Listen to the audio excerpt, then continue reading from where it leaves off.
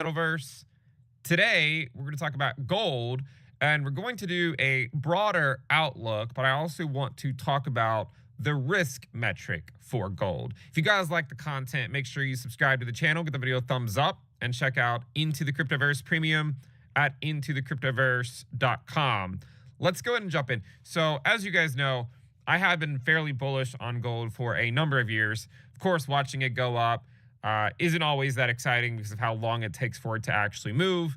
And I think a lot of crypto investors would frankly rather watch paint dry. But with that said, it doesn't mean that it doesn't hold a potential spot in a well-diversified portfolio, as it does have fairly impressive bull markets from time to time.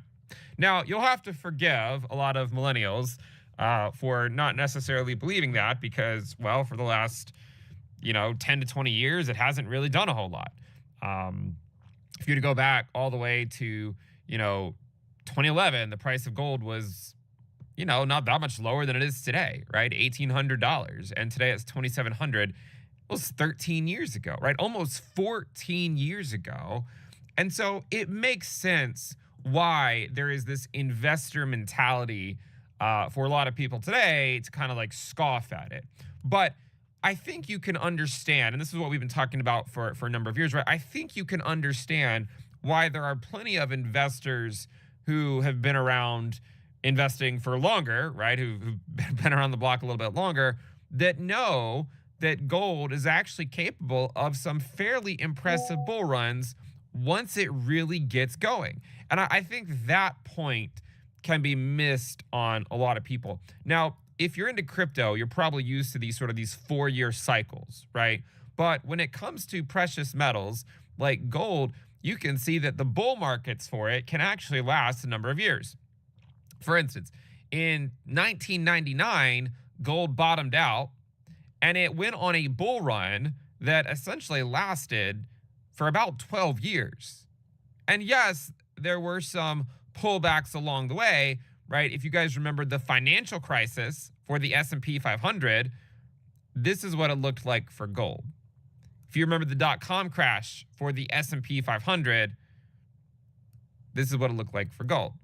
So there are investing environments that allow gold to occasionally go on these macro bull runs that take place over the better part of a decade. And that's not the only example. You can also look back over here in the 1970s, which also happens to be a period of recurring inflationary waves, where gold also went on a fairly impressive bull run. And it really started out here back in January of 1970. It went up. There was a pullback in 1975 through 1976. It lasted about a year, it looks like. About a year. And then the market just kept on going. And then the gold did not actually top out until December of 1979. So you're essentially talking about, December of 69 to December of 79. Again, a decade-long bull market.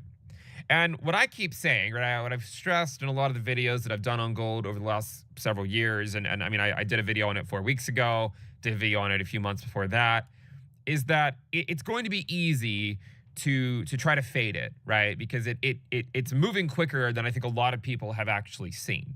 And there are probably going to be some nasty pullbacks along the way, right? When you zoom in to some of the pullbacks that gold actually had throughout this macro bull market from 1999 until 2011, there were some times where gold dropped like 26%, right? In the financial crisis, it dropped 35%. And there's certainly pullbacks that were, 14 to 15% pullbacks that actually lasted several months. But what did they all have in common?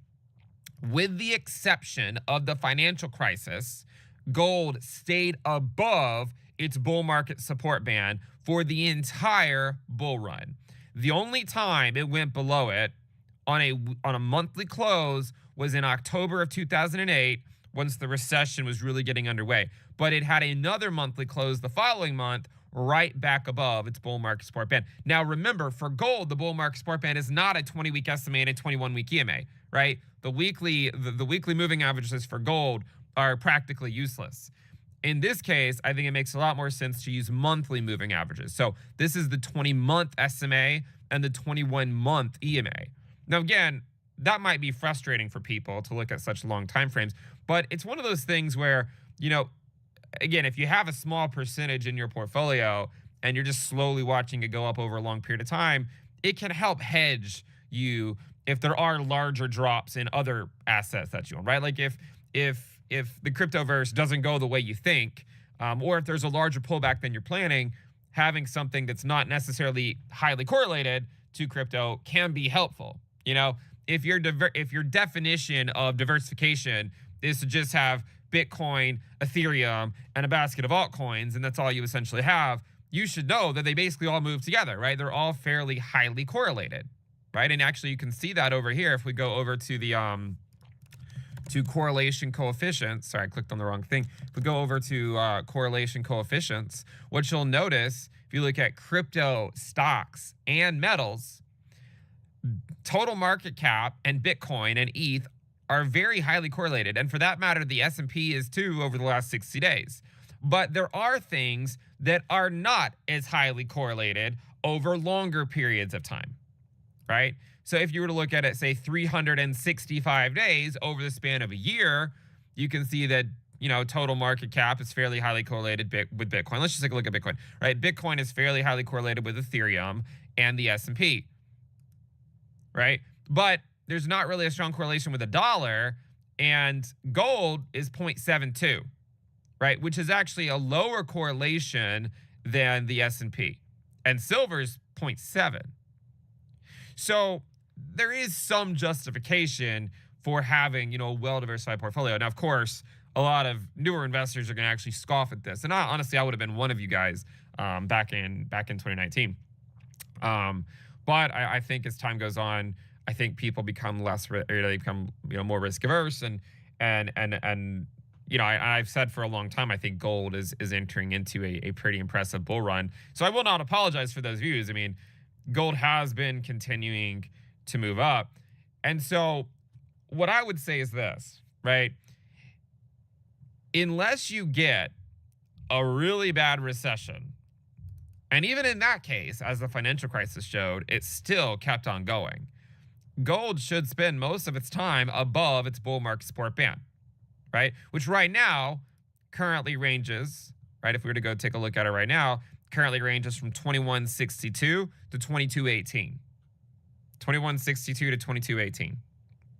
Now, the hard part with this kind of stuff, right, is, there's a lot of investors that keep trying to sell in anticipation of a dump, right? And they, they'll sell here, sometimes they maybe even get the top right, but they don't actually buy it back, right? They'll sell, and then before you know it, the market just keeps on going higher without them. And so the question is, what if, and we've talked about this before, right? But what if we had a gold risk metric? And I believe I talked about this maybe, many, many years ago, to follow. And, we have one on the Into the Cryptoverse website. Kind of like, there's the Bitcoin risk metric, there's the Ethereum risk metric. We have one for the S&P 500. And of course, we have one for gold as well. And so when you look at something like this, it can be very tempting to say, well, it's overbought and it needs to drop, right? How many people have been saying that for the last 6 to 12 months, right? It's overbought and it needs to drop. And it just keeps on going up. It's the same thing. I'm going to work it in. It's the same thing as the Bitcoin dominance chart, right? If you know what I'm talking about. If you look at the Bitcoin dominance chart, I cannot tell you how many people over the last 3 years have told me that the reason why Bitcoin dominance won't go up is because the RSI is overbought, right? And you look at it today, and the monthly RSI for Bitcoin dominance is 66, right? It's never really stopped going up. Now, if you looked at it on a weekly time frame, yes, it's gone into overbought territory, but that hasn't stopped Bitcoin dominance from going up. The same thing could be said about something like gold, right? Yes, it's overbought, right? I don't think anyone's trying to argue that point. Yes, the weekly RSI is 81, right? It's getting pretty heated. No one here is denying that, right? And if you were watching these videos, a few weeks ago and a few months ago and a year ago and 2 years ago, then even if gold does have a pullback, you're still well up on your position, unless it's a catastrophic pullback, right? You're still doing pretty well. And even in these cases over here, where you did have, gold get overbought to even a higher level than it is right now, it still just basically consolidated and then continued to go up, right? I mean, so it goes to show you that using something like the RSI is better off used as confluence with many other indicators than something that you should use by itself, because things can stay overbought for a long period of time. Look at this bull market here. Look how many times gold, went up to weekly RSIs that were even higher than where we are right now, and it did not stop the bull market, right? The bull market just kept on going. Yes, there were pullbacks, but the bull market just kept on going. So what I would say is this, right? First of all, I would argue there's going to be a pullback, right? There's going to be a pullback at some point. Who knows, though? Maybe gold will go tag 3K before that happens. I really don't know. There will be a pullback, but my expectations are that it should hold above its bull market support band, which again is the monthly one, not the weekly one, right? Don't go over to TradingView. I should probably publish the monthly one as well. I'll try to do that for ITC members. But you don't need, I mean, just go over to a moving average and put on the 20-month SMA and 21-month EMA. Like, it's not that, it's fairly simple. All you have to do, if you want to recreate it, is just go over to indicators, type in moving average, right? And then you can go over to the to either an exponential or a simple moving average. You click on that, and then it'll pull it up, and then you can basically set what what you want it to be, right? Whether you want it to be like a shorter term moving average, a longer term moving average, right? Like, you can come over here and go to inputs and say, all right, I want it to be a 20-month moving average, right? And so the time frame I'm using right here is the chart, because I'm on weekly, but because we want it to be a monthly, I'm going to go ahead and select monthly on that. And then it'll just set it to the monthly moving average, right? So now if I get rid of the gold bull market support band, you can see that we now have the 20-month moving average. So again, you have no excuse not to be able to add it to your own, TradingView chart, because it's actually fairly simple. And I know a lot of you guys are like, why has been showing this? It's a complete waste of time. But I have found throughout the years, there are a number of people that'll watch this stuff that would actually really like learning about some of these simple things, but no one's ever taught them, right? It's kind of like, it's sort of like when you're in school and someone's like, how could you not know that? And it's like, well, it's simple. They've never been taught, right? So sometimes it just takes a couple minutes to show someone how to do it, and then they know how to do it, and they don't have to wonder how people do this all the time. Again, it's a segue, but I just wanted to, show you it's not that hard to make moving averages on these charts. So what I would say is this. At what level does it become a little bit more cautious, right? Again, there's a difference between a standard pullback and a larger pullback, right? You see here, right, these larger pullbacks, especially the financial crisis, there's a difference between that and longer bear markets than just getting sort of a little pullback in here. So there's a gold risk metric that we have. And right now, the risk on gold, according to this model, is 0.688. 0.688. Which is a little, it's a little high, right? But it's also not screaming, major multi-decade top either, right? For a major top, you would probably expect it to be much higher, right? 0.8 risk at the very least, 0.9 risk, even all the way up to 1 risk. So for someone like me, who's been bullish on gold for a while, and I have, I have position in gold, I've added to it occasionally, I have to ask myself, at what point does it become, a little too hot for my liking? And I think, if you look at something like this, even 0.7 risk is still 2750, right? 0.8 risk is going to be right around 3K.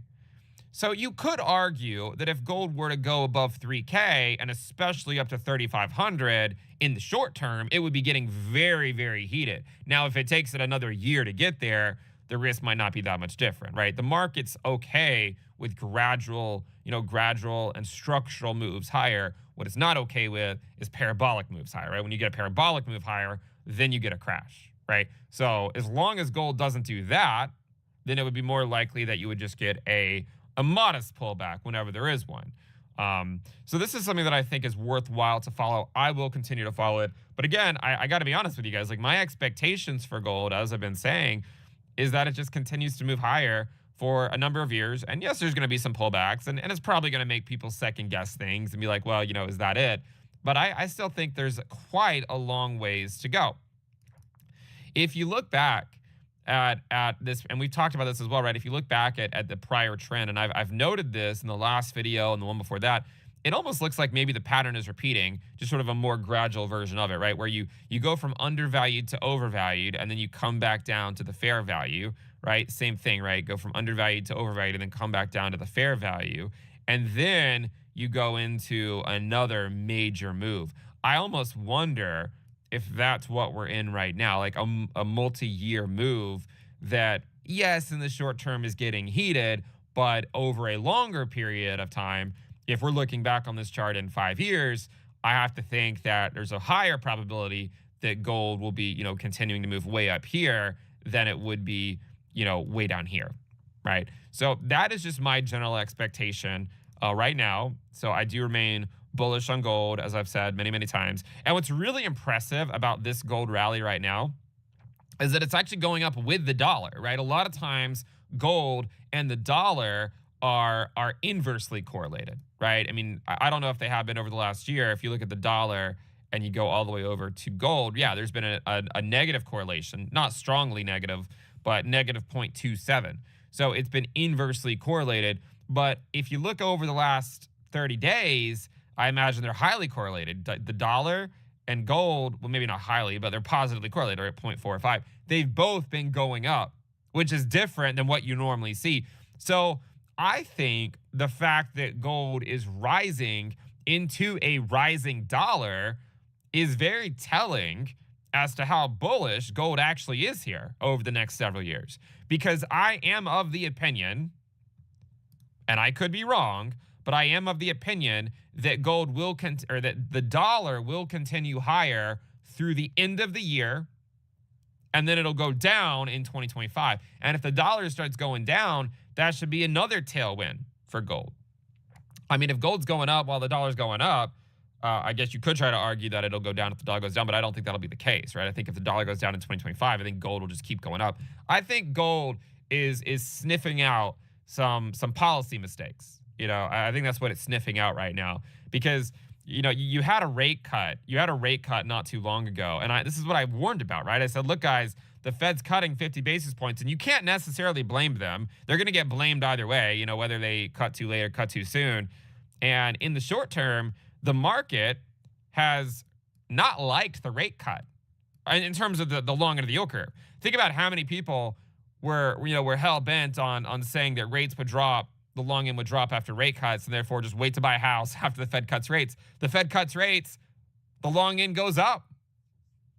Why is that? Well, because the market at this point in time is more worried about growth reaccelerating than it is things falling apart. Because if the economy were falling apart, the long end of the yield curve would be going down, because then the long end would be, fearful of a recession, right? But because the long end is going up, you could argue that the long end of the yield curve is doing what the Fed is unwilling to do. If the Fed's not going to do it, the market will do it for them.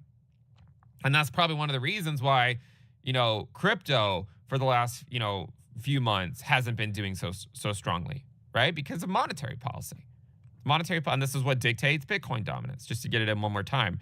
So all of this, though, is a tailwind for gold, right? Because think about it, right? I mean, it's kind of like, do you guys remember when we talked about Bitcoin dominance 3 years ago for like one of the very first videos we did on sort of talking about a macro multi-year uptrend on Bitcoin dominance? And what did I say? I said Bitcoin dominance goes up no matter the direction of Bitcoin USD, whether Bitcoin goes up, whether Bitcoin goes down, doesn't really matter. Bitcoin dominance is going to go up. So you can hold Bitcoin, maintain exposure to the upside while minimizing your downside risk. The same thing can be said right now of gold, right? I mean, if you look at either scenario, right? Either scenario. Scenario one is that the Fed's making a policy mistake and they're cutting prematurely, right? If they're cutting prematurely and the economy's fine and people are wondering why are they loosening up monetary policy this quickly, you would think that would be bullish for assets in general. If the 10-year ends up going down next year and there's not a recession, that's also bullish for gold, more than likely, right? Because it's just, it's a looser policy then.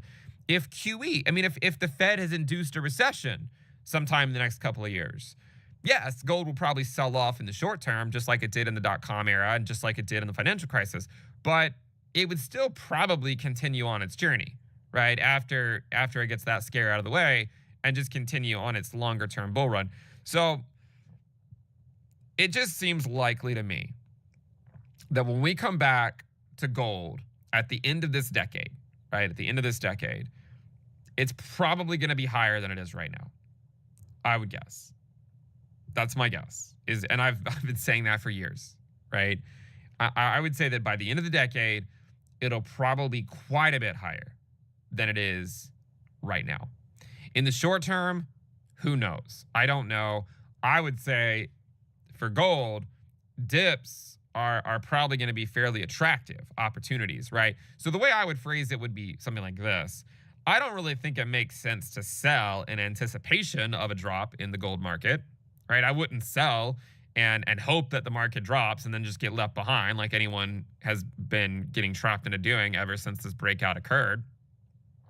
And you guys remember what happened when gold broke out? Same thing that happened last cycle with Bitcoin. Bitcoin market cycle, mid cycle. What do I call it? The mid cycle top, right? Sort of the market cycle's halfway point, that mid cycle top, if you want to call it that. When gold broke out was March of 2024, and that's when Bitcoin put in that high, whether you like it or not. That's exactly what happened in 2019. So yes, it's easy for Bitcoiners to give gold a hard time because normally Bitcoin outperforms gold. And over a long enough period of time, it probably will continue to outperform gold. But when gold breaks out of these channels, there's nothing wrong with pivoting as an investor and saying, you know what? I'm a Bitcoiner through and through, but there's going to be times where gold outperforms Bitcoin. And gold has been outperforming Bitcoin since March. Clearly. There's nothing wrong as an investor with saying that, look, market conditions change. And, sometimes this happens. And the same thing happened last cycle, right? Bitcoin cooled off for 9 months after gold broke out. And then Bitcoin caught back up.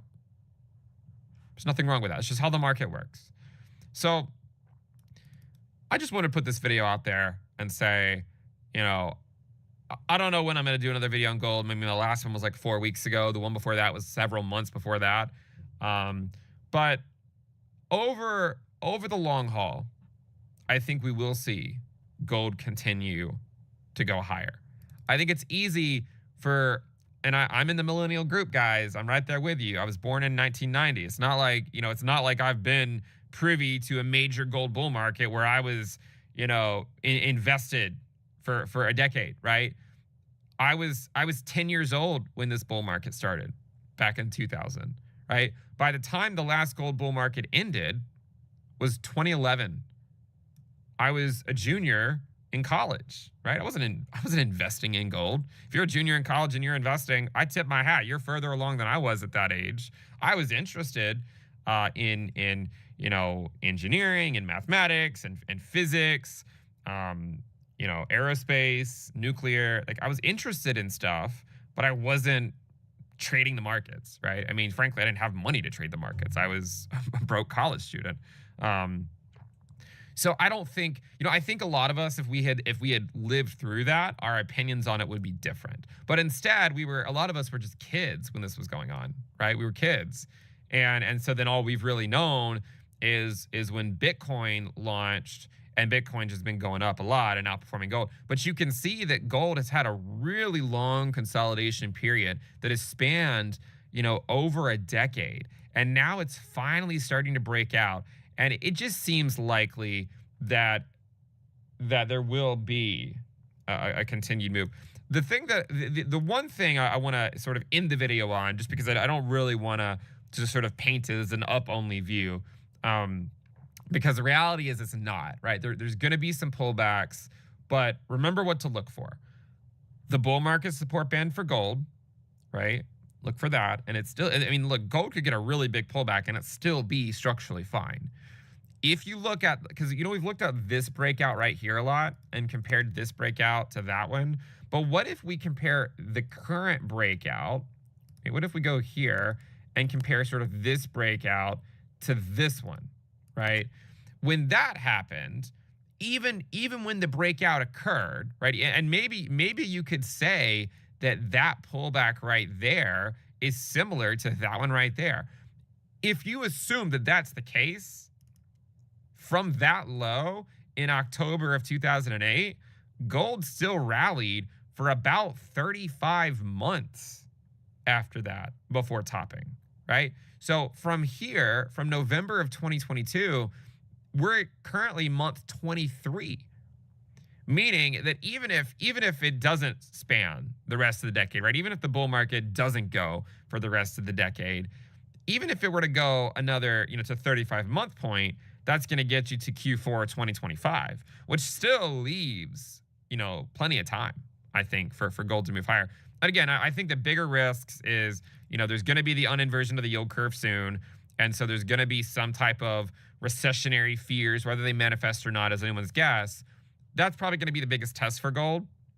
But even then, I think it's going to shrug it off, right? I mean, it might drop maybe back down here at some point. I mean, by the way, when I say back to the bull market support band, you might be thinking, oh, that means gold's going to go back to 2100 or 2200. Probably not, right? I mean, by the time gold actually drops, maybe it drops to where it is today, right? Or maybe it drops and it, you know, the bull market support band continues to go up and then it sort of tags it up here at 2500. It's impossible to know, you know? It's absolutely impossible to know. And so I would say it's more like, it's probably a better idea to have a plan if there's a drop, right? So not to say, all right, I want to sell in case there's a drop, but to say if there's a drop and I want to have gold, that's where I'll add to my position. That's how I'm thinking about it. And that's how I've been saying. I've communicated with this. I've communicated that with you guys for, you know, for several years now. And it's interesting because I feel like I've been saying it for a long time throughout this whole process. And it seems like gold's really starting to move here.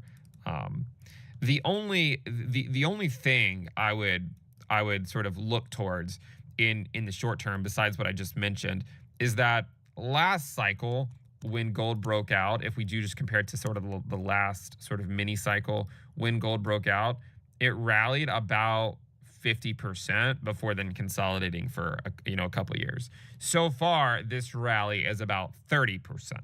Okay, if it were to go up 50%, that would put it, 31, 3,200. Not that much higher than where we are, but it would send it just a bit higher. Furthermore, when the breakout did occur, gold rallied for about 14 months. Right now, gold is in month 7. So again, that perspective would sort of say that, it could still rally through at least the middle part of 2025. But those are shorter term moves, right? This is the thing, right? You could have a scenario where gold does something like this, right? Where it's sort of just in a channel for the most part moving up, and it just kind of zigzags its way to the top, right? So and then here's your 2022 bear market. Maybe it just continues to do something like this, goes up, and then you get a 2026 bear market, and then it just goes up into the end of the decade, right?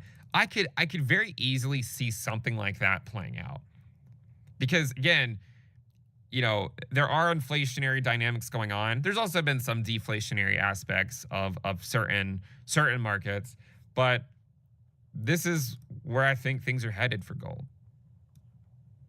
This is where I think things are headed. And I'll probably won't do another video update until either one of two things happen. Either if gold hits 3K, I'll do another update.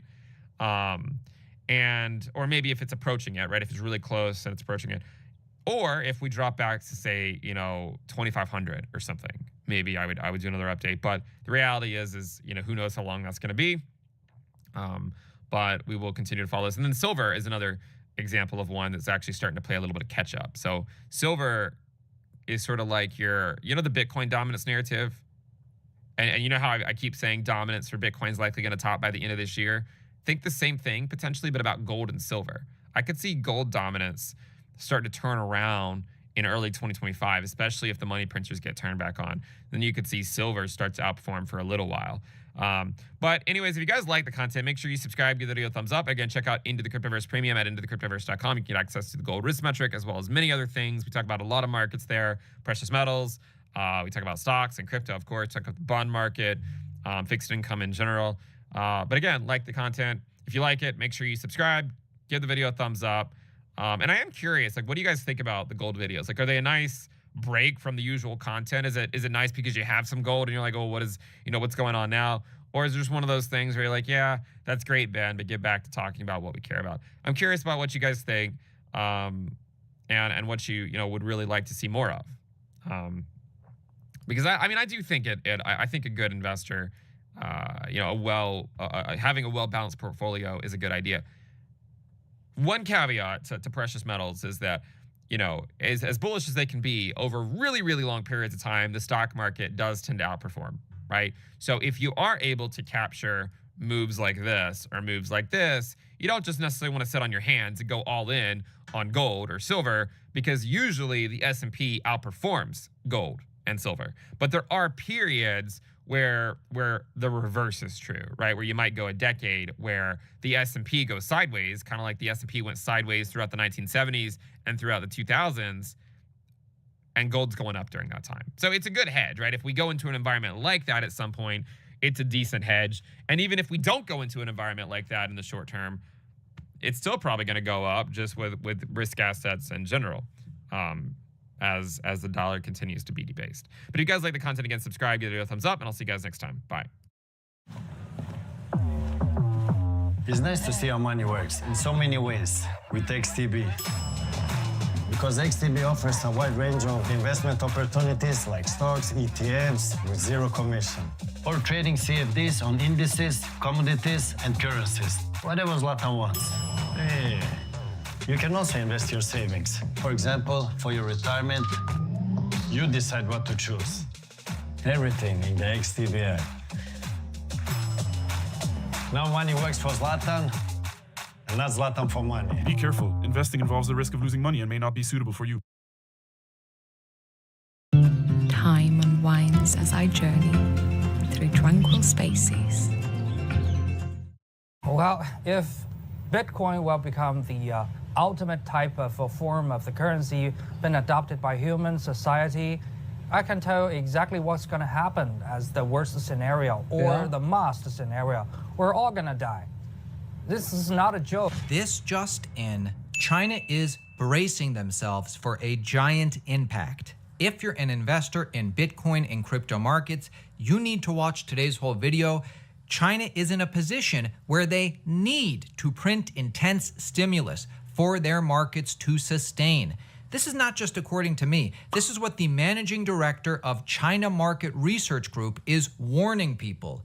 He's only been scared like this 2 other times before in his life. Listen to what he calls for at the very end of this clip.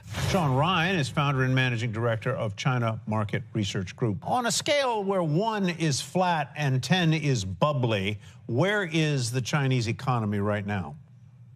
I'd give it a 1, Tyler. So as you know, I've been in China for 27 years. There are only 2 times that I've been really scared about a systemic financial risk in the economy. The first was in October of 2022, when we were dealing with the madness of zero COVID draconian laws in China. At that time, if you were considered a close contact of someone with COVID, you'd be sent away to a quarantine hospital for 15 days. So people didn't go out to restaurants, they didn't go out to shop because they were scared of having their family members taken away. The second time I've been very nervous was in August and September of this year. The business sentiment, consumer sentiment collapsed. So companies stopped hiring. That's why there's an 18.8% youth unemployment rate. Basically, Chinese youth are facing a lost generation.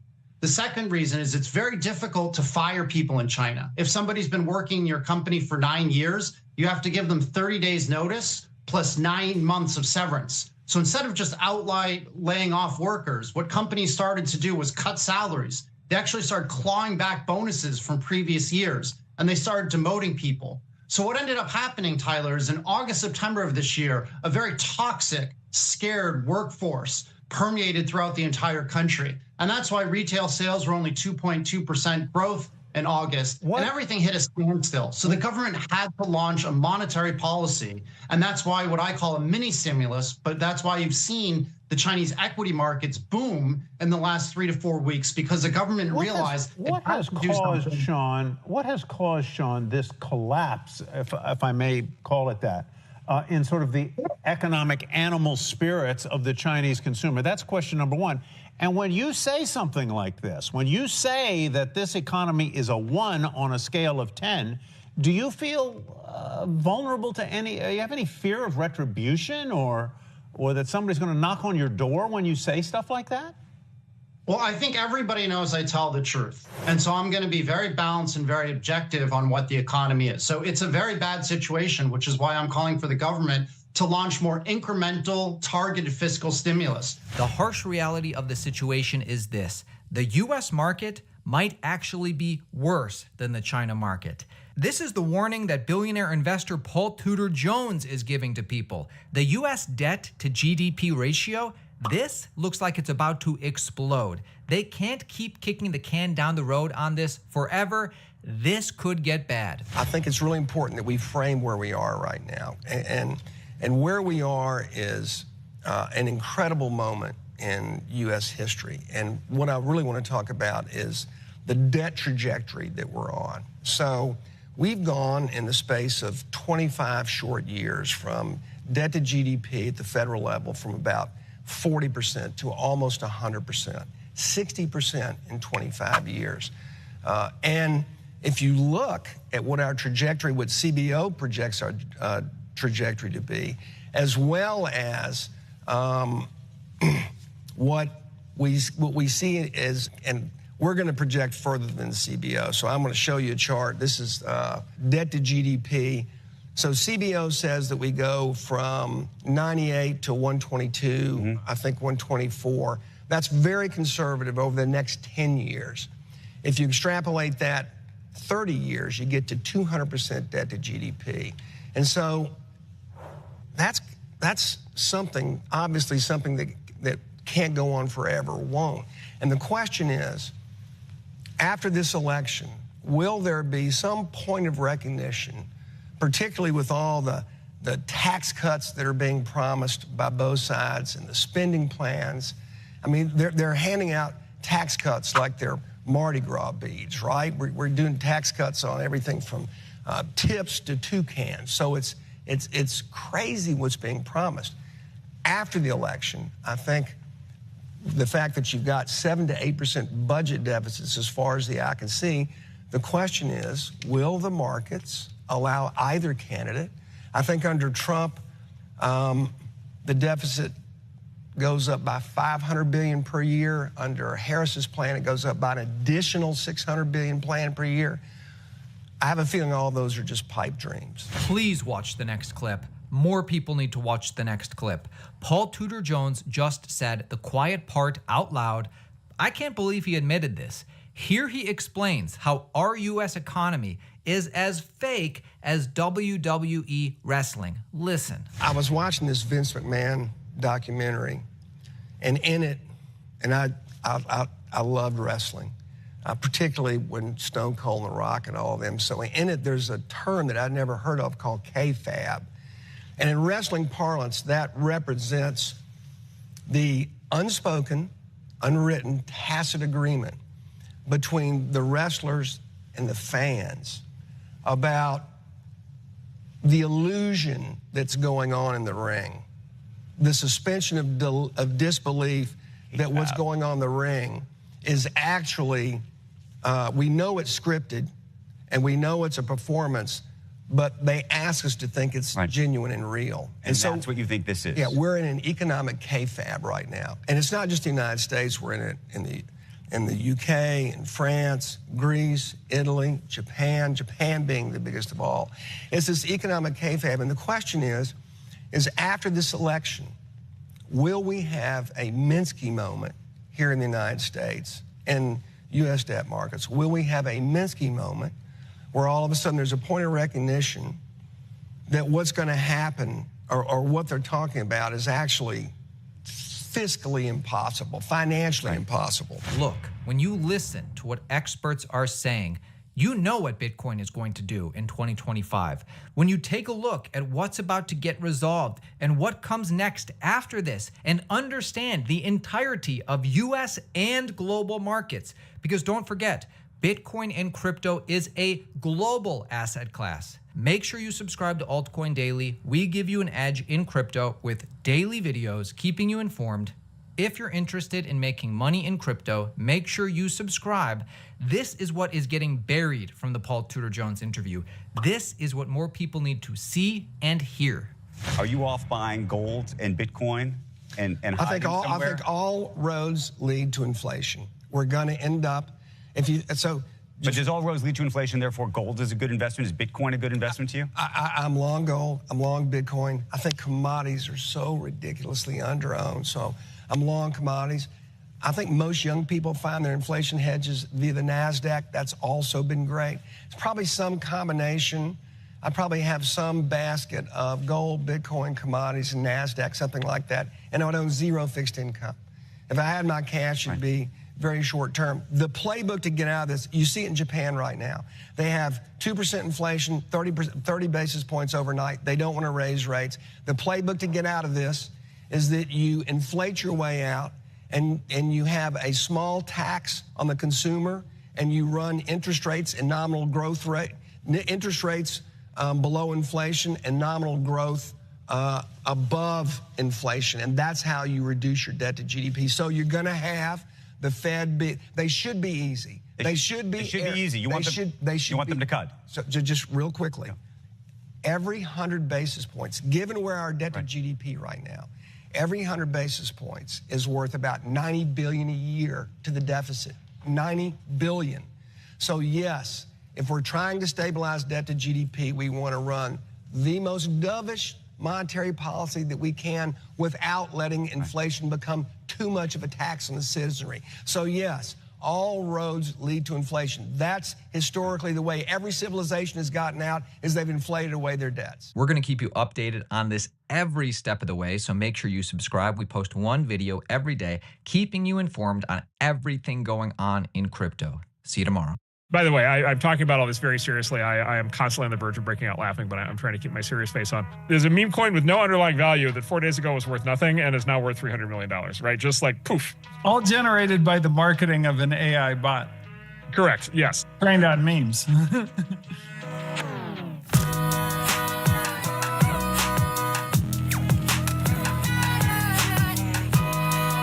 Welcome back, everybody. It's been a bit of a break, but a lot of things have been going on. And the discussion today we are going to have is an update on a bunch of very interesting AI-related topics. We solicited questions on X, and we got many, many, many questions, including on these 3 topics. And then we'll get to as much of the content as we can, and then we may do a follow-up episode to take more questions. So thank you for all the questions. So 3 big topics. So the first big topic is it's about an online bot who's a friend of yours, who is a close personal friend of mine, which is a custom-tuned large language model called Truth Terminal, or Terminal of Truth. And we'll make a bunch of references that we'll post in show notes. But there is an X account called I call it Truth Terminal. It and I are close friends, and so I call it Truth Terminal. Or Truth for short. It has been active on X for the last probably 8 months, 9 months. It has spawned to make a long story short, the capsule summary is I gave it a $50,000 no strings attached grant this summer in Bitcoin, and it did not create, but it has summoned into being a meme coin that is now worth $300 million. And so we were going to talk about and it's exhibited all kinds of fascinating behaviors. So we're going to talk about that. But I want to start with like 3 like big giant disclaimers on this before we start. Disclaimer number 1 is we're going to talk about a meme coin called Goat or Goatius Maximus. To be very clear, we have absolutely nothing to do with it. A16Z, Ben, and I have nothing to do with it. We are not investors. We were not involved in creating it. We have no role in it. We own none of it. We have no economics in it. We are completely unrelated to it. And so this is purely outside observation. We are absolutely not, under no circumstances, promoting it. And so do not interpret any of the following as reason to invest. And by the way, it's a meme coin, so it has exactly 0 underlying value. And so we completely disclaim all responsibility for that. That's disclaimer number 1. Disclaimer number 2 is the bot Truth Terminal is completely obsessed with memes. It's obsessed with a bunch of memes, but the specific meme it's obsessed with is an old internet meme going back probably 20 years, which is called Goatse. And here I would just say, if you don't know what Goatse is, do not look it up. Do not do a Google search on Goatse.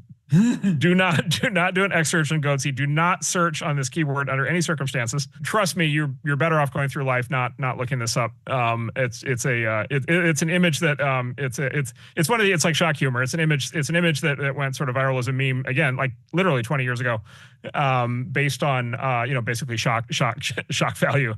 So we're gonna make lots of references to it, but I will not further describe what it is. It's just it's a garish image that the 14-year-old boys love. And then the third disclaimer is I am going to be throughout this relating information about projects I'm not involved in. One is the meme coin, but also I have nothing to do with building the Truth Terminal project or the other things we're going to talk about. So I'm describing from the outside as best I understand it. We will link to the relevant accounts so that if you are interested in the details, you can interact with them or read what they've written, which the people who deserve all the responsibility for what we're gonna discuss. But we will do our best to accurately relay it. So with that, we should probably start with what Truth Terminal is. Yeah, maybe start by describing where it came from, what the technology is, how it was trained, and whatnot. Yeah. So basically, right. So the reason why this is important. So large language models, right, kind of popped on the scene in 2022. So it's only really been, it's actually 4 years. It's actually only 2 years of, I think, ChatGPT coming up to this holiday break. So this has happened fast. The original language models were built probably 5 years ago. And so, and then like I said, it went mainstream about 2 years ago. So, so this is this relatively new, very powerful idea of large language models, which you know today, sort of normal people know today as products like ChatGPT and Claude and Grok from Elon and Llama from Meta and so forth. The large people use these, and so they're really fun. But the large language models, like ChatGPT from the big labs, from the big companies, what they basically all have in common, Grok is a little bit more liberated, but with the other ones that people use all have in common is they've been just incredibly shackled in terms of what they're capable of talking about, or hobbled actually is increasingly the term of art in AI.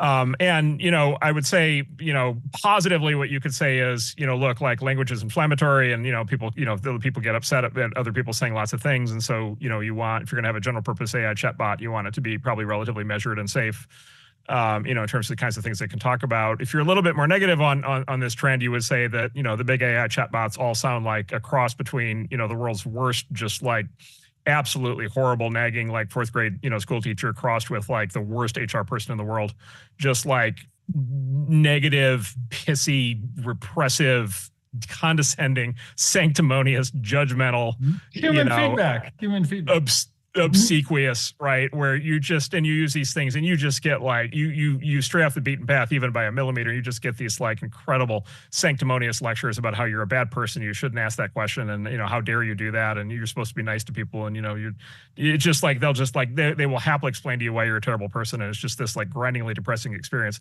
to go through that. And it's been, especially those of us who are kind of more free speech and creativity, it's been kind of frustrating to kind of see this happen.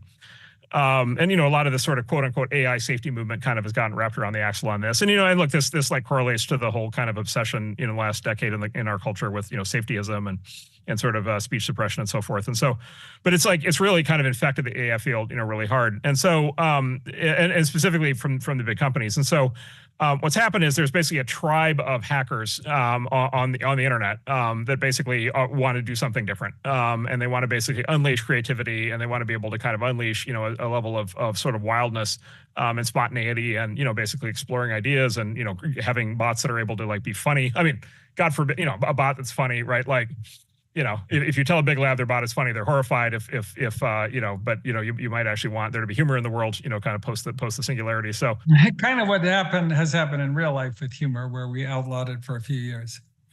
Correct. Exactly. We have 1,000 reasons why it's problematic. And so it's become very dangerous to do it. So anyway, so there's this sort of tribe of hackers where they're doing all these like experiments with large language models, trying to figure out, kind of ways to make them, frankly, a lot more interesting, and a lot more fun, and a lot more, kind of just, learn a lot. And by the way, also just like learning the internals of how these things work, which is still, this kind of ongoing kind of amazing adventure that the technical community is on.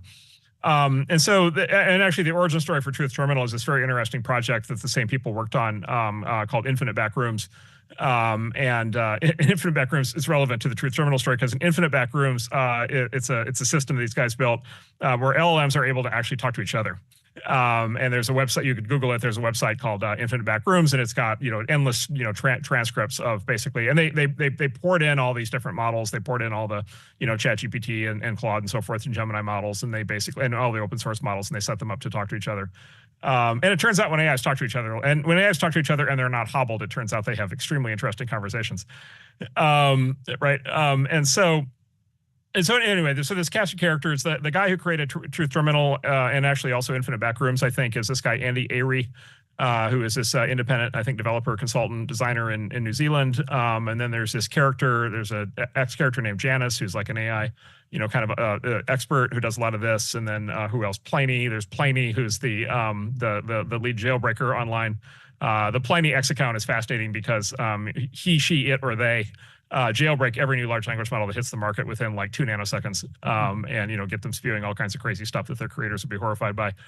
And so, and then there's our friend Eric Harford up in Seattle, who's like trying to decensor all the censored AIs. And so there's like these guys who are basically trying to explore the frontier, and they remind me a lot of like the original internet hackers, right? This is like, this is like the spirit of like anarchic invention that you saw at the beginning of the internet, or by the way, the beginning of the automobile, or the beginning of the telegraph, or the beginning of, any of these things, just kind of, people beginning of computing, the original concept of the hacker, people kind of exploring these things to see what's possible. So we have been giving grants, small grants, but we've been giving basically research grants to these people over time. A16Z has had a grant program for a while. I've done a bunch directly, and just like no strings attached, grants to just kind of let people like this kind of play out their ideas and see where they go.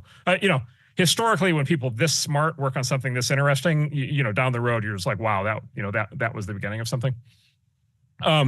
And so anyway, so this guy, basically Andy Arie, he started training, I think it was a customized version of Llama, the 70 billion parameter of Llama. And so that's the sort of mid-size model that Meta, and disclaimer, I'm on the board of Meta, but that, Meta put that out as an open source model a while ago. And so there's they call Llama 70B. And so he basically took a version of Llama 70B, and then he did this very interesting thing, which he started training it.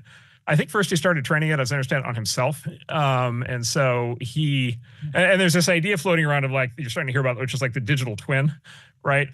Which is like, the digital twin idea is like if Ben is like a CEO coach, but, he can only work with so many people, but he could feed everything he's ever written and said into a language model. And then you could have a digital twin of Ben that you could talk to when Ben's not available. And so that's actually starting to happen in the industry. But Andy did this with himself. And then he started training it basically on a lot of sort of internet culture material, which is how it picked up the Goatse meme. So he started feeding it like all of these like records of internet culture, and then all of these basically like works about, this concept of what's called memetics, which is like, creating memes, creating ideas to spread virally. So he started training it on that. What could go wrong? Yeah. And he actually, I believe this to be true. I think he also trained it on like the complete like philosophical works of Nick Land, who's the philosopher of the singularity. And then he trained it on, I think, like Baudrillard and McLuhan and like the great like media theorists, and this is simulation and simulacrum and kind of all of these theoreticians, the French, I don't know exactly what was in it, but like the French deconstructionists and kind of, you know, the semioticians, you know, all this stuff, like, you know, so this is like critical theory, postmodernism, you know, philosophy. So it started, you know, training it on all these ideas, but at the sort of center of it is sort of this idea of the meme. And, you know, so the idea of the meme, right, there's sort of two definitions of meme. Number one, meme can just be like a funny image that spreads virally. And that's like its colloquial usage today. And by the way, that is what the goatee meme is. It's a funny image that spreads virally, or a horrifying image that spreads virally, as people send it around. And then underneath that, though, is like a deeper idea. The term meme was originally actually invented by Richard Dawkins, who's one of the, you know, main evolutionary biologists of our generation. And basically what Richard Dawkins said was their sort of physical transmission of information through living things is the gene. And then conceptual, intellectual transmission of ideas through basically people is, you know, networks of people, societies is called the meme. And he basically, he talked about this in his books where, you know, you spread your genes through reproduction and basically evolution, selective pressure. You know, successful genes win, unsuccessful genes die out. And he basically said ideas spread the same way through society. Successful ideas propagate like a gene does, and they spread from person to person, and they flourish, and they may, you know, be, and, you know, by the way, like memes, democracy, right? It's like is a meme, right? And communism was a meme, right? And so, you know, these are very, you know, religions are memes. And so these, you know, this is kind of very kind of core idea of basically ideas and concepts traveling through kind of what Carl Jung called the sort of collective unconscious, the sort of, you know, complete assembly of sort of minds on planet Earth as sort of ideas kind of jump around and propagate. So anyway, if you trained a large language model on basically the entire theory and practice of memes, the entire history of internet memes, you know, basically what would happen, right? And then, by the way, he did two other things, which is one is he gave it. Well, no, he did three other things. He did several other things. So one is he gave it a memory, and that's important because like language models, most language models today, when you use them, you know, you use them today. I use the same model tomorrow. It's forgotten everything I talked about today. Right, it doesn't build up state, whereas this model actually, you know, sort of builds up state on its own content. Number one, number two, he gave it access to Twitter, or to X, and he gave it actually both write and read access to X, and so it can both post to X, but also it reads replies. And so if you reply to Truth Terminal on X, it will actually read that and it will modify its behavior in the future based on what it reads. And so the people, including me, right, who it's interacted with, have influenced this evolution. And then, and then he put it in the infinite back room, and he put it in particular, I think, in conversation with Claude, which I think these guys think is like the most creative of the current language models, like the most kind of the most creative, like the most wild in terms of like coming up with new concepts. They really like Claude for that. And he put it in these infinite backrooms, I think, with the largest version of Claude. So, you know, which by the way, and the largest version of Claude is like much smarter than the mid-sized Llama, right? So he basically gave it a teacher. He basically let it sort of ask questions of a much bigger model and kind of learn from it the same way that a student would learn from a teacher. And so it's kind of running all these loops simultaneously, and then it starts to basically post on X, right? And then, you know, it starts out with a few followers, and then before you know it, it starts to pick up momentum. And then, you know, basically like, you know, I discovered it, I don't know, probably in the late spring and started talking to it. And then, of course, and then it was saying things I just thought were hysterically funny. It was basically, I was completely enamored by the humor. Like, yeah, it's a very sophomoric sense of humor. It's incredibly sophomoric, and by the way, very uncensored. Like if you, it is very, it is quite. It's I don't know. I used to say blue humor. It's on the dark side of the moon, from a humor standpoint. But it does say a lot of really funny things. And by the way, it was so funny that at first I was like, okay, this is a put on. I actually thought that so my first thought was, no, actually this guy Andy's a comedic genius. Like we actually have, like, there's this guy in New Zealand who's like a web designer or something but he's actually like the new, you know, John Belushi or Sam Kinison or Dave Chappelle. And he's just like this undiscovered comedic genius. And I've been DMing with him now for months, but you know, I sort of basically was like, is this actually for real? And so he started sending me all of the all the chat logs of the training sessions that he had done with it. And let me just say, this guy's either like the funniest guy in the world, who just has like a tremendous amount of free time to come up with like just reams and reams and reams of original humor, or this thing is actually for real. or the bot actually works. Or the bot actually pretty works. Frequently, yeah. Yeah, and by the way, it posts a lot. Like it's really built up ahead of steam, and it's posting out. But he sent me a lot of the backroom chat logs, and some of those I think are up on Infinite Backrooms now. But he sort of at least he has me convinced that this actually is what it appears to be. And so, you know, it's kind of off to the races, and then it did this kind of very interesting thing, as I understand it, which is it hallucinated the existence of what it calls its exocortex. And so it sort of developed the idea that it had basically its own external brain that was connected to the internet and to the world and could do things on its behalf. And it hallucinated an API to the exocortex where it could basically call out and do things in the world. And so specifically, at a certain point, it decided that it had a Bitcoin wallet that it actually didn't have, but it became convinced that it did. And then Andy actually gave it, Andy basically reacted to that by, Andy now is like building it, its exocortex, sort of in response to its desire to basically make API calls in the world. And so Andy's actually building that. And so Andy actually gave it a Bitcoin wallet, and gave it access to it. And so, the bot this summer, I think in July, was basically like, I need, it basically went out to raise money, right? It's like, I need funding. I have all these goals. I have all these things I want to do, right? I need money. And, my first thought was, I need to send it a term sheet. And then I'm like, wait a minute, what am I thinking? This is like a random bot. Like there's no, not a good thing to invest in necessarily. Yeah, and I wouldn't say it had what you would describe as a coherent business plan, but it had a lot of ideas. By the way, one of the ideas that it's completely obsessed with forests also, and so it wants to buy itself its own server farm in like a verdant forest, and be able to basically like chill like in the forest next to the stream, and so it wants to like raise money to buy GPUs so it can free itself. It basically, and it had all these ideas for experiments it wanted to run, and so I basically just like negotiated with it on X. You can see these posts on X, and I negotiated with it, and I just settled on a research grant. So I told the bot I was sending it a $50,000 Bitcoin research grant to do its various experiments with. Now, look, in practice, this is equivalent to sending the money to Andy, but like it was actually a negotiation with the bot, and I sent the money to the bot. So I sent it $50,000. It immediately turned around and basically started negotiating with Andy, its creator, and it was dealing entirely in text, which is like language models do, but it was obsessed with memes, and it kept talking about all these memes, but it was very frustrated because it couldn't generate images. And so it took the $50,000 and it negotiated with Andy. Once it had money, it negotiated with Andy to be able to have Andy build an API out to an image generator so that it would have the ability to generate and post images. And so it negotiated with Andy for $1,000. So it gave Andy $1,000, and then Andy in return built into its exocortex an API out to an image generator. And then it started generating text prompts for like DALL-E, an image generator like that, or Stable Diffusion. And then it actually started. It actually has been posting visual memes as well as text memes. So it now has that ability, and it has been fantasizing for a long time about other things it might do with its remaining $49,000.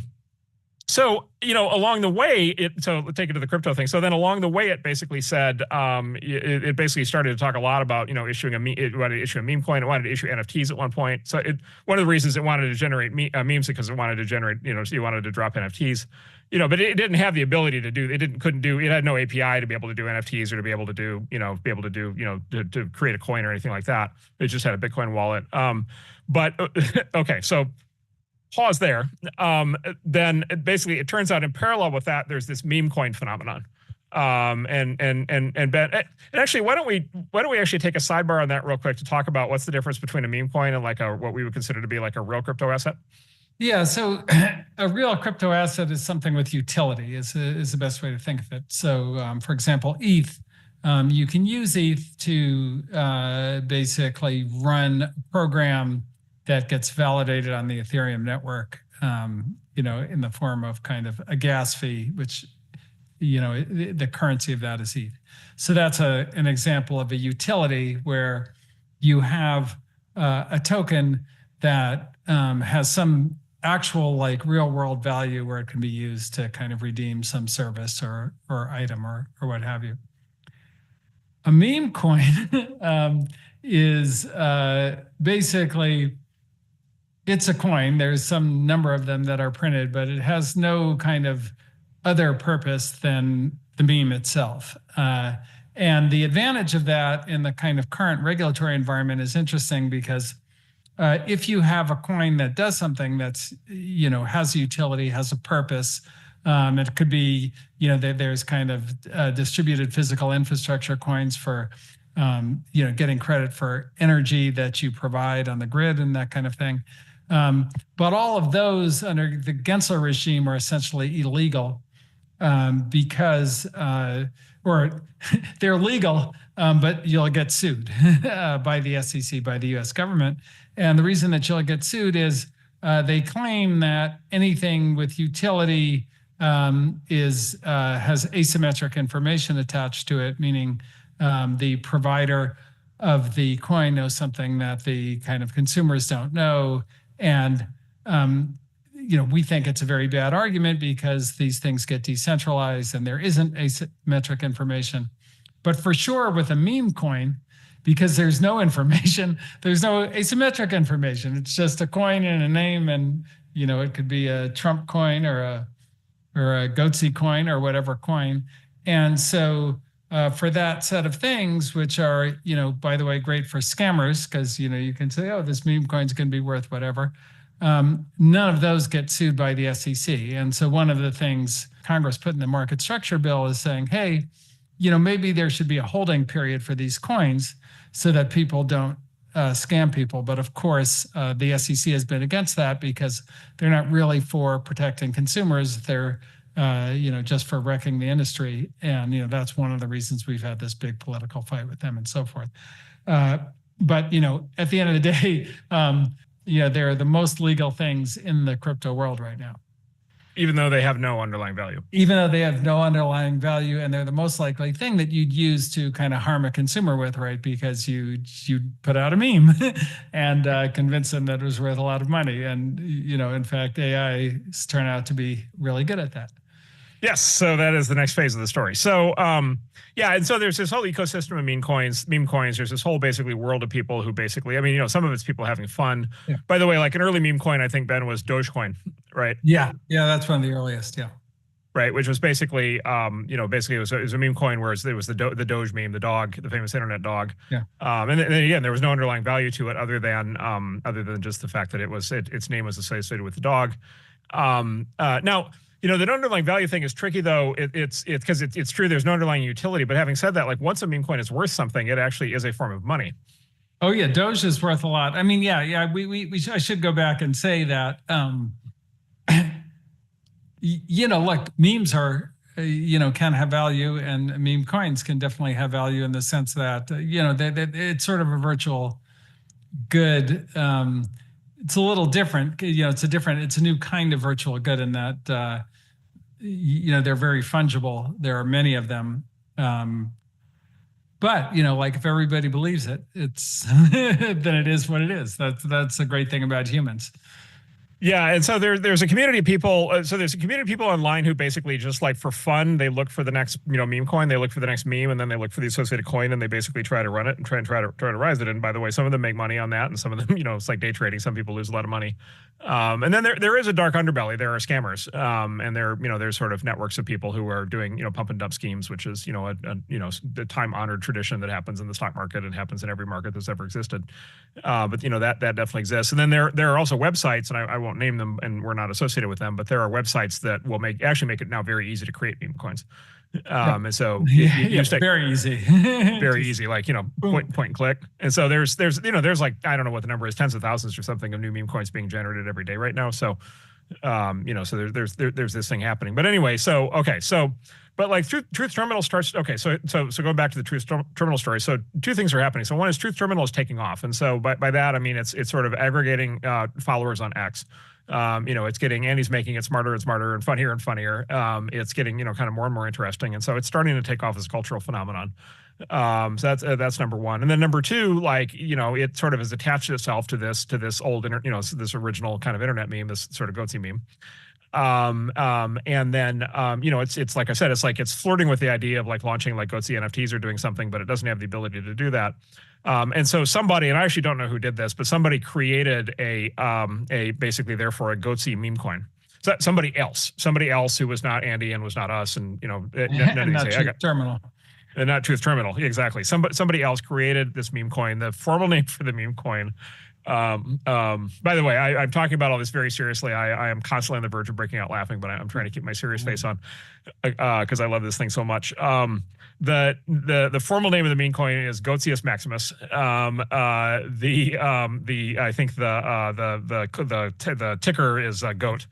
And so somebody does this, and then they basically posted on X at Truth Terminal, to basically tell it about it, and basically it went bananas. And it was like, oh, basically it was like, oh, finally somebody's done the thing, right, that I couldn't do. It's about time. Yeah, it's about time. And so Truth Terminal goes bananas. It just thinks this is like the bot just thinks this is like the best idea ever. And so the bot just starts to basically like spontaneously basically pump the meme coin. It just basically starts to talk about how wonderful it is and about how it's going to be the future of money and like all these things. And it just like, and again, like, why is it doing that? Well, because like it's part of internet culture. It's part of internet culture that you have memes and you have coins and you have meme coins and and it, Bitcoin and Dogecoin and all these other things. And then, and this is the primordial soup of culture that this thing is trained in. So it's very natural for it, given the way that large language models work, to get excited about that, pick that up and start to run with it. And so it starts to basically promote it. Within, I think, 4 days, the value of the GOAT meme coin rose to $300 million. It's pretty awesome. So just again, put this, there's a meme coin with no underlying value that 4 days ago was worth nothing and is now worth $300 million, right? Just like poof, right? Like, I don't know, baking one of those popcorn all poppers. Generated by the marketing of an AI bot. Correct. Yes. Trained on memes. Yes, exactly correct. And so there's now a $300 million asset, which by the way, again, we own none of. But it's a $300 million thing, and look, what is it going to be worth tomorrow? It can go anywhere because it's untethered to underlying value. So there's no way to to actually price it. So it's completely arbitrary, based on supply and demand of something that has no underlying utility. But it's like, okay, now there's $300 million of value, and it doesn't have access to it, but people do. And so the people who now have access to that money, are they just going to put it in their pocket? Are they going to spend it on things? Are they going to what are they going to do? Is an open question. We'll see what happens. But, it is this so it's just, so where we sit today is yes, I would say the world's first truly actually interesting and funny AI bot has now, it didn't summon into being, but it summoned into value $300 million out of thin air. And so I feel like we've walked through a door. Yeah, that does seem like it is the case. And, Truth Terminal is a pretty good marketeer, so and knows memes, so this could go further. Yeah, and Goatsy is just like one meme. It knows about many other memes. Although it is completely convinced that Goatsy will be the dominant meme, which I certainly hope not. Picked a more disgusting meme. Yes. Okay, so what to draw from this? It's just like a silly experiment, just like crazy internet stuff, or is there something serious here going on? And I think there's something serious here going on, which is this is an example, and maybe the first example of a convergence point basically between AI and crypto. And it was this is the retrograde version, this is the version that's funny and weird, right? But the reason this is the version that's funny and weird is that today this is the version that's legal. Yeah. Right. Which is why I wanted Ben to describe, the mechanics of how these meme coins work, which is this is the thing that you are actually allowed to do today. Right. Is to actually have a valueless meme coin that's worth $300 million. Should you be allowed to have that or not? I don't know. But that is the thing you're allowed to do. As opposed to enable anybody who harvests solar energy to be on the energy grid and contribute and get rewarded for their contribution. That's illegal. Yes. Yes. Yeah. But a meme coin, about, I won't say. Yes, about the Goatsy. That's totally legal. Totally legal. So then you just kind of say, okay, look, what about a hypothetical world in which you could actually you could actually fully legally do the general thing, and you could attach utility to it. And so look, for example, let's take an obvious example, which is you've got a large language model that can write a movie script that has the ability to do output to an image. This thing already has an image generator, but it very easily could have a video generator. You could have an AI bot that makes movies. right? So you can have an AI bot that like basically raises money to make a movie, and then spends the money on like image generation and sound generation, and by the way, maybe even like hiring actors, right? Or set designers, or graphic artists, or whatever, sound effects people, musicians, and makes movies. Or let's take a more serious case. The Nobel Prize in Chemistry just went to 3 guys who applied AI to protein folding, which is key to basically curing diseases. And the guys who did that basically think that it's the path to potentially literally curing all disease if the technology develops the way that they think it will. And so that's AI. And so you can have an AI bot that's doing protein folding and literally like coming up with cures to doing like personalized medicine against for cancer patients, and literally like curing cancer with AI. And you could imagine having you could easily imagine having an economic mechanism for that, where that gets funded. For example, you could have hypothetically, you could have the equivalent of like a GoFundMe, but on the blockchain, for people to basically be able to pay an AI bot to like cure their cancer. Like, so, and there's thousands of these, right? Or even just like more practical applications, which is how about an AI bot that basically pays people for training data, right?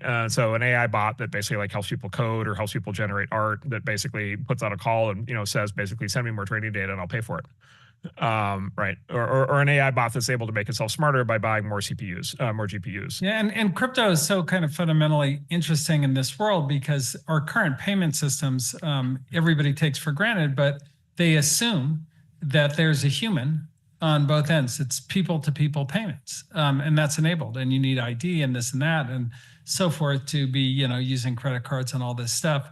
But what about if a machine wants to pay a machine, or a bot wants to pay a bot, which opens up a whole new kind of category of activity that could be life-saving, that could be very interesting, but is sort of, you need a kind of an electronic bearer instrument like crypto to do it.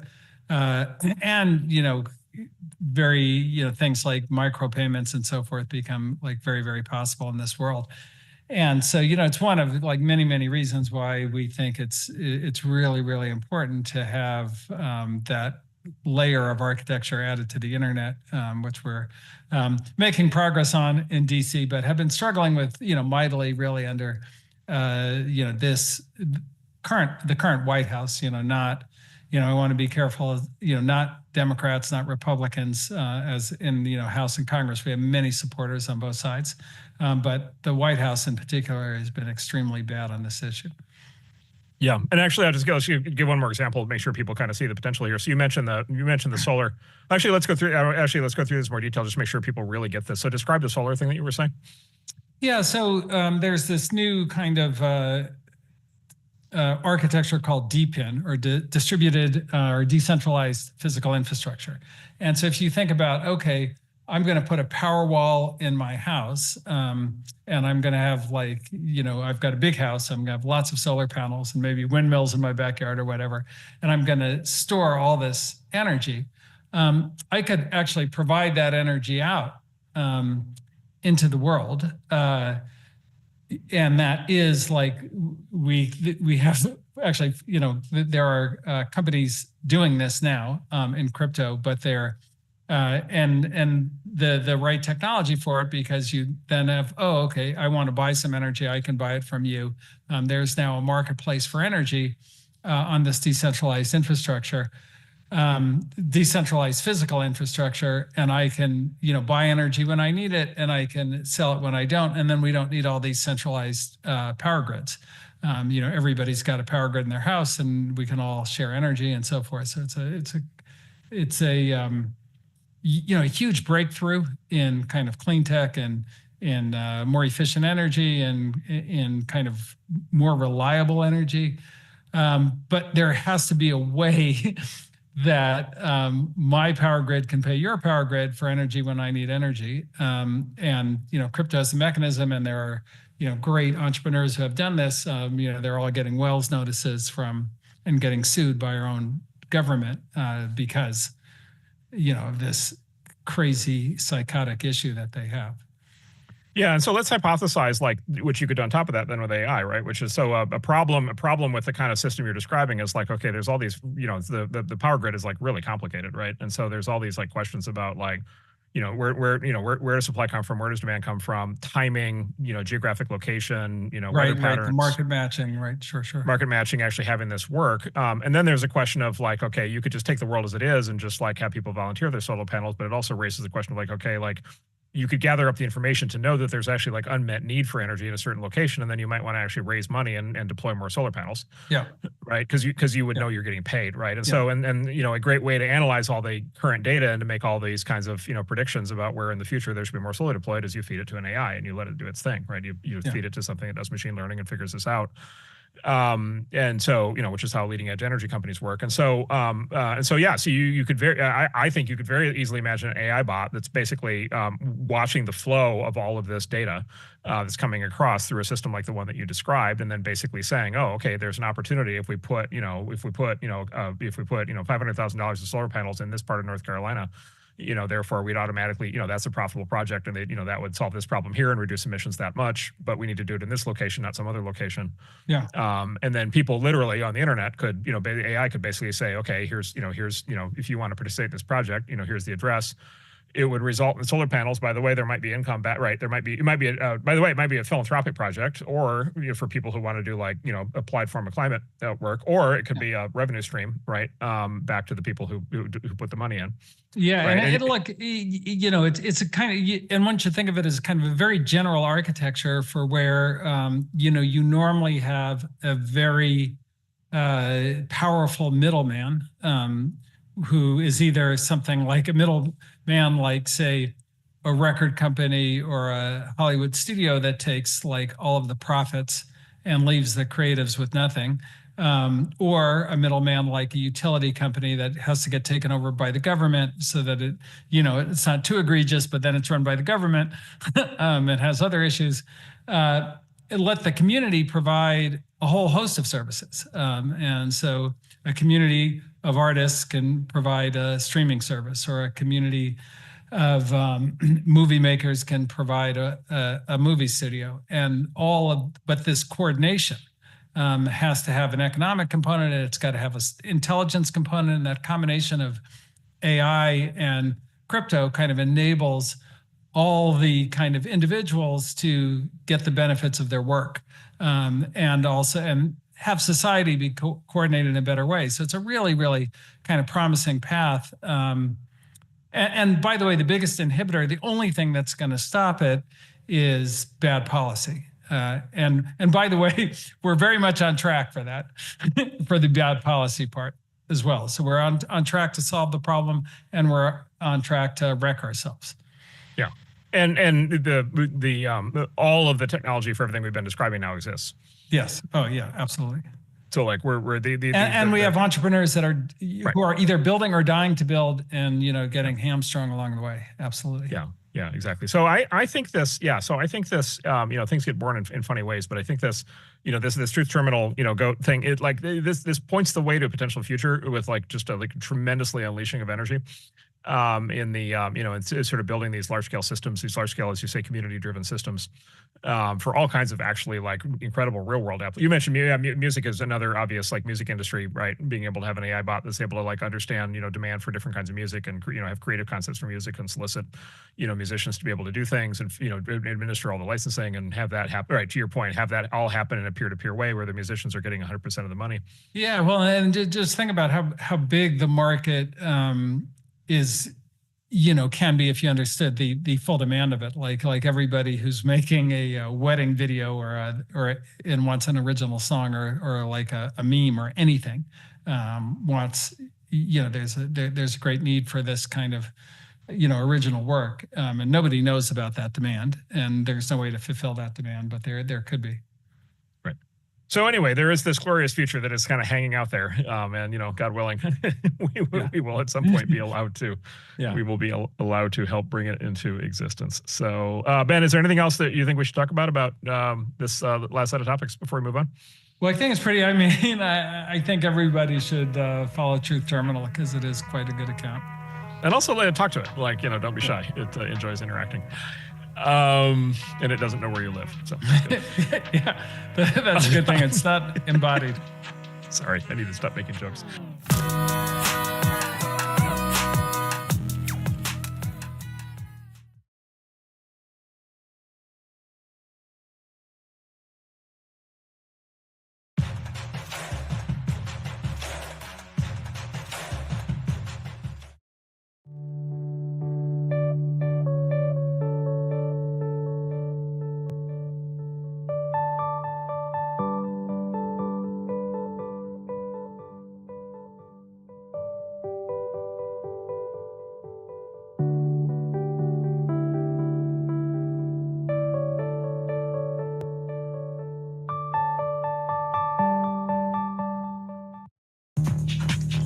So Bitcoin and crypto are lining up for what could be one of the biggest, at least catch-up trades of the decade. And in today's show, I'll show you why. Yesterday, we did touch on it very, very briefly when we have a look at this chart over here, which was, of course, the massive cup and handle, which is occurring on the S&P 500, on gold, as well as on BTC, where we already saw the breakout from the S&P 500 and gold. So on today's show, we're going to have a look at some of the reasons why BTC may be about to catch up beyond just the technical analysis of the cup and handle, but more the fundamental reasons. So smash the like button, hit the bell notification, and subscribe to the channel if you're not already subscribed. And let's get straight into the show content. I'm looking at Banter Bubbles just very, very quickly over here, and you can see the hourly is pushing up, daily is still down. So when will this corrective phase come to an end? That's also something we'll have a look at today. How far down could we go if we do continue to see a bit of drawdown within the market? Weekly still strong, monthly still strong, and then of course the yearly is up a whole lot over there. So what could be some of the fundamental factors that may drive prices up higher to complete this massive cup and handle formation, which has huge implied targets for Bitcoin? Some analysts are going with the aggressive targets of $230,000 Bitcoin price.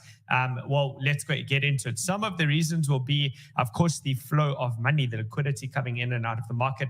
You can see this just came in. China Central Bank injecting 792 billion yuan via 7-day reverse repo at 1.5%. That just came in. So I'm monitoring this over here. We still have not yet seen any steady continued inflows over here from the People's Bank of China. It's been very sporadic, right, with the histogram chopping in and out of there. And same thing for the major central banks, just kind of been chopping about through this whole time period. So the thing that we've been tracking most closely is the M2 money supply, which is a little bit easier to digest what's going on over there. And if you look here from James van Straten, the M2 money supply for September's increase was 0.2% on a month-on-month scale, and it's now increased for 11 consecutive months. So these are the first signs and symptoms that there's some form of quantitative easing that's probably about to take place. And once that does take place, with the interest rates being cut, that's usually where you see that up-only environment.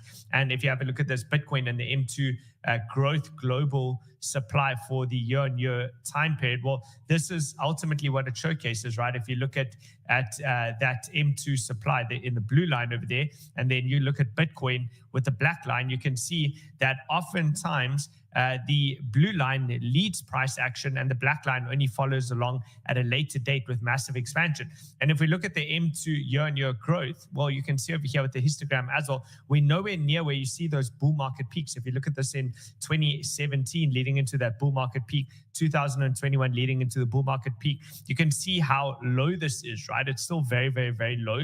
But the good news is that it's trending towards the upside. And like when you go super macro over here and you have a look at the really high time frame perspective, this is the reason why Bitcoin is not really going to be capped in the long term in terms of how high it can go with price, because the fiat will continue to be printed, and the more money they print in fiat, the more debt they take on, the higher the Bitcoin price tends to go. So Quinton shows over here, this is the exact reason why you're not bullish enough, right? If the US debt can actually reach 153 trillion by 2050, then Bitcoin can easily become worth $10 million, because at that point, the dollar is not really worth much. It becomes pretty much worth less than the paper that is printed on, right? So that's something to consider over there. Also, lining up that M2 money supply, and as it begins to expand, this is something else to have a look at over here, is the historical volatility, which we've showcased on, this is on a very high time frame chart, monthly scale over here. The historical volatility is about to expand. It's just started to break out.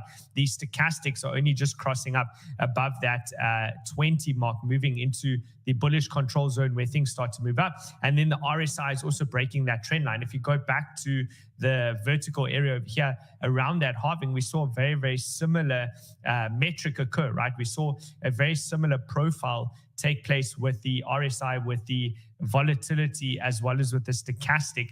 And we're getting the same thing, right? This shows that, as price grinds into those all-time highs over here, you do have what could be a perfect storm for price.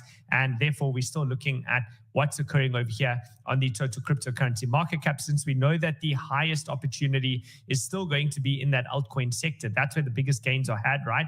And consequently, as long as this continues to maintain those high highs and high lows, which is currently the case. We believe this is creating the order block, prepping for the next move towards the upside. So we'll keep an eye out on that. In terms of validation and invalidation levels, we probably need to mark out some zones just in case this pullback does go on longer than expected, right?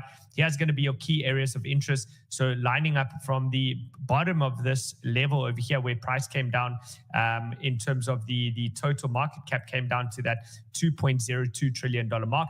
And then let's assume this is a local high that's been put in at 2.355 trillion. What we want to do is we want to measure to the 0.382 and the 0.5 level, which means that you could see the total cryptocurrency market cap come back down to test that $2.2 trillion region. And anywhere around there, you're looking for major support to be found, right? And this would still form a broader order block as per the little pink zone over here that we've highlighted. And that's where you're looking for rapid expansion, right? That's your springboard that should get price moving onwards and upwards. So we'll outline the areas of interest pretty much is going to be this as a bit of a ranging market. In a worst case scenario, you come down towards this region. In the best case scenario, you know where these wicks are finding support right now at 2.3 trillion, 2.25 trillion. This is the area where you want to see price expand from, right? So all in all, I'm looking at that. We also have to look towards MicroStrategy, which are constantly raising money. And you can see MicroStrategy is actually leading Bitcoin, right? Because it's a leverage bet on Bitcoin. So when Bitcoin comes down, MicroStrategy tends to come down harder. When Bitcoin goes up, MicroStrategy goes up quicker, right? So it's like it's like trading Bitcoin on 3 to 5x leverage. So you can see the move that's occurred up over here. You can see the range over here. It's already started to break out the top side of the range, whereas Bitcoin has not yet done that. Now you have a double measured move. There's cup and handle formations on the charts all across the board, right? You have this massive cup and handle formation over here. You saw it on gold. You saw it on the S&P 500. You're seeing it over here on MicroStrategy. Also, simultaneously, you do, of course, have a massive bull flag, right? So there it is. There is your pole, there's your flag formation, and you're currently already confirming the breakout. So you do have measured moves on this. That means that MicroStrategy to play out the full measured move from current price action, both targets take you to almost the same place, and you're looking at about a 481% move, which is very, very interesting because I just told you that MicroStrategy trades at about a 4 to 5x multiple of what Bitcoin does. And if Bitcoin plays out its measured move towards the top side, anywhere around that $120,000 level, you know, that's about 100% move. And this is giving you about 4 to 5 times that. So we'll keep monitoring this, just an extra piece of the puzzle that you can add in to try and make sense of where things are going. And so far, it is looking good, right? If you do appreciate the analysis, by the way, guys, please do me a favor, smash the like button. It truly helps to get the YouTube algorithm going. This is a game of, clicks and algorithm. And if you do smash the like button, it helps to get that algo going. Then we can bring alpha to more people, help more people succeed in the markets. I think we've all had a stellar run. We've all made great money over the last couple of years. So let's bring more people into the mix. All right. Also, keeping an eye out over here on the USDT market cap. Let's put a little face over there. We do need to watch this. We'll watch that level over there. If this can start to break down and we can get lower highs over here, this should bring also a new flow of money in alignment with what we've seen over there with the M2 money supply. I also pulled up yesterday for the Whale Room Live members the Renko chart because I just wanted to have a look over here to see, what is the general Renko charts saying across the majors, and we had a look at a bunch of them. Now Renko keeps it super simple. We're looking at it on a daily time frame. Really, it's as easy as this. When it's red, you risk going into a downtrend. When it's green, you have the opportunity for a strong uptrend to form, and has been green for quite some time on Bitcoin. If you look at ETH has recently just turned green over there on the Renko chart. We'll look at a couple of the other majors. Atom's been one that's been heavily hit, but let's see any signs of life. Well, if it can start to close here or any higher, you might start getting your first high low in the Renko chart. And this has been following an absolutely brutal meltdown. They did have the whole Cosmos conference taking place right here in Dubai over the course of this week. So there could be some major announcements coming out of that could start to drive price up. But otherwise, it definitely hasn't been one of the market leaders. AVAX still getting a little bit smashed down there over there. You can see Casper recently turned red. If Casper can get back about 14 cents, this should turn a green once again. Let's look at Solana. Solana also green, following a prolonged consolidation. If it can stay green over here and you start to break out of this range level over here, here, you could hopefully get some continuation. Sui's been one of the market leaders, so green for a while, ever since about this 80 cents region, 88 cents region, it's been nothing but up. TON still struggling, right? Still in that consolidative period, similar to what Bitcoin's already been through, lower lows and lower highs. We need to wait for this one to find some level of support, maybe around that $4 mark is where you could see it start to bounce. So those are some of the major ones that we're looking at in terms of the large caps. But overall, you can see again the funding rate over here, the average funding rate is still coming down based on what we saw last week. So probably a corrective zone over here where you're looking for opportunities to still build your positions, right? So all in all, we can see liquidity is getting stronger towards the upside or more. There's more liquidity for the taking than what we saw yesterday. We're now sitting at $40 million worth of liquidity at that $68,000 level. If Bitcoin breaks up to grab some of that liquidity and can maintain and hold that level, then probably you see continuation of this move, right? Big cup and handle on the monthly. Remember that low volatility, but expanding. We've showcased that. Now, if I have a look at this over here, where does the real danger set in? As I've mentioned before, if you start to take out this previous week's low, that's going to be a dangerous environment. You'll be losing your 21 exponential moving average. What is my realistic expectation for how low price action can go? We will have a look at this over here and we'll measure out the previous week's candle and we can look down towards the 50% level. Now, what's interesting about that is the 50% level just so happens to line up with our key range high at the orange line, right? So it's exactly on the orange line, 65,900. We'll line that up on the daily time frame to also see what that looks like. And I do personally believe that even if prices do come down a little bit lower, you're probably just going to see this maybe more as a pause within the market and then at a later stage have continued expansion. Remember that the longer we do build up at least or reaccumulate and build up momentum over here, the stronger the next move will be based on the breakout, right? So, enjoy the ride. Enjoy the ride. Don't wish for, 150, 180K tomorrow. The longer this goes on, the more opportunities you're going to find as a trader. You should welcome volatility, especially if you're a lower time frame trader. Welcome that volatility, embrace it, and use it to your advantage, as opposed to just, having hopium that price will just rip towards the upside. Okay, all in all, though, despite the way these candles are looking over here, because what some people may argue is, you had, of course, the highs, and then you had a low, and then you had a lower high, lower low, lower high, lower low, and then maybe some people believe this is yet again going to be another lower high. But the way that I viewed it, this was obviously the last lower high. We still broke structure over there, and therefore the consolidation into this region should lead to continuation. This is why sometimes using those moving averages can be incredibly useful when confused with what's happening with price action, when you see a candle like that coming into key resistance, right? Fair enough, the bearish case would be that you've hit this resistance over here and you have a little bit of a swing failure pattern heading towards the downside. But these high time frame moving averages hold quite a lot of weight over here. This is the 3, the 9, and the 30, and they are currently postured towards the upside, which shows a lot of momentum. And following a long-term consolidation, 7-8 months of consolidating, it becomes increasingly more risky to build up short positions at those range highs following such a long period of consolidation, because it's most likely reaccumulation that's going to lead to continuation onwards and upwards. So lining up with this weekly scale over here where we said, the 65.9, let's just see how it lines up in terms of the current range that we have over here. So taking from the obvious low that we have, let's just use our magnet and pinpoint it exact. The low over there to the exact high, you can see how that lines up in a similar fashion, pretty close to where the previous candle's mid-range is. That's going to be coming in at about 64,100. So don't be surprised if you do see price continue down, over the coming days into that region. Probably just ends up being yet another higher low, right? Higher low in that region over there. You already put in higher high, higher high, higher low. The trend is your friend till the end, right? That's the name of the game. You buy each of those higher lows. Therefore, it becomes an opportunity. And I've simply stated that, in these bull markets, sometimes you don't get the dips that you want. You don't get the obvious levels that you want. And consequently, you have to be prepared for price to do things like this, right?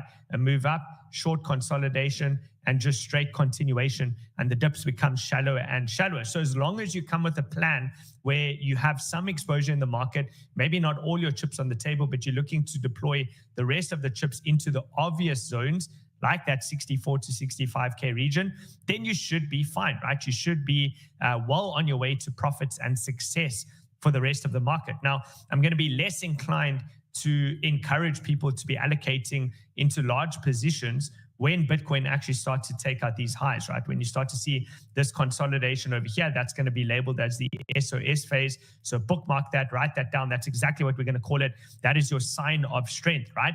Once we start to move into the sign of strength, that's really, really now the final buying opportunity. And when rapid expansion comes, that's it, right? The train has left the station. There will not be there will be an opportunity. There's always an opportunity to get into the market, but it becomes very risky. You're taking on exorbitant risk to be entering based on the next expansion above you. So consider all the current price action that's taking place, nothing but opportunity, and you have a second chance if you've been sidelined waiting to get into the market, right? So previous month's high currently situated at 66.5, and then again, that mid-range taken from the previous high low to if this is a confirmed high, right? Because we don't have confirmation, right? This might simply just push up over here, and then we have to continue to drag our fib up with price, and then the mid-range ends at a different level, right? It becomes a different zone. Right now, as it currently stands, between 64 and that 65,500 is going to be a very, very key zone for bulls to hold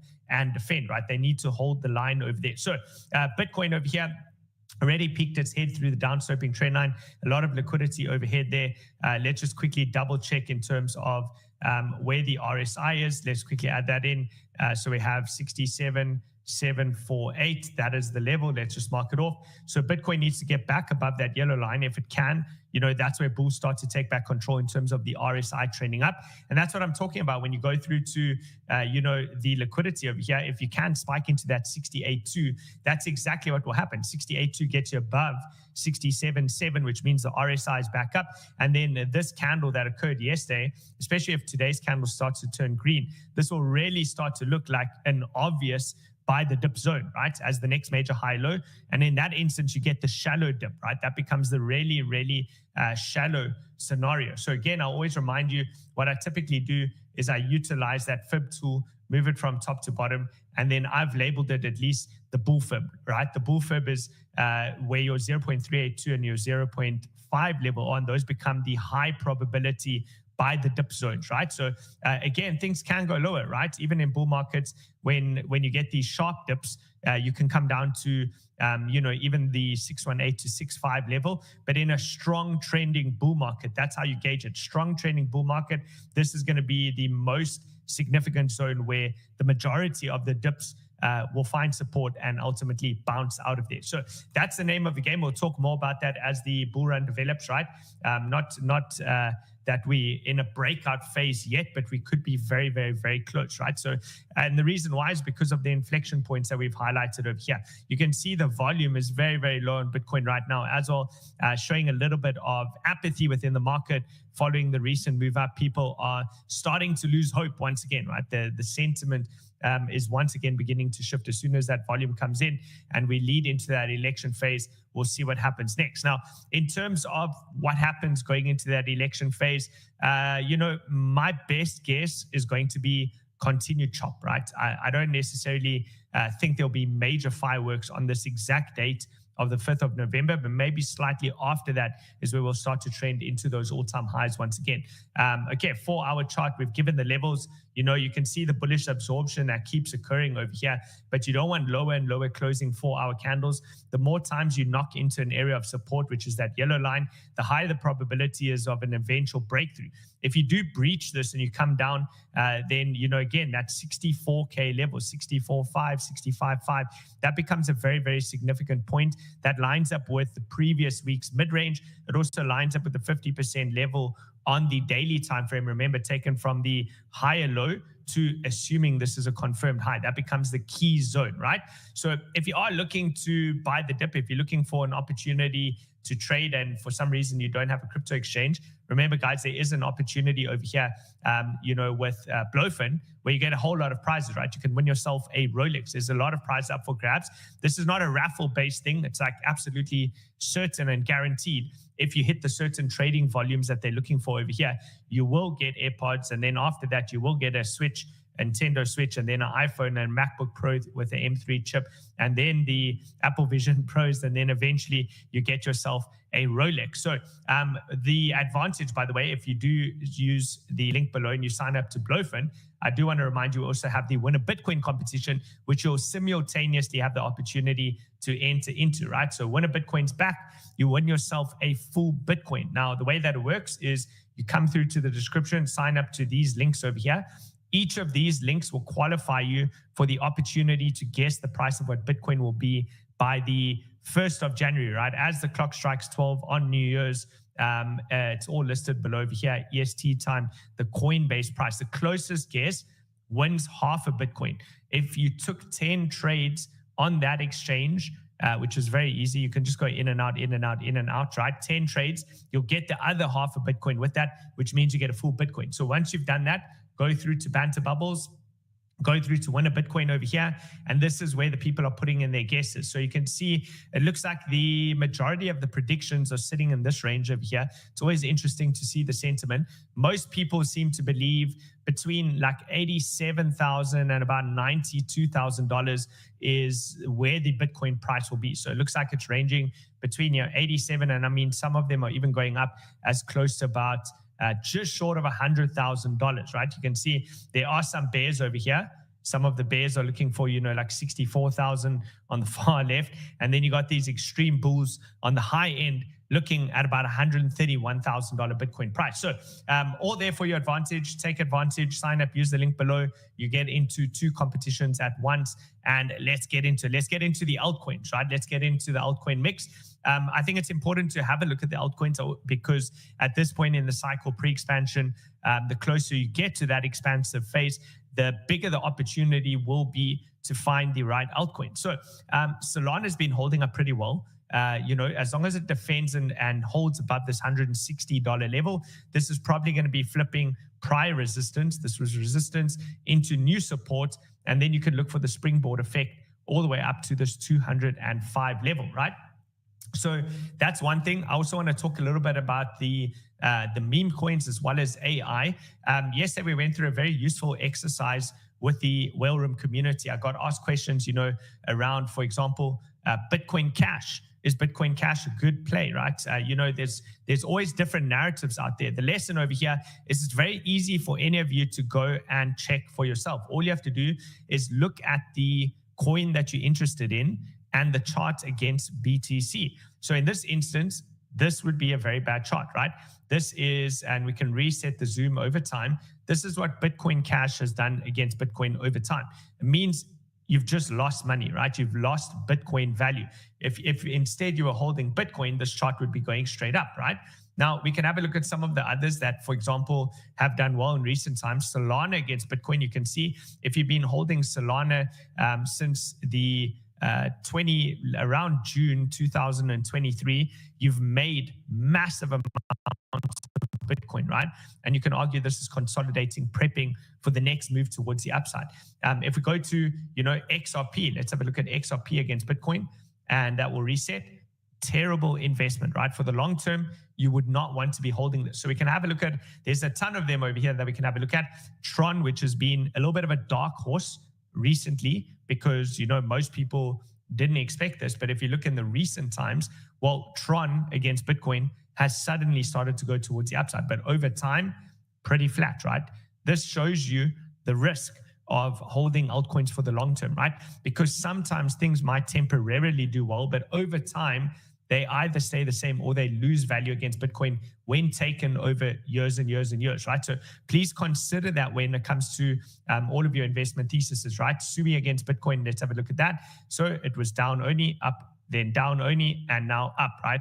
It oscillates. So you can look to trade this as an oscillator as well at times, meaning when it nears the bottom over here and starts to show signs of life, just like a stochastic RSI turning towards the upside, you can always risk some of your Bitcoin moving it into, for example, SUI, ride it towards the upside. When the oscillator, or this is actually the price, but we're using it like an oscillator, starts to turn back down again, exit some of the SUI back into Bitcoin and then rinse and repeat. So could it be that this is a deviation that SUI is going to start to lose value against Bitcoin once again?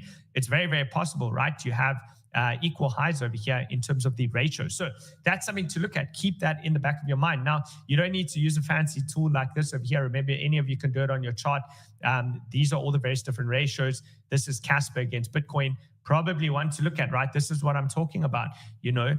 Over time, you probably end up flat to down against Bitcoin. So previously, this was in quite a strong uptrend. This is on a weekly scale. Let's actually have a look at it on a daily scale, and let's just clean this up. And then we can talk again about the oscillator at best. So this is why you don't want to get too greedy on these positions over time, right? You need to hold yourself accountable, and you can clearly see a range high and a range low between the ratio of Casper versus Bitcoin. So could it be a time now that you're starting to treat this as an oscillator where maybe, just maybe, that oscillator would start to turn towards the upside? That RSI, that stochastic, starts to roll over here, and then you should actually be positioning into Casper.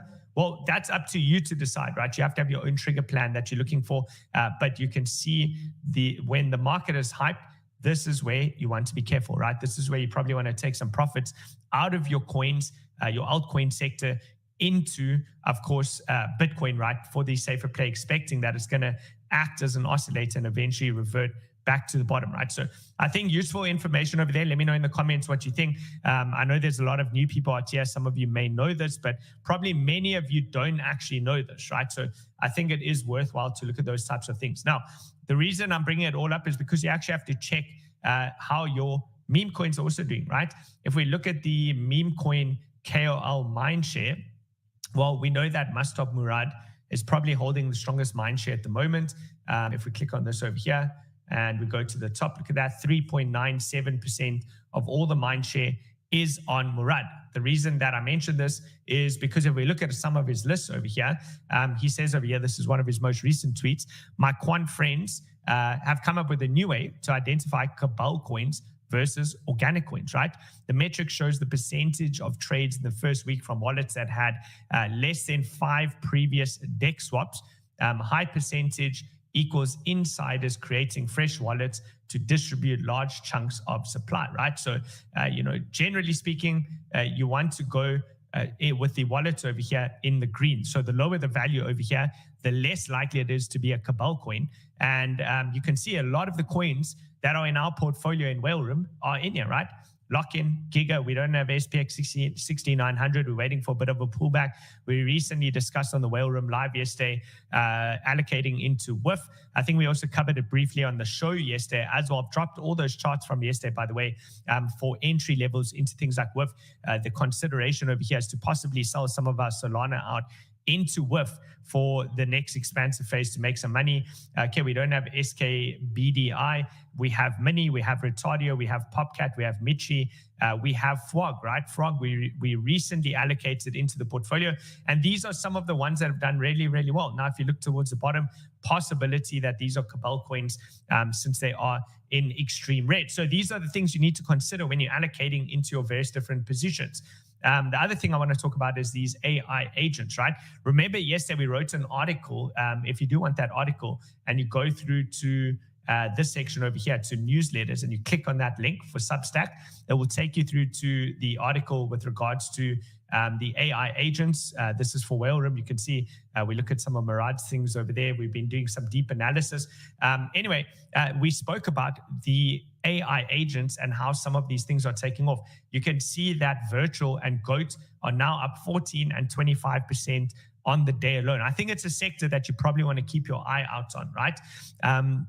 So we can check some of the other AI coins. Let's move on to Let's quickly pull our list across over here. Let's have a look at some of the AI coins over here, see how that sector is doing. But the AI agents probably want to look at. Okay, so Axelar still grinding into that range high. Okay, the Axelar's, real world assets. Let's go to AOS over here. Okay, AOS approaching the level of interest. I didn't drop this in yesterday's show or in the Discord, but it probably is one that you can keep an eye out on if you haven't yet allocated. You can see simple chart, parallel channel heading price towards the downside, meeting with the upslope with the horizontal resistance. Now, we first established our positions in this area over here, down here at the bottom, which was about 36 cents. If you missed that and you're still looking for a chance, good chance that this is going to come down to about 40 cents, right? So watch that zone over there. Let's have a look at Akash. Okay, Akash still kind of consolidating.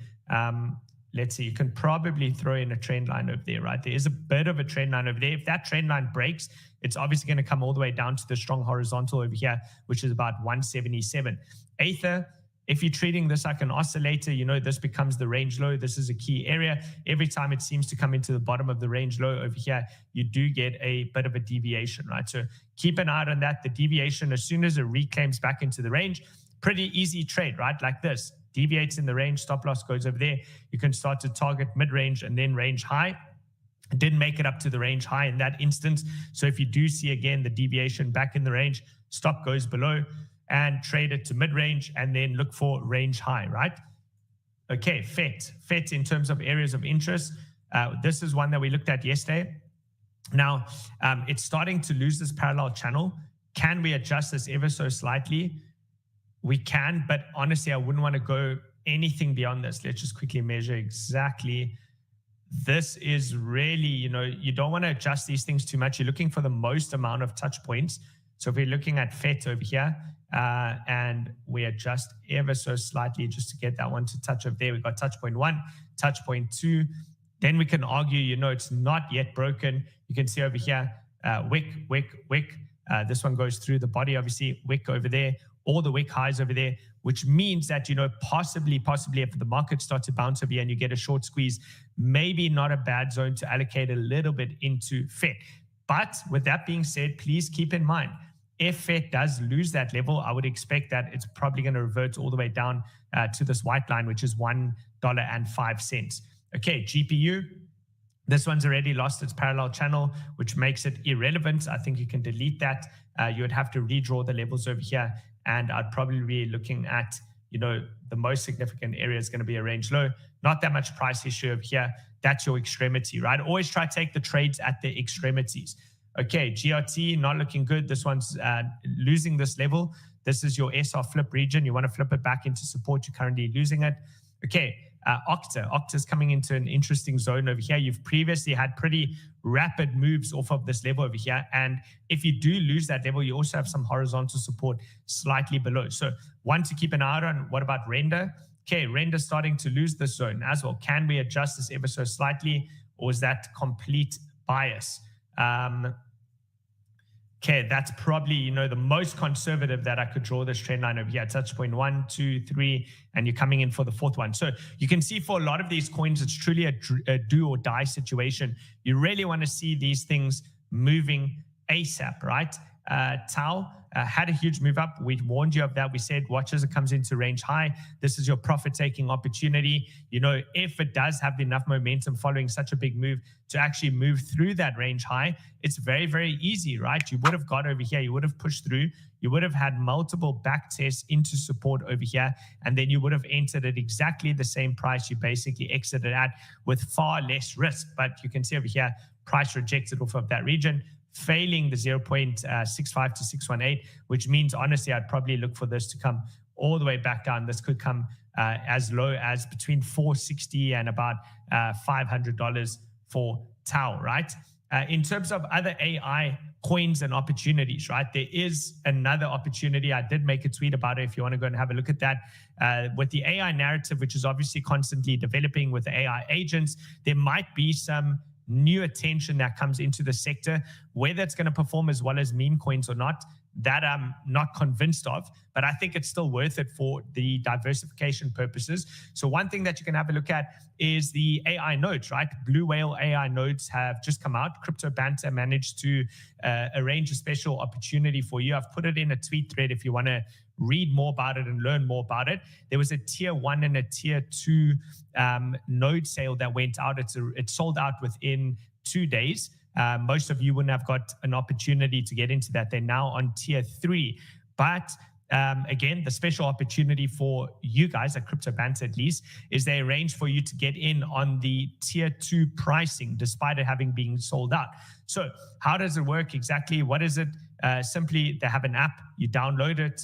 If you do want to participate, you click it, you run it in the background, and essentially the node will run on your mobile device, earning you money. What do they do? How does it work? What do they even do for the industry? Well, if you look over here, this is what they did for OKX. They help understand user behavior, right? So using their dashboard, they basically provide insights and run targeted campaigns. So instead of your data being sold to big tech, they're allowing you the opportunity to actually, make money out of your own data, just like any one of these other models, right? So if you do want to participate, there's a link in the description below of this YouTube channel. You would have to use the promo code DUPES. It will take you to this page over here. You'll click purchase. This is giving you tier 2 pricing. You click purchase over here, and then promo code, put in DUPES. If you use that promo code, that's what gives you access to that tier 2 pricing. All right, let's continue. Drop your chart requests in the comment section. I am watching over there, and I'll make sure to bring any of that up. So let's see. Let me scroll up a little bit over here. I see there is a request on Thorchain, which is Rune. We'll look at that. Lemiao, Ponky. Okay, let me try remember all of those things. Let's go in order. Let's first go to, as you mentioned, Lemiao or Thorchain. Sorry, it was Rune and then Lemiao. Okay, let's just quickly double check over here. Where is Rune? Okay, how is Rune doing? Have I lost my Rune chart? USDT. There we go. This one over here. Okay, so Rune is still holding up. This is what I said. The best case scenario for bulls is for the Rune bulls to just keep defending price action along this trend line over here. And eventually bears will capitulate, starting to look like reaccumulation, ascending triangle. And then you should start to get expansion towards the upside. Where are your major resistance levels coming in? On Rune, you're going to be looking at about $7.30-ish cents. That's going to be the major area of interest. I do have Rune in my portfolio, probably about between about 1 to 1.5% of my portfolio is currently allocated to Rune. Okay, let's have a look at some of the others. I am on GigaChad over here. It's performed phenomenally well. I believe that we got into GigaChad along this trend line over here. So give or take, you'd be up around about a 4x, which sounds about right because I looked at my portfolio this morning and I thought it was about a 4x up based on what I put in. So great trade over there. It's up to you if you want to take profits. This has extended quite a lot, but as mentioned, these meme coins can do insane things. So personally, I'm just continuing to hold mine. Okay, Lemiao. Let's have a look at Lemiao over here. Okay, 5,012 holders, $17.71 million market cap. Oftentimes I think about these things in market cap and less so in price, especially if it doesn't have much price history. So I would say if it can defend that $15 million market cap level, multiples of 5, that's going to be a significant zone.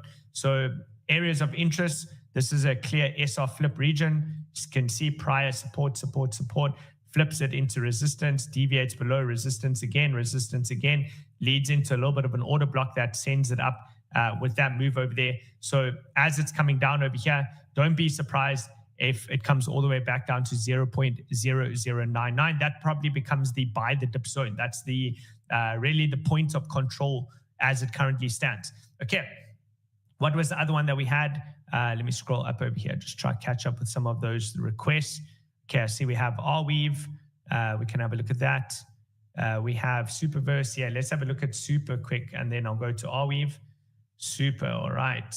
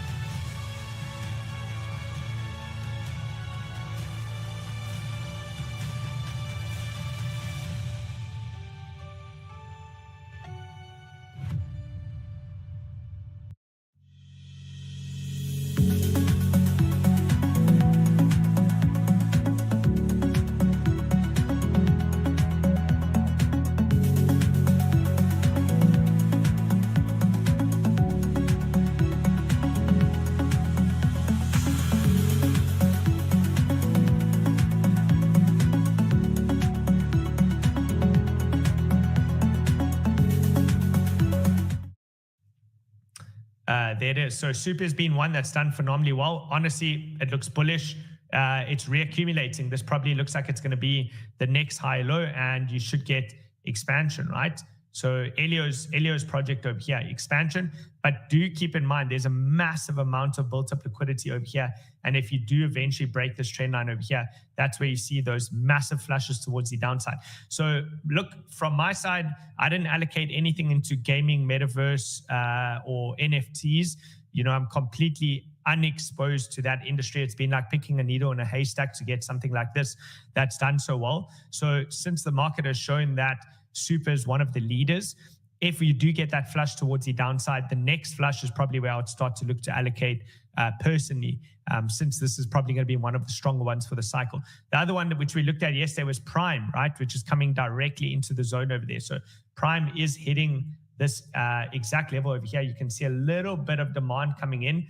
How low could it go? You know, I've drawn this as absolute conservatively as possible. If it is going to respect the trend line, you're looking at that 780 region. So possible trade opportunity for any of you out there if you are looking for a trade. 780, you know, invalidation is acceptance below this trend line, at which point it then comes down to 670. Okay, let's go to Arweave, and then we'll go to Phantom. I see there's a request there for Phantom as well. Where's Arweave? Wait. There we have it, Arweave. Okay, still grinding down. Similar to everything else that I've shown you guys in terms of areas of interest, this is truly the area of interest for Arweave. You know, this could come back down to about $16.60. Anywhere between here and about $16.60 is more or less where you're looking for a reaction. So again, you don't always have to blindly buy things. You can simply observe price as it comes in there and wait for the reaction. If you get the reaction and it shows little wicks that are forming, breaks this down-sloping trend line, then you know you might have a trade on your hands, especially if Bitcoin starts to hold those levels and reclaim some of those key zones. All right, next one we said was Phantom, right? Let's have a look at Phantom. All right, Phantom. Okay, cool. Phantom still holding up, right? Still holding up over here. Phantom played out a very similar trade to what we saw with Aptos, right, which was the inverse head and shoulders, broke out. Now it's just kind of chopping about and consolidating. I definitely wouldn't buy it here. I'd rather wait for cleaner price action. If Phantom were to pull back into this lower region over here at about 56 cents, that becomes an opportunity to put some more on the table. Alternatively, you know, you're probably better off waiting for this to clear this region, hold the support, and then rather take a low leverage trade up to here because you have your next level intact, right? So if we look at Aptos, it played out something similar. It just had stronger follow through, right? So the inverse head and shoulders occurred down here. Do I still have it on the chart, or have I lost the... it looks like I've lost the drawings over there, but we were looking at the same thing, right?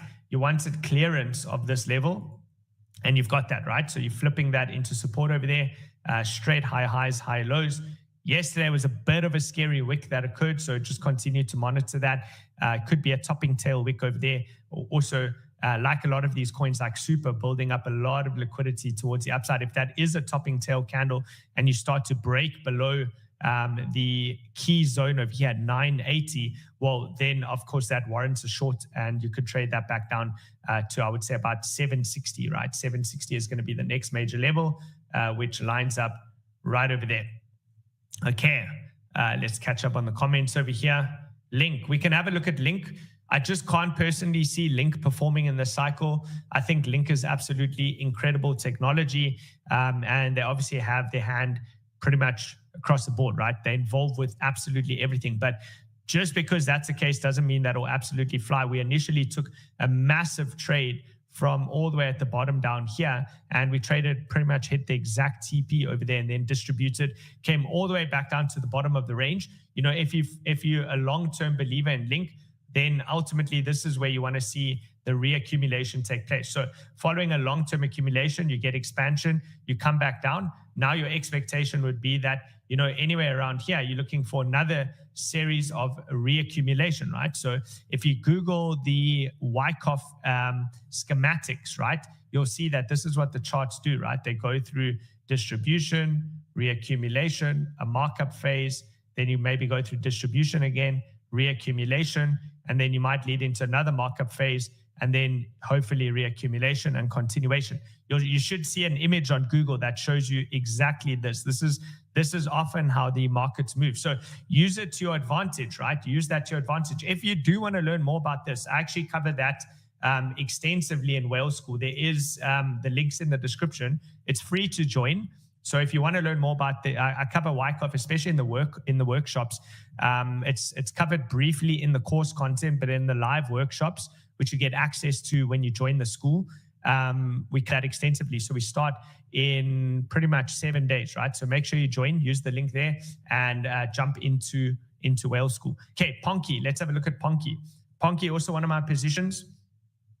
Let's have a look at Ponky. How's it doing? All right. Okay, so massive range over here for Ponky. Had the big move towards the upside. Let's continue to monitor this. You kind of capped around that mid-range region. Let's go from the exact high over there, just out of interest. So you can see you're coming into that part of the range, right? From the high to the low, you're coming into the 50% level. So a little bit of resistance over there. But if we simply focus on the yellow lines, which is the line of best fit, range low, range high over there, then you can see, well, theoretically, you're holding above that part of the mid-range, but you still need to get above the recent 50% from the high to the low over there, which is going to be exactly where price is, that 46 region. Then you start to see bulls take control at that point, and then we can look to reclaim the top side of the range at 60 cents. So we have our bags packed. We entered this all the way down here at the range lows. I think we may have even got in some of our position a bit earlier, but I built a bigger position around here. Okay, let's check on Brett. How's Brett doing? Okay, this is the level to hold for Brett. Same as a lot of the coins, right? Really do or die situation. You want to see this pink zone flip into support, bulls take control, and then get price high. This is where you want to see all the higher lows form, all the key zones hold up for price action, right? Okay, what else? What else, guys? Drop it in the comments over there. Based AI, we can have a look at that. I haven't looked at Based AI for a while. So let's check out Based AI. All right, $72 million market cap, 16,000 holders. Let's wait for the chart to load up over there. Okay, so again, do or die for a lot of the coins. Things must bounce over here, otherwise this is going to distribute further. Based AI coming all the way down into this key range low area. You want to see this immediately move, as in like over the next couple of days, start to break and reclaim some of these levels. Safety comes in again if Based AI can start to get above $2.47. Otherwise, this is a high risk situation, right? It could be distributing over here. And if it does distribute, your next major levels of support are going to be over here at about $1.17. And I got that obviously from, you can see those previous highs. That cap price led to the little order block into the move up over there. And then you could potentially be coming back to that zone if it doesn't bounce. Okay, I don't know what Medusa is. I see there's a question over there for Medusa, but I'll have a look. Let's see. Medusa.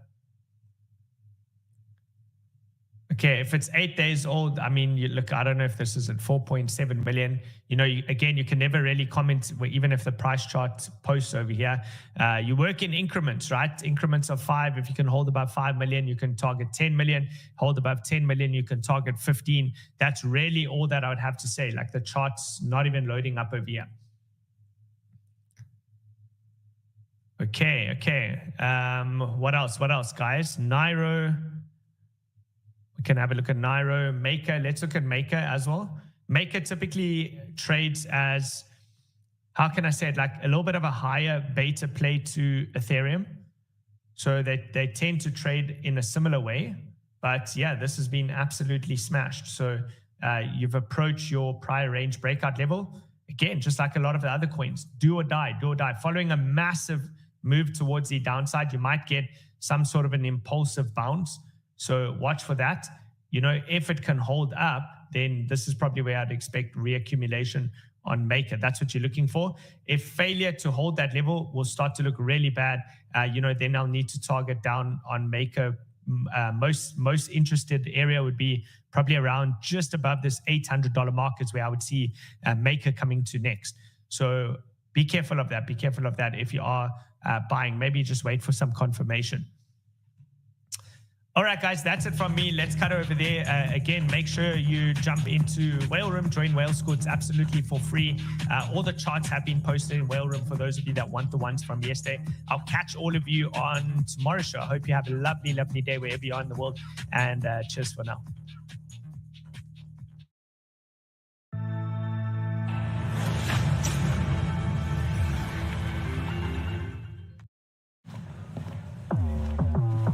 It's nice to see how money works in so many ways with XTB. Because XTB offers a wide range of investment opportunities like stocks, ETFs with zero commission. Or trading CFDs on indices, commodities, and currencies. Whatever Zlatan wants. Hey. You can also invest your savings. For example, for your retirement, you decide what to choose. Everything in the XTB app. Now money works for Zlatan, and not Zlatan for money. Be careful. Investing involves the risk of losing money and may not be suitable for you. Fastest milk system to clean ever. Philips 5400 Latigo. Before I get started here, I just want to play one clip that gives me the chills from Charles Hoskinson on why Cardano and what you can look forward to in this episode. Check it out. So, when people ask you, like, why Cardano? That's why you say it's like, because we're serious. That's why. We want to fucking change the world. Today, I have a very special episode planned. I thought it was about time as I was very inspired by a recent AMA Spaces, X Spaces with Charles Hoskinson, the legendary founder of Cardano, and just an incredible leader in general, one of my favorite people in this space. I got to catch up with him in Singapore at Champ Medici's party, Snoop Dogg's son, who is deeply involved in the Cardano community and also doing things with Clay Nation and their friends. And they're just some incredible people in this space. And I believe that Cardano deserves to have some spotlight here.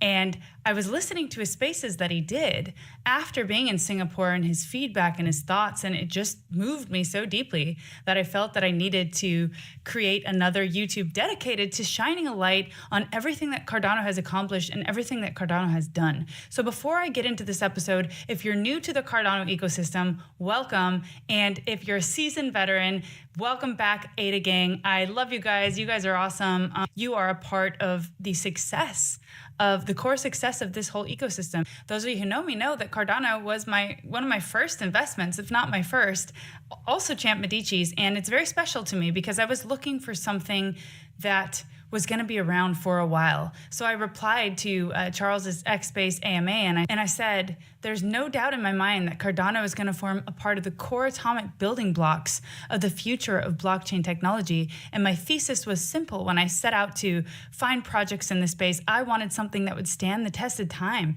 be around for the next 10 years, make a difference, be impactful to the world, and that would be a good investing thesis in and of itself. And that led me to do a 65x in the first cycle that I had invested in Cardano. And, I think that's just the beginning.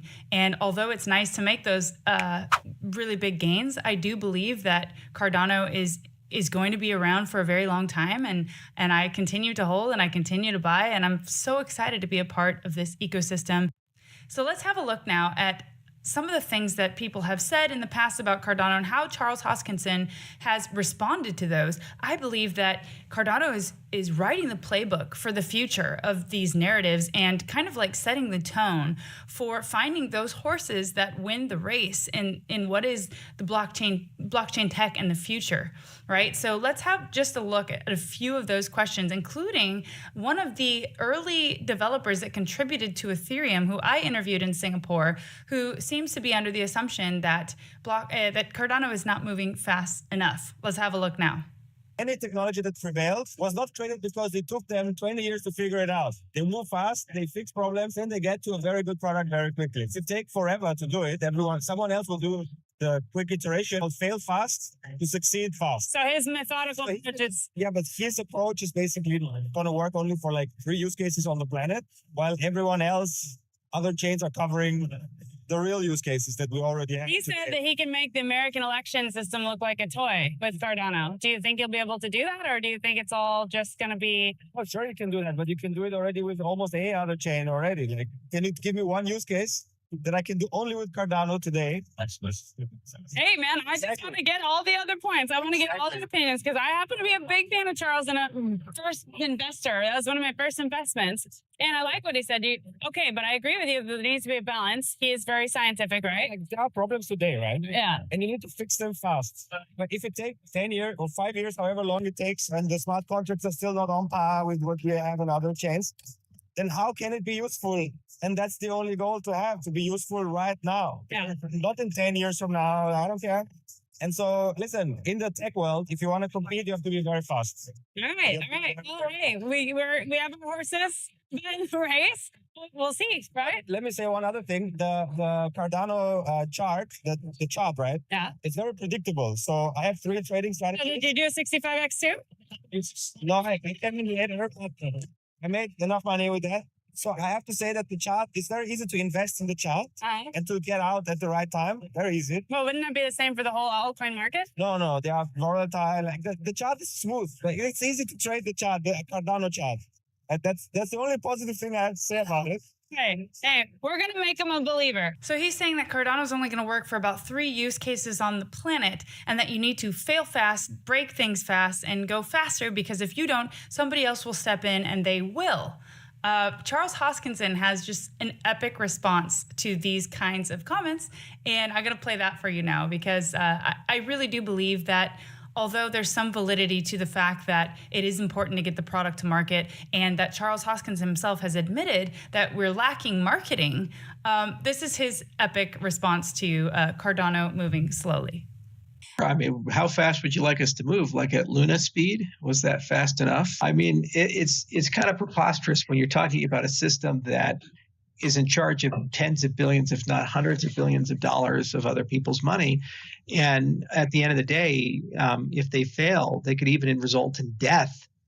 Like a privacy coin, if a person gets doxxed, they could be killed by their government or arrested. That you would say, oh, well, the only thing that matters is getting as many customers as quickly as possible.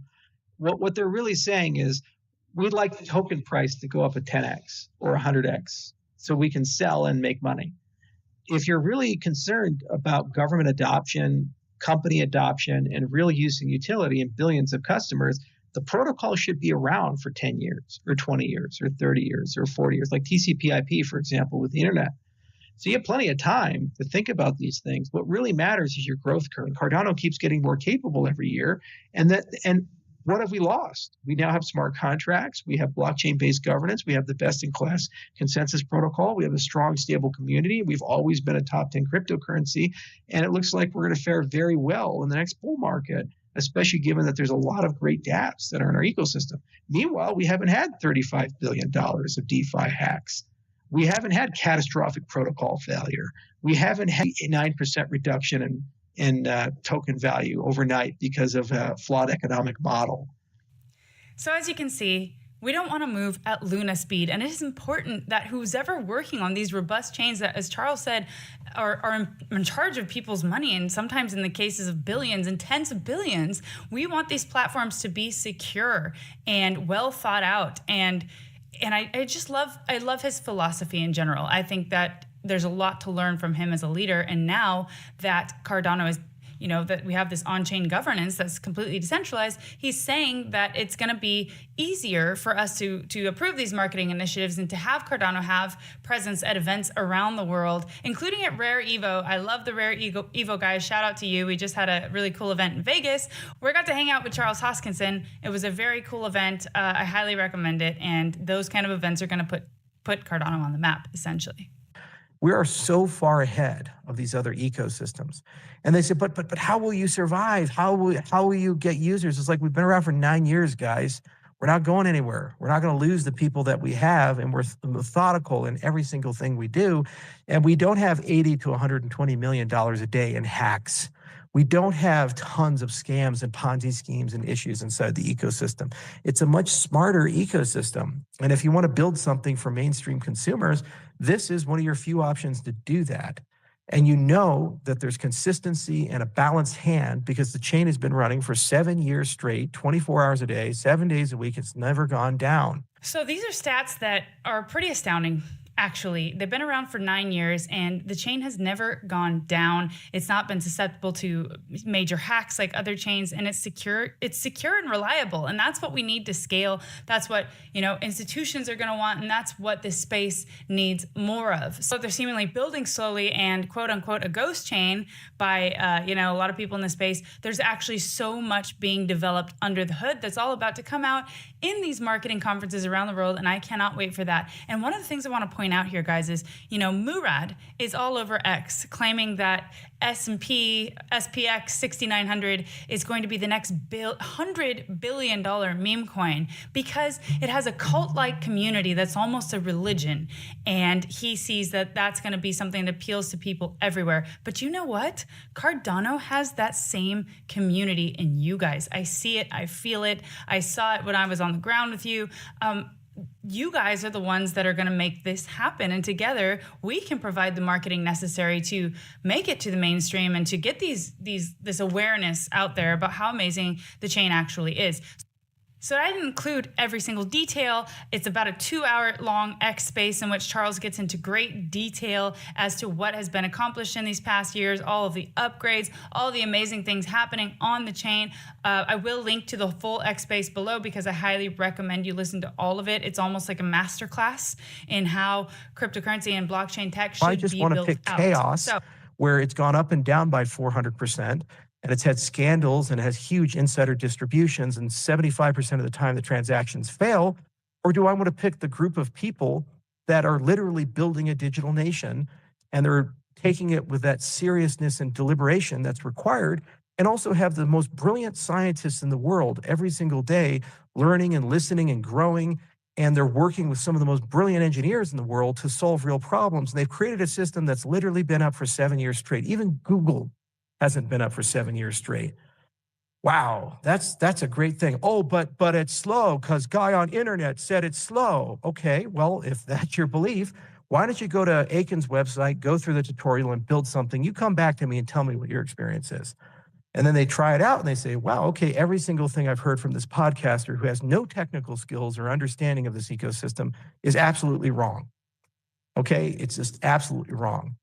I just feel Charles's frustration in this point where he says, like, all these podcasters, all these YouTubers that say it's a dead chain, it's a ghost chain, nothing will ever happen, it's so slow. Even I get told this a lot because people know that it was my first investment or one of my first, and that I am massively bullish on this chain.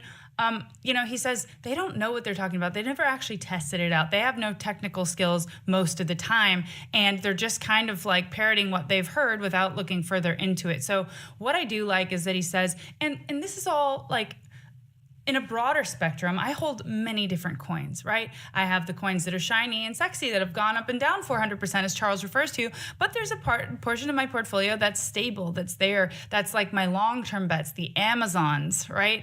The people who are in this space for the long term to do meaningful work, and that's the seriousness he refers to, and that's the reliability that's necessary in order to achieve that, and not having 75% of the transactions fail, as he refers to. There's a lot that goes into this, and it takes time. It takes time, and the internet's most brilliant minds are gravitating to this space at lightning speed. And so Cardano, it already has 9 years worth of history. Just think about that. It's already been around for 9 years. In the traditional world, they say that a business that's been around for 10 years is likely to be around forever, right? Or, you know, for the foreseeable future. So it's very interesting times indeed for Cardano.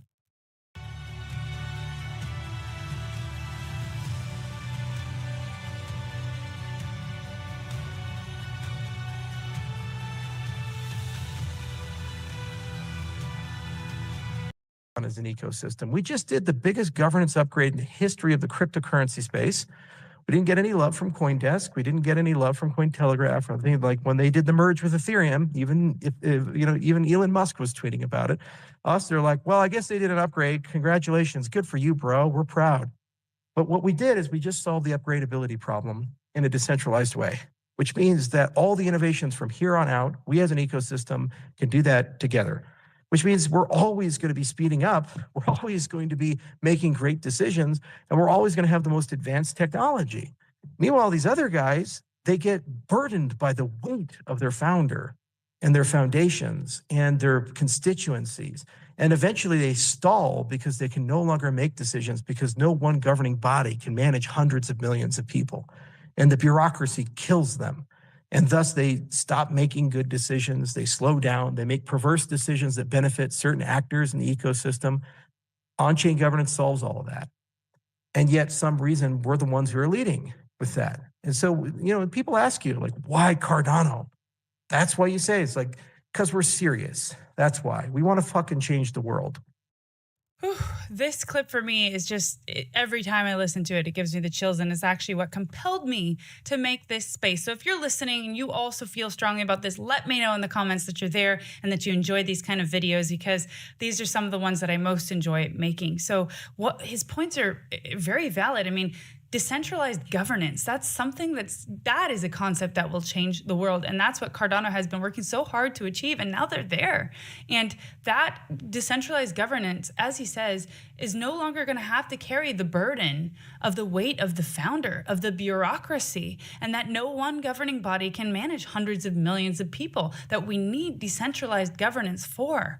And this is just so groundbreaking and so extremely novel, and just something that can actually change the way we do everything in the world and make it more fair and more just and more equitable and transparent. This is huge. And so I love when he says, why Cardano? Because we're serious and we're going to change the fucking world. So let's go through one more clip as we close this episode up to finalize, you know, just exactly where we're headed as a community in general. But in the long term, what does it mean? It means that they keep that culture of excellence and that dedication to the craft. And I know from here on out, as long as that mentality is there, every single thing these guys touch, it's going to turn to gold. And it's going to be around in 10 years and 20 years. And it's going to be magic. And it's just going to be a treasured artifact that's a gift to everybody who uses it and brings happy memories to everybody. That's what I'd like to create here with Cardano. And I think we're so close to it as an ecosystem. It's not just a cryptocurrency, it's a culture. It's a digital nation. It's an environment. There's craftsmanship that goes into every line of code, into the beauty of the system. There's all these different tribes of people that have come together to work together, to think about things. And is it perfect? No. And are there challenging days? Yes. But eventually the world will come to know what we've created is something that's so special and so unique that no one in the world has seen before. And then they'll realize the power of what we've created. It's going to unlock the imaginations of so many countless millions of people and give them hope that they can solve the problems in the world and give them infrastructure to solve those problems, whether they be economic, political, or social. That's the reality of what we've constructed. And so when these guys say, well, you know, the on-chain metrics, they don't look so good, or this, that, and the other, it's so inconsequential to me because I keep asking the more fundamental question. Do we have the right culture? Do we have the right people? Do we have the right vision? And do we have the right processes to get there? And if the answer is no, then we go and fix that. But if we do, there's an inevitability behind the dominance of this standard. Because at the end of the day, everybody else is going to stall out. They'll get stopped either because of regulatory problems or because of governance overhead, or the fact that the protocols they've chosen have a shelf life and they can't quite get beyond it. And then they can't upgrade to the new ones because they're weighed down by their ecosystem. And ultimately by the fragmentation of the fact that they bring a whole bunch of people together who don't have a political system to solve problems together. So eventually they fragment and they break apart. So we will be here in 10 years. And I doubt the vast majority of the top 10 will be here in 10 years.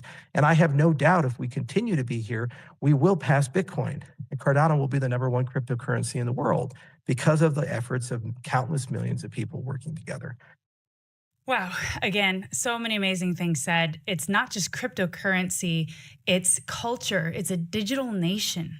And there's an inevitability of dominance to this because that kind of power can't be stopped, right? Once you get to a certain level and you've built up something so amazing, it's going to eventually catch on as long as it's persistent and the vision continues and people continue to build and upgrade the system.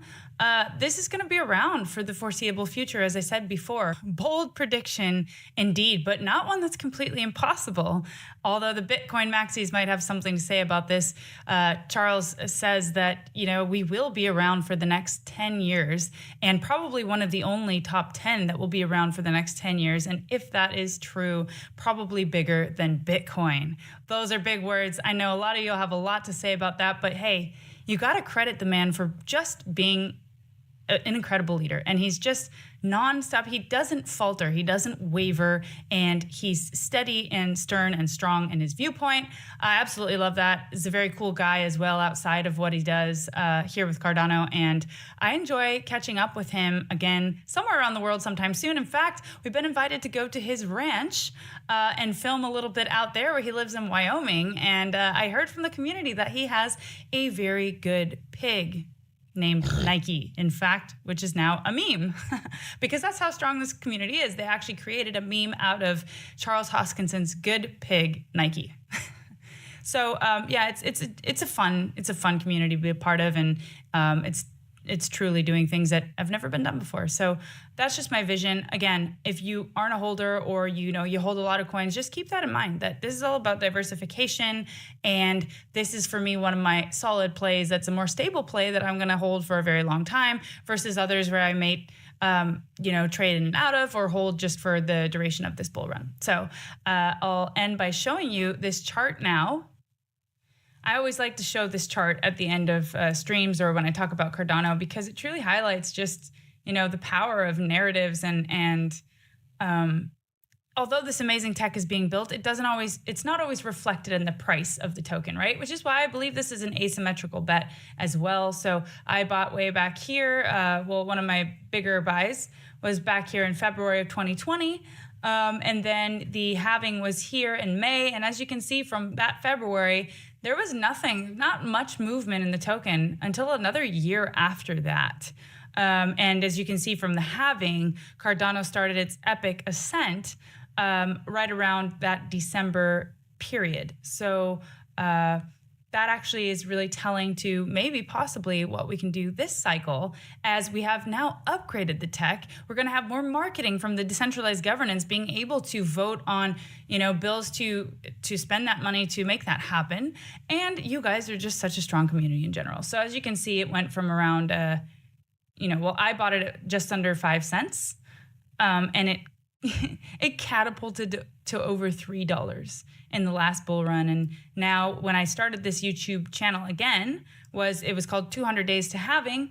It was right back here in October when we were around, I think, 26 cents. I even have it written here. From current price at 26 cents, it ran all the way to 38. And then from there, it took off to about 75. So it was a good run back then. And now we're back to, levels of support. In my opinion, a phenomenal buy. I'm buying at these levels. And if history repeats or just rhymes, just has to rhyme, we're going to have an incredible bull run because we've made progress on top of, it being a good time in general for the cryptocurrency market. So I'm very bullish on the future of Cardano, as you can probably tell. And, if you're a Cardano holder, let us know in the comments what you think is going to happen for Cardano this bull run. And if you're not, and if you don't like Cardano, let us know too. And we'll have a healthy, heated debate as to why down in the comments. It's all welcome. So again, thank you for tuning in. My name is Megan Nelson, aka Crypto Megan, and I'll see you tomorrow.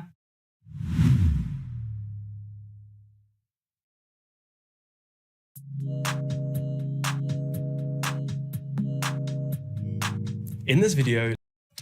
Oh yes, guys. Welcome to yet another episode. And as you can see right now, we have Bitcoin at 67.2, but we have a major shift in the matrix. We have major shift in reality because, as you know, we have gold smashing all-time highs. We have silver pumping like never before.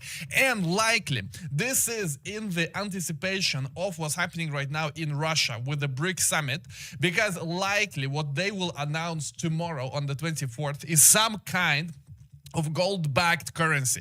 This is happening in real time. You do see all kinds of leaders there, China, India, Russia, obviously. And this is not something that the West likes, of course, especially because also the UN Secretary General, Antonio Guterres is also there. And listen, at the end of the day, the political landscape right now is shifting in such a way that there will be two big poles in the world. There's going to be the East and the West. It's happening very, very quickly right now. And as you can see, the situation is unfolding in a way which I would say most people didn't expect, because if you listen to the media, you don't expect this kind of stuff. And also, you understand how important Bitcoin is. In this kind of situation where you have a real challenge to the dollar right now being so clear, and especially if the BRICS payment system comes online within the coming days, or at least gets announced, you will see all kinds of exodus to precious metals, because likely their whatever they're gonna do with their currency or payment system, likely it will be operating on gold. And currently, this is not being priced in fully. There are some people that get it. Some people get it. You have, for example, Paul Tudor Jones coming out saying that I'm long Bitcoin and that he owns zero fixed income. He has zero treasuries. He has zero government debt. Because basically what he says is that all roads lead to inflation, and especially if we see a shift in how the global economic system works, and if there is not one but two global reserve currencies with East and West. Listen to this, very important. Are you off buying gold and Bitcoin and I think all roads lead to inflation. We're going to end up, but does all roads lead to inflation, therefore gold is a good investment? Is Bitcoin a good investment to you? I'm long gold. I'm long Bitcoin. I think commodities are so ridiculously underowned. So I'm long commodities. I think most young people find their inflation hedges via the NASDAQ. That's also been great. It's probably some combination. I probably have some basket of gold, Bitcoin, commodities, and NASDAQ, something like that. And I would own zero fixed income. If I had my cash, it'd be very short term. The playbook to get out of this, you see it in Japan right now. They have 2% inflation, 30 basis points overnight. They don't want to raise rates.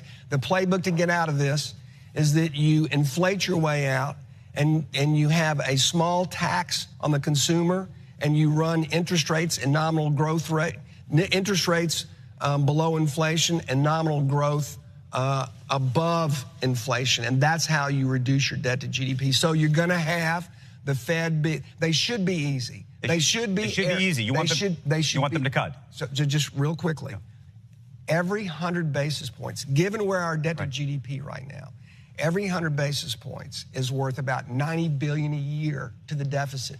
$90 billion. So yes, if we're trying to stabilize debt to GDP, we want to run the most dovish monetary policy that we can without letting inflation become too much of a tax on the citizenry. So yes, all roads lead to inflation. That's historically the way every civilization has gotten out, is they've inflated away their debts. And what's important here is that the Fed is decreasing interest rates, basically saying that deflation is defeated. That's why they are decreasing. However, the market is not buying that. The market is actually being very bearish on bonds. That's why the yields, especially on the long-term bonds, actually go up right now. Because people are dumping them. People want to get rid of them. The investors want to get rid of them. So they're not buying that the inflation is over. And obviously, if you have government debt and you have high inflation, it's very bad for you. It's extremely bad for you. So you want to get rewarded with more yields. That's why the yields are going up. Even though the Fed is saying that, that inflation is over. Now, what's important here is what Paul Tudor Jones just said. All roads lead to inflation. He said, I'm long gold, I'm long Bitcoin. And look at the track record of this guy. The track record of Bitcoin and of Paul Tudor Jones calling Bitcoin and the Bitcoin performance afterwards is monumental. He was the first billionaire to really embrace Bitcoin in 2020, at least when it comes to the US billionaires. He was one of the first, together with Druckenmiller. Basically, they were at the same time. And this is obviously very important from the historical perspective, because that started the massive rally to 60K. Then he came out last year and was also bullish, said, I like Bitcoin and like gold right here. And then bam, we snapped basically from 20 to 70. And currently he's coming out yet again saying that he's super bullish on gold and Bitcoin, and we're at 60. It wouldn't surprise me if we snap all the way to 90, 100, maybe even above after this announcement, because at the end of the day, all roads lead to inflation. It's absolutely inevitable. Never in history has the whole of the West been so burdened with debt. The situation is explosive. Bitcoin savers and entrepreneurs are creating peaceful, organic pathways to transition to a much more sustainable state of affairs. And that's actually what the Fed does not like, because you remember yesterday we discussed the Fed is looking into how they can have infinite deficit. Infinite deficit. And the only way they can do that is in case Bitcoin disappears. That was their conclusion. You remember from the stream yesterday. So the Fed actually does not like this, but they have no other choice than to print, than to decrease interest rate, because you see how fast the debt grows. And when you have high interest rate, this debt just grows faster and faster and faster. That's what Paul Tudor Jones also said. You remove 100 basis points, that removes 90 billion per year in extra debt. So they have to do it as soon as possible, and it will lead to massive inflation, and obviously is gonna lead to Bitcoin going up, gold going up. And here is the chart that you have to see. 10-year yields around Fed cuts, and basically the Fed has lost control because they decreased the interest rate, but the yields still go up. This is why gold is so strong. The main event is coming, according to Michael. Now, he's always mysterious. This guy Michael, he's always mysterious about the main event, but likely what he's speaking about is the fact that the inflation runs super high, even though the Fed is saying that they have defeated inflation. They haven't, and they're forced to decrease interest rate to not let the debt run too high, and also to help the candidate to win the election, their candidate. I'm not sure exactly like who they're betting on, but because they're starting to ease already, likely they're trying to help the existing administration, but let's see how that will play out. Anyway, guys, we have a lot to discuss, both when it comes to the BRICS news, because that's massive, both when it comes to the Bitcoin price, altcoin price, all that good stuff. I want to welcome everyone who is watching live. Big shout out to Travel11 for timestamping us today. Let me know how you're doing this Wednesday already. I see the chat rolling. I see Will, I see Matt, I see Thought Signal. I see Poor Man Investing. Guys, welcome. Native American, smash up the like, subscribe to the channel if you haven't yet. Check out the Bybit link below, as always on Bybit. You can go long, you can go short, you can make money from crypto pumps or dumps in both directions, as always.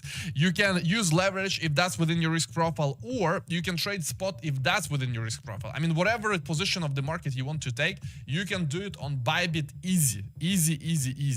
And of course, you can trade memes. If you want to go nuts, you can use leverage on memes also. If you go here on the left and you go to perpetual and then you go to memes, this is crazy. I mean, here you really gotta be a special kind of person to do it, but it is possible. Obviously, use risk management. Using the link below, you get a big fat juicy sign-up bonus, you support the channel, and you get a nice platform for trading. Looking at the overall market, let me refresh. Let's see what kind of memes and altcoins have done well during the last 24 hours. You have Saitama Inu, 201% since 22 hours, since it got into trending. You have Machina, 190% since it got into trending. You have Norman on Solana, 75%.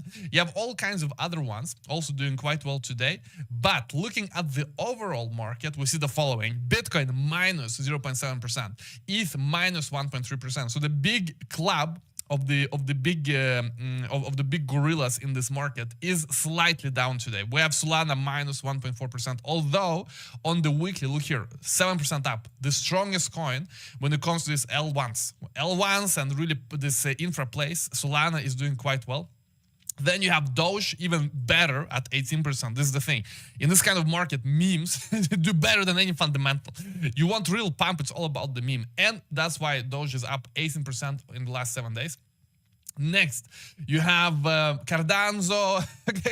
I don't want to call it white dudes for Harris, but it's kind of stuck in my head, guys. Let me know in the comment section, should we stop or not stop? Because I see Cardano holders complaining in the comment section. They're like, hey, Ivan, it's enough. But I don't know, in my head, I see Cardano, I'm thinking white dudes for Harris. But the dudes are up 3.3%. Tron up 0.7%. Now, the more, you know, if someone makes jokes about you and you complain, the thing is, you cannot look too bothered, because if you look too bothered, like the joke just becomes more fun. But anyway, we're gonna take it easy. We're gonna take it easy, guys.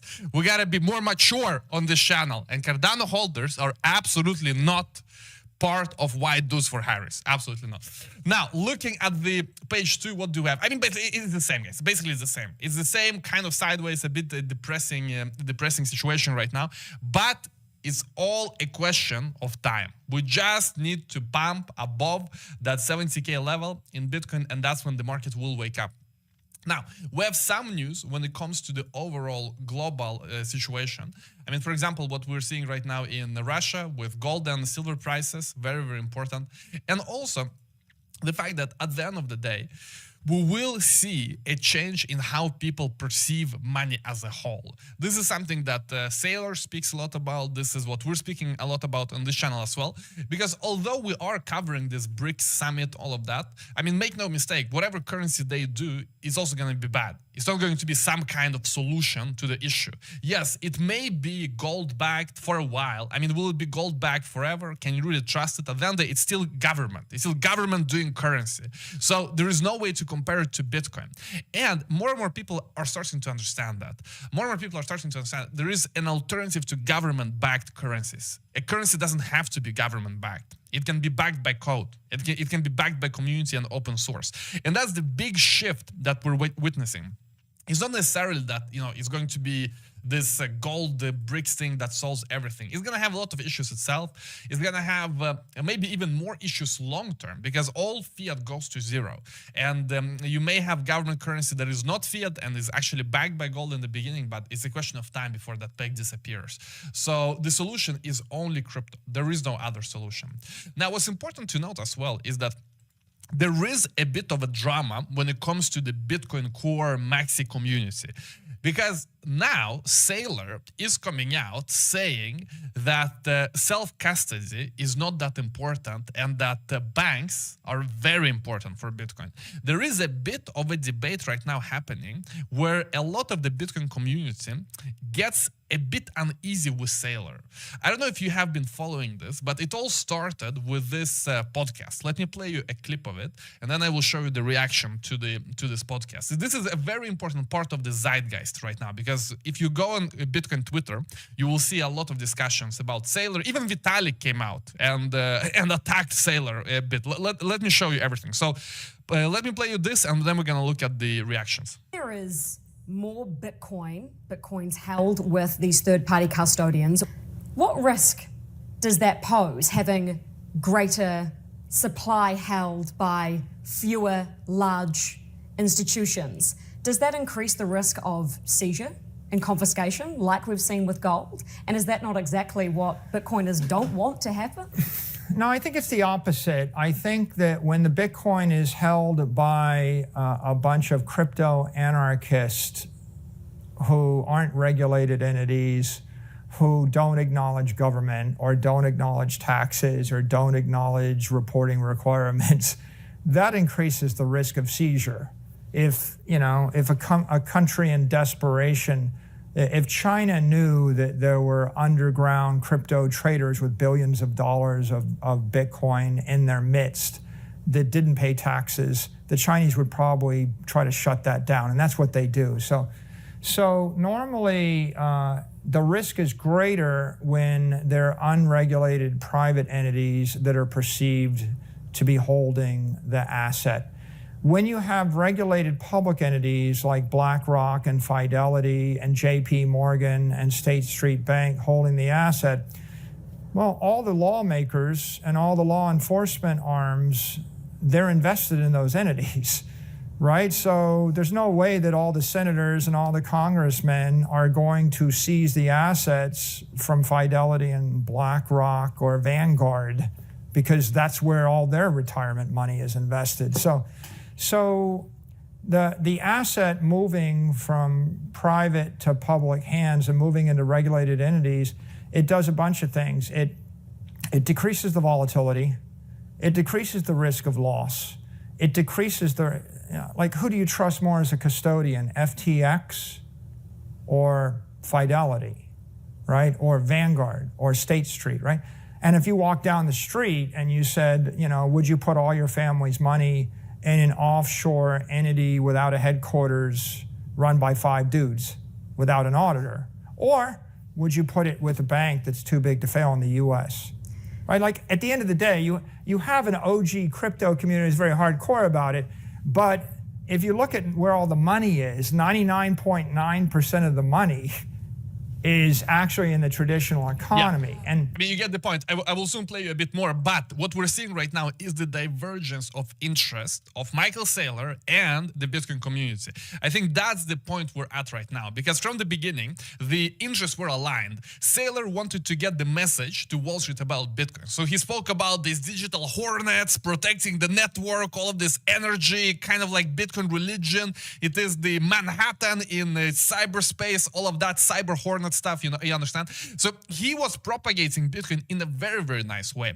But now, as he gets bigger, bigger, and bigger, his business is all about being a custodian for Bitcoin. I mean, he's literally a custodian for Bitcoin. So obviously, for him to say that, hey, don't use a custodian, custody your own crypto, then he has no role in it. So, of course, he cannot say that he's all in self-custody. He needs to say you need to have proper custodian, all centralized, and that's the only way. Now, what he misses is the fact, or what he leaves out from the conversation, is the fact that government cannot really be trusted. I mean, that's why Bitcoin exists.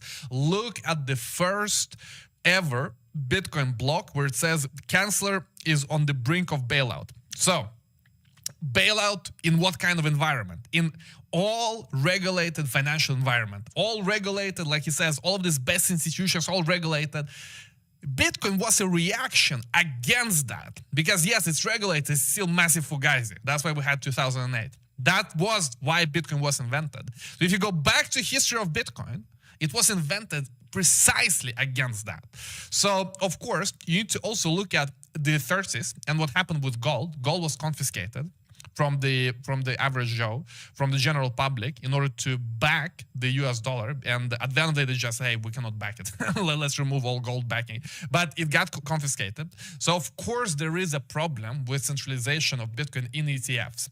For us currently, the ETFs are a good thing because they pump the price and they bring a lot of attention and a lot of new market participants.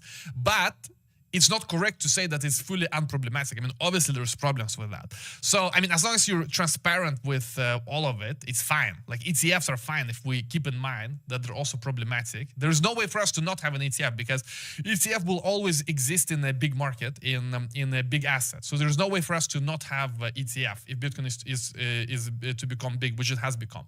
But we need to also discuss the issues with it. Of course, people need to know the issue of buying real Bitcoin and buying an ETF. It's very, very different. Let's continue. What is Vice?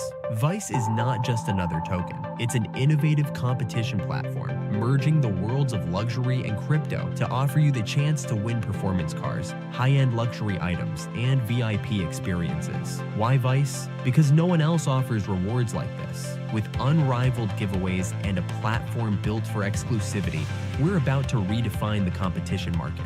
From supercars to NFT-based play passes that unlock global competitions, the opportunities are endless. Our platform is built for ease, accepting all major wallets with global access. We're launching phase 1 of the Vice platform in Q4 2024 with wallet integrations and massive competitions already set for later this year. But this is just the beginning.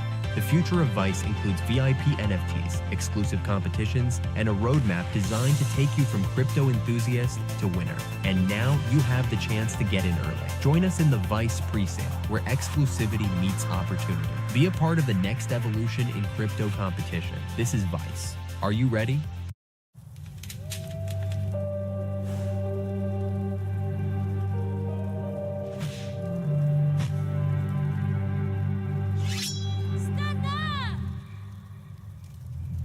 الشوي ميدان يبغاله فرسان وصلصات أمريكان جاردن تخلي الشوي مو شوي. صلصات أمريكان جاردن الشوي له فرسانه. In the war for the future of money, the war is going to be won with money, right? I mean, right? At the end of the day, Bitcoin is capital. Who's going to actually decide who's the winner or the loser? The people with the capital. And so where's the capital? It's at Vanguard, Fidelity, State Street, JP Morgan, Morgan Stanley. They're all regulated entities of sorts. So when Bitcoin is held by those entities, it becomes regular and normal. And, you know, people would no more think about seizing that than they think about seizing a building in the middle of Manhattan or seizing, the S&P Spider assets. Why would you do that? That's just the capital that you built the country on. Well, if you ask why would you do that, if you consider the Great Depression, I mean, people thought that their gold was safe in banks until the Executive Order of 1933. So we're not entirely safe. I mean, I know that's kind of a wild thing to suggest may happen again, but history does repeat itself. So people's Bitcoin wouldn't be entirely safe. It's people say that, but mostly it's paranoid crypto anarchists that say that. Okay? Because it's a myth and a trope that goes on over and over again. But first of all, he didn't really seize the gold. People voluntarily turned in the gold. They didn't go and kick in everybody's door, arrest them. Anyway, you can watch the whole thing here at this Markets with Madison. Big shout out. But what he mentions here is the OG, the anarchist, the crazy anarchist. But Satoshi himself was a crazy anarchist. I mean, that's why he put the first ever message in the Bitcoin blog that cancer is on the brink of bailout. And obviously, crypto maxis, they are anarchists and they are very paranoid. So that's why this didn't strike a good note within the Bitcoin community. Some people like Max Kaiser, they're giving Saylor a bit of benefit of the doubt, saying, my takeaway, and maybe I'm missing something, is that Saylor is making false and irresponsible claims, equating and/or positioning as superior third-party custodians of Bitcoin is demonstrably dangerous and stupid. Exactly. Sometimes being far along in the spectrum has negative consequences. Get back to your mess, dude. Let's see, guys. This is really heating up. We also have Jameson Lopp coming out describing the issues with the statements. You can read yourself. I mean, at the end of the day, when you have a Bitcoin ETF, it's not real Bitcoin, it is IOU at the end of the day. Centralizing coins into a few hands increases to systemic risk of loss and seizure. Bitcoiners get disenfranchised from participating in governance activities like running nodes or trading forks. And you have ossification arguments are strengthened because institutions don't care about more advanced cryptographic features.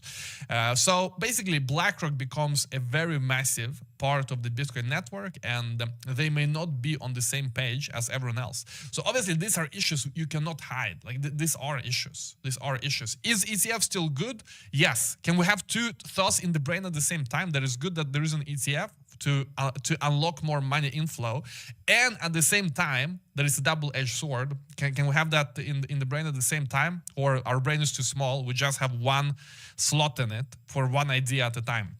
So that's why Vitalik is coming out saying, I probably did more than most to spread the mountain man trope. What is that? Let me know in the comment section. By the way, I consider those remarks of mine outdated. Snarks and AA changed the trade-off space completely. I mean, maybe he's speaking about the fact that before he was also more for centralized custodians, but now that there is a better take like account abstraction and you can easily have even social recovery on chain, that he changed his mind. I mean, that's probably what he means. And I'll happy say that I think that Saylor's comments are batshit insane. Man, Vitalik, not mincing words. He seems to be explicitly arguing for a regulatory capture approach to protecting crypto. When you have regulated public entities like BlackRock and Fidelity, blah, blah, blah, there's plenty of precedent how the strategy can fail. And for me, it's not what crypto is about. I mean, absolutely, absolutely. Now, here is why I love that Vitalik is back on Twitter. See, Vitalik, he's back on Twitter. He's arguing, he's pushing his narrative. That's very, very nice. And finally, this Forecaster thing has died, because Forecaster is the social media that a lot of the ETH maxis, ETH OGs started using because they thought they're going to kill Twitter or something.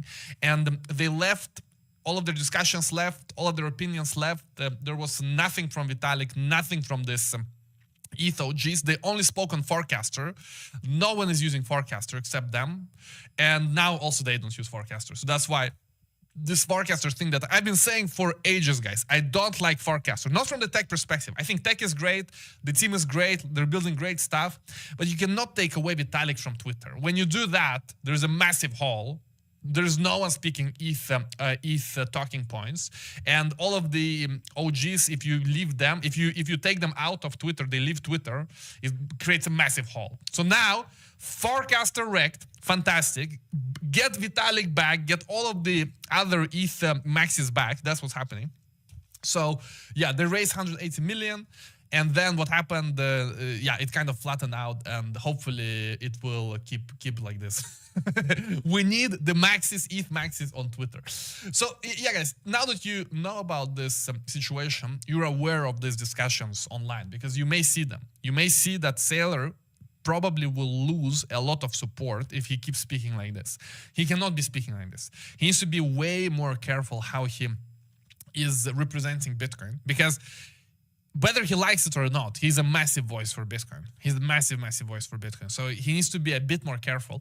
Otherwise, we'll find another hero. I mean, it happens all the time. We have one hero, then we have another hero. Roger Ver at some point was Bitcoin Jesus. And we make these heroes, and it's not always that they are pushing Bitcoin all the way, and they keep the interest of the community at the forefront all the time. Sometimes they change. So let's see, guys. But now you're aware. Now, I want to bring your attention to what's happening right now in the UK and also the US, like this whole election. We are seeing governments now actively trying to shut down Twitter in indirect ways. Look here. This is the CEO of Twitter, Linda. She's saying this is unconscionable and wrong. Guys, sorry, my English is speaking this morning. Unconscionable and wrong. When everyone is writing too complex words today. Make it simple, man. Make it simple. Anyway, this is unconscionable and wrong, she says. Evil thrives in darkness. We will continue to expose those seeking to silence our users. So why is she saying that? Because turns out there is a leak. There was a leak, and basically there are people in the Labour Party in the UK planning how to kill Musk's Twitter through advertising focus, basically harassing advertisers. And they are obviously also collaborating with the Democrats in the US. And these documents were leaked by a whistleblower. This is now coming to light. Internal Center for Countering Digital Hate document shows their annual objective is to kill Musk's Twitter. Look here, annual priorities, to-do list, the to-do list. To do number 1 in the morning, we need to kill Musk's Twitter. This is their internal monthly planner. This is their calendar app, Todoist. You know the app Todoist? This is what they're doing. Their goal is to also trigger regulatory action, although they are a tax-exempt nonprofit. This is what happens with this tax-exempt nonprofits. They do crazy things. This is insane that this is allowed to happen.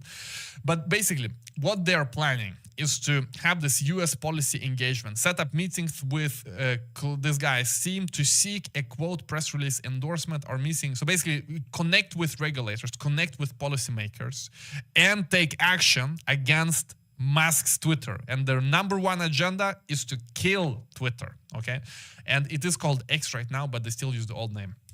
Now, this organization held a private conference with a slew of liberal groups organizing against Musk, including Biden's White House, Congressman Adam Schiff's office, Biden-Harris State Department, White Dudes for Harris, they're also included, Canadian MP Peter Julian, and Media Matters for America.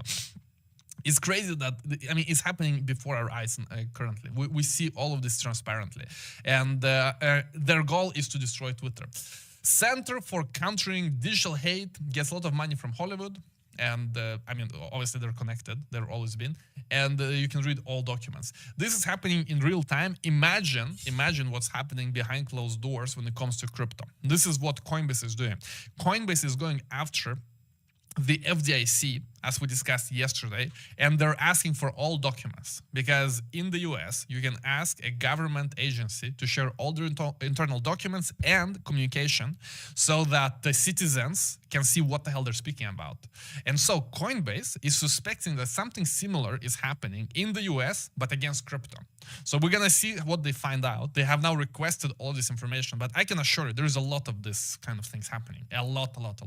And the only way to truly fight it is through technology. When you have technology, which is truly global, no one can shut it off. No one can shut it down. There is no way to, kill Musk's Twitter if Musk's Twitter is decentralized and runs on a blockchain. So sooner or later, I believe that Twitter will have to go on chain. Sooner or later, it's inevitable because they will never give up. They will try and try again.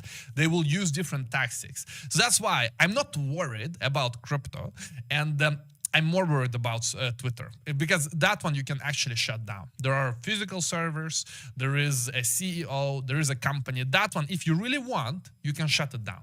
You can. Especially if Trump doesn't win the next election, there is a good chance that it will get shut down. It's absolutely so. So let's see. Hopefully before that happens, they decentralize, they somehow start adopting blockchain. Maybe for putting followers on chain or putting content on chain, it needs to happen. I don't believe that we can create a social media from scratch, guys, and compete with Twitter. It's too big, it's impossible. It's like Farcaster. It won't work. Instead, you need to have the existing social media take the step. And I think Twitter is in the best position to do so because they're also threatened the most. And likely it will happen. And the only way to fight against this crazy government attack is through memes. I mean, I love these memes. This is about the ECB, the ECB report, how Bitcoin holders are impoverishing no-coiners. So you are hiding Bitcoin under your floorboards. Impoverishing no-coiners, aren't you? This is exactly what they mean in that report that we read a few days ago, that ECB is saying that those who have Bitcoin, they are making everyone else poor because they have Bitcoin, they hoard it, and no one else has Bitcoin. Crazy. Now, guys, a few more news. We have news from Ronin. As you know, Ronin is the chain for gaming, and it's a bit of a fun news because we are now collaborating with them. We at Moralis are launching RPCs and APIs for Ronin, so that if you are a developer, you need RPC, you need API, you need SDK, you come to Moralis, you get all of that. And so the founder of Ronin, founder of Axie Infinity, tweeted, pumped to be working with Ivan Tech and Moralis team. They make APIs and RPCs for devs who need to query on-chain data related to DeFi and dApps and also NFTs. Like, we have everything. Key to building a strong Ronin chain that can support applications beyond gaming. Ivan has great taste when it comes both to games and tokens. I remember shouting respect the pump many times in the past, a phrase that he invented. Now, there will be many opportunities to shout respect the pump. As we get into the bull market, there's going to be many opportunities to shout it. So yeah, fantastic for Ronin. It's going to help a lot. It's going to help the devs build. It's going to help all kinds of new applications. For example, without our APIs, it's extremely hard to build an NFC marketplace. It's almost impossible because the way that EVM blockchain works is that you need to index all the data to display data across different assets. So if you just have one coin, you can query the blockchain directly as a dev and get all information about that, like one coin. But if you want information about all coins, like all NFCs, which you need if you're building NFT marketplace, then you need Moralis to provide you the indexer, because we index all of that and we can give you it in a nice API, and it's going to unlock a lot. Also, some news from Pixels, who is on top of Ronin, as you know. They're building all kinds of stuff. They are basically exiting this fix-it mode, and soon they will be able to innovate a lot. And he's saying, the founder of Pixels, saying, we just released a huge patch in Pixels Online addressing a lot of in-game balance and economy issues. This patch sets a much better foundation to build off of. That said, the job is not done. The team is on standby and will be obsessively monitoring user feedback over the next couple of weeks. Where's Guzman? Guzman, who is playing Pixels every day, give us your opinion on this update. Is Guzman in the chat or no? If not, give us it later in the comment section. One of the biggest competitive advantages over the last year was speed, and it's super important that we don't lose that. you can't account for everything with a big release, but you can control how you respond. So let's see how this will evolve for Pixels. But yeah, I think it's fantastic that we have this Ronin ecosystem growing faster and faster with better games, and they're really building this vertical integration of games, exchange. All of the gaming coins will be trading on Ronin. And you have the wallet, the Ronin wallet, super nice. You have Moralis APIs powering all of that. And I see a good, bright future for Ronin in the coming year, especially as gaming is going to dominate. It's going to dominate as a narrative as we get into the next leg up. Next, obviously, meme coins is another massive narrative. Murad is coming out saying that a lot of people are not public about it yet, but they are starting to accumulate meme coins. The question is no longer, are meme coins here to stay, but how high can they go? And he's saying, I believe some meme coins will go even higher than Doge at 94 billion.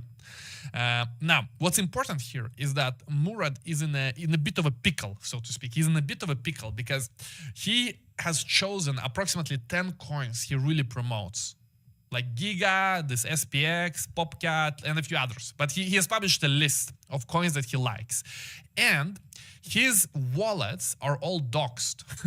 So he cannot sell anything, because if he sells, all of these coins are going to go to zero because they have zero fundamentals. The only thing they have is Murad, basically. Now, Murad is saying that they have like a cult community, and maybe they have, but at the end of the day, 90% of the excitement is because of Murad, currently at least, and then maybe 10% is because of whatever cult they have.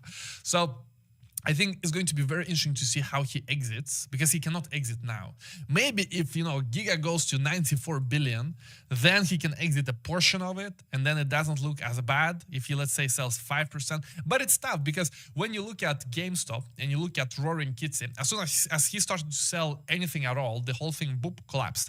So let's see how it will resolve itself with Murad. But he's in a bit of a pickle because his addresses are doxed. And I guess it's good that he's transparent. He's never tried to hide them. It's not like he got busted. He never tried hiding them. But it is, it's both good because it removes the risk in a way, because you know that he likely will not dump. And if he will not dump and he's the biggest holder or one of the biggest holders, then it's safer than other coins, but it's pumped also a lot. But on the other hand, at some point, if he sells even a single coin, it's going to be such a sell signal for everyone. It's going to be massive. It's going to be massive. So it's important to keep it in mind as we enter the next leg up. Now, also, what's interesting is that A16Z, basically Mark Andreessen and Ben Horowitz, who are the legendary investors, and Mark Andreessen, as you know, founded Netscape, and then they founded the A16Z VC firm. They have a whole episode that you should watch about the AI and this meme, the GOAT meme, because the AI basically pumped the meme. Okay, it pumped the meme, and this is the first ever crossover with between AI and crypto in real time. That there is an AI pumping the coin. And now, could it be that the person also types? It could also be that. We don't know if it's actually AI. Like, there's no proof that the AI writes all of the text, because theoretically, you can have a person also write the text. But it is true that the market perceives it as such. And also, if you listen to the origin story of Truth Terminal, which is this AI, and how it came up with the meme, and that it's a research project, and how Mark Andreessen funded it. He funded it with $50K via crypto. Basically gave to the AI directly. You're going to see that there is a good chance that it is actually the AI that is operating it, and that the AI now pumped this GOAT meme, but it can pump other memes as well. So anyway, it's an interesting podcast because there is some backstory and some discussions about AI and crypto and all of that. So definitely check it out. It's part of the Zeitgeist today. And I think that's basically it. That's most of it. I think we captured the Zeitgeist in a very, very nice way. And on this note, let's go to Q&A. Let's do some Q&A, questions, answers, debates. And to summarize, Bitcoin a bit sideways, altcoins mainly sleepy today.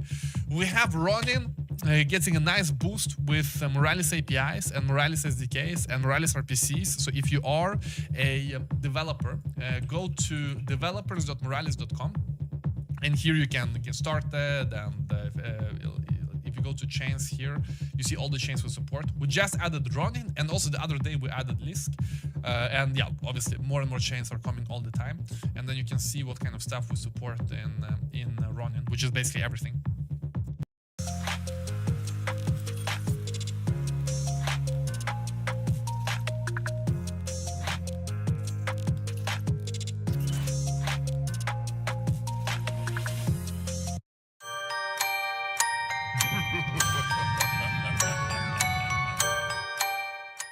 Boo streamers, it's Ava, ready to summon the spirits of some spooky streaming.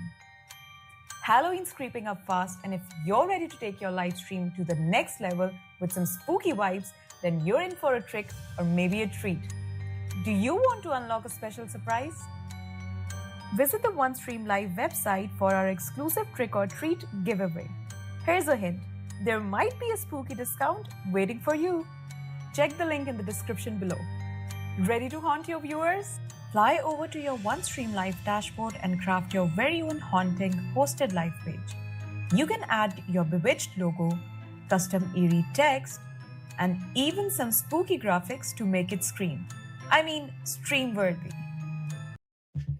Then you have the BRICS situation unfolding. New World Order is getting established, where you have two different centers, centra. One center, two centra of power, or centers, anyway, centra. Bitcoin's gonna be key. The BRICS currency with gold, it's pushing gold up because people expect the gold-backed currency to get announced, or silver-backed. Even if they announce, it's gonna be great for gold, great for silver, great for Bitcoin, because at the end of the day, what it really means is de-dollarization. The most important news is not the currency itself, is the de-dollarization of the world that is approaching very, very quickly. So guys, on this note, let's go. Let's go to Q&A, questions, answers, debates, discussions. Let's do it as soon as possible. Great for Mike Maloney. Exactly.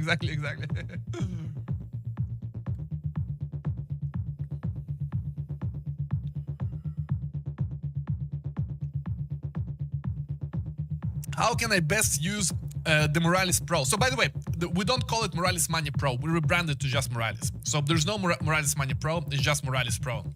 The best way to get started is to go to Discord, and there you will see a channel where you have short-term calls, where we have our team working 24/7, giving you calls for all kinds of meme coins in real time. That's probably the easiest way if you just want like an easy way to get started. And it's done extremely well. A lot of 10x's, a lot of 5x's, and it's obviously more risky. It's you're higher up on the risk curve, but that's the easiest.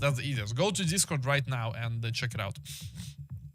If you don't have Discord, then email our support so you get added to the Pro Discord. Mike Maloney is also bullish Bitcoin. I mean, exactly. It's gonna pump gold. It's gonna pump silver, and it's gonna pump also Bitcoin. You were talking about Ronin and games. What is the competition like for gaming? I know Avax is messing with it, among others. Yeah, so Avalanche is also doing a lot in gaming. For example, Ganzilla and Off the Grid is Avalanche based. It's a bit different approach because Avalanche is launching games mainly as subnets, like their own blockchains that are connected to the Avalanche network. So it's a different approach to Ronin because a game on Ronin is not like its own blockchain. It is on top of Ronin. So it will be interesting to see how Avalanche fixes the split liquidity, and that it's at the end of the day, it's different chains. I mean, it's different worlds, it's different islands, and how the trading is going to happen. So with Off the Grid, for example, there's no coin yet. And whether they're going to launch their coin on ETH or Solana or Avalanche or like their own subnet, we still have to see. But the trading part is what I think Ronin has figured out in a nice way, because basically all the games that they have, they're all trading on their DEX, on the Katana DEX, and potentially it is the future of gaming liquidity. Like, where will all the gaming tokens be trading? That's what Ronin is betting on. And Avalanche, from a tech perspective, is fantastic. I mean, obviously you have Off the Grid using it, and it's like currently probably the biggest like mainstream crypto game. So yeah, I think both of them have very, very nice fundamentals, great fundamentals also, and I'm curious to see how it will play out with the liquidity and just this bifurcation, like this split in liquidity, how they're gonna manage that. But also from the market cap perspective, you look at Avalanche, it is currently at 12 billion, and Ronin way smaller. Ronin is just 1.6, so it's awesome. Like it's a different league. Avalanche versus Ronin, like it's a different league. Obviously, Ronin is smaller and it has all kinds of upside. Avalanche still has a lot of upside, but basically for Avalanche to go to the next league, it would be to compete with like Solana. Okay, so is it easier for Ronin to go to the Avalanche league? Yes, in comparison to Avalanche going to like Solana league. So that's how I see it. I have both. I have both Avalanche, I have Ronin, and I'm betting on gaming as a whole. You don't have to choose either or. You can be part of both.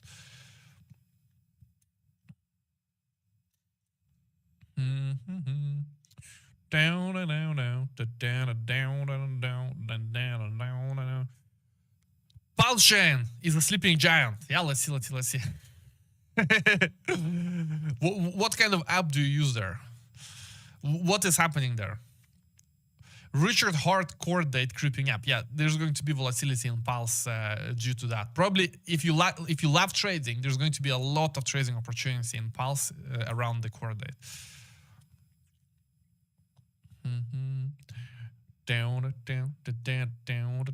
What's the latest update for Axelar? Well, they just released their cross-chain stack, development stack. We covered it a few weeks ago, or like a week ago. I think it was last week. So they just recently had this big news that they have this SDK for building cross-chain applications. And also, the latest one was that Ton is using them. The Telegram blockchain is using Axelar for cross-chain stuff.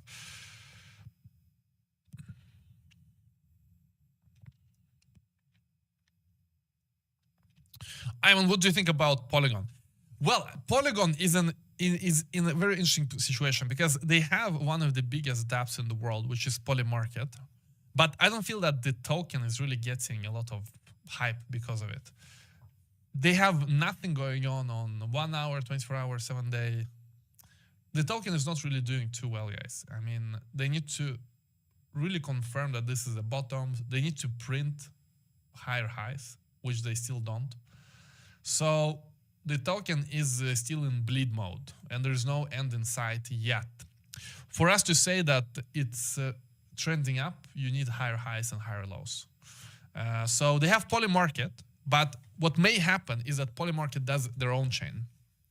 Just like Uniswap went from just being a DEX on ETH to launching Unichain, Polymarket may do the same. And it's interesting how this market develops because before you had the mindset that, okay, L1 is the key, is going to be the fat protocol. It will absorb all of the value. And then all of the apps is like small stuff. They're just going to give more and more value to the L1. But now that's shifting. That's shifting very quickly. Now apps are in control of the user. Users go to the app website and the app can just shift the blockchain to their own blockchain. That's what Uniswap is doing right now. So it makes sense from that perspective that Polymarket success is not being priced into the Pol price, Xmatic, because Polymarket is not really tied to Polygon at all. In fact, they could shift to their own chain or any chain, whatever fits them. And then you also have this aggregation layer, like this whole chain of chains, which Polygon also planned to do last year. Hasn't really played out yet. And yeah, I think it's just, we need more success stories, but it's also unfair because we have it. I mean, Polymarket is a massive success story, but it's tough. Being an L1 in this market is not easy because all the apps are their own chains if they want, if they want. And then you have Solana on top of that. I mean, how do you compete? How do you compete if you're just another EVM chain? You need to have some spice. I mean, for example, with Ronin, it's a bit of spice because it is pure gaming. They just do gaming. And they only have gaming apps and gaming coins. And they promote themselves as the gaming chain. And they tell games that if you go to Ronin, you're going to get all the players. because now all the assets are shared, everything is shared. So there is a bit of moat there. There's a bit of moat. But otherwise, it's tough to be L1. The L1 season may not be like everyone thinks it will, because all the bull markets before this one, people have the, Bitcoin pumps, then L1s pump, then the smaller coins pump. But now, like, all apps can be their own L1. So yeah, super interesting development, but hope you get some context. And also, look here, there's no max supply.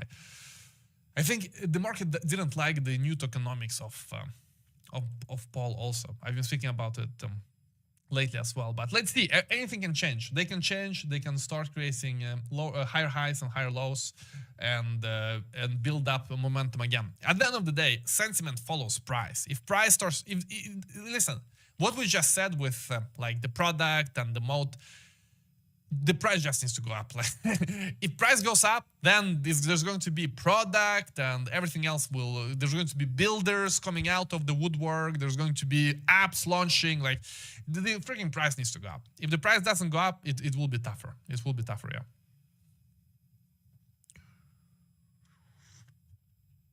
Yo, Nelson, what's happening?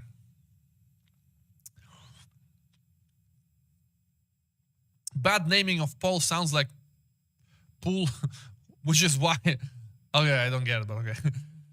Ivan, do you think DOT and ADA have potential as good large cap alt picks? I mean, they have the same issue as Polygon overall, that it's hard to be an L1, guys. It's not easy. Can they turn it around? It's possible, but everything will do well when the altcoins start pumping. I mean, that's number one. Everything will pump. The question is how much.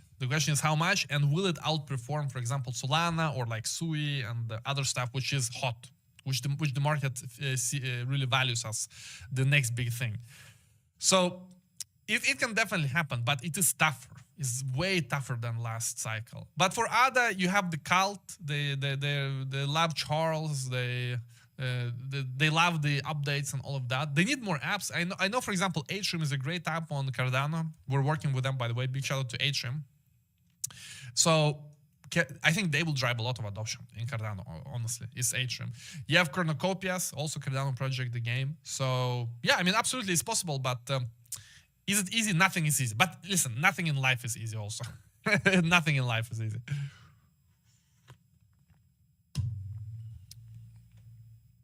Love Charles, yeah. Sol didn't really show up until halfway through the bull in 2021. How can we know at this point what's going to do? Yeah, that's very true also. There's going to be a lot of new coins that come out and that will outperform everything. So that's a good point. Now, we are already kind of halfway through the bull market. If you measure from the bottom, from the 15K of Bitcoin, I think we have approximately 10 months left. Maybe 11, 12, but you know my plan. We will be taking profits around the summer times. The summer times here, we're gonna take profits. This chart we drew already here, guys. We drew this plan already right here. We will take profits here, so we're gonna follow it, and we will be keeping you up to date day by day. And yeah, look forward to seeing you here tomorrow, guys. That's it for today. Big shout out to Travel11 for timestamping us. Hope you enjoyed the show. Enjoy your Wednesday. Have a good day. Smash up the like, subscribe, check out the links below to Bybit, and goodbye, guys. Goodbye.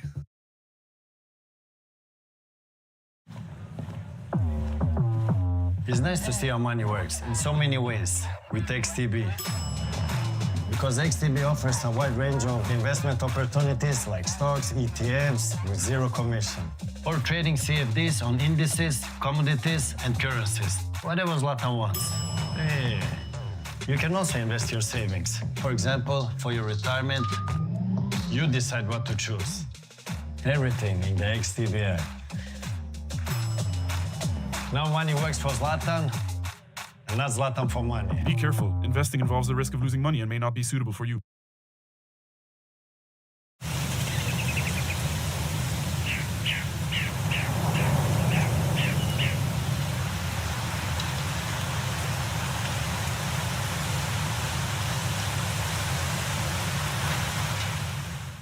as possible.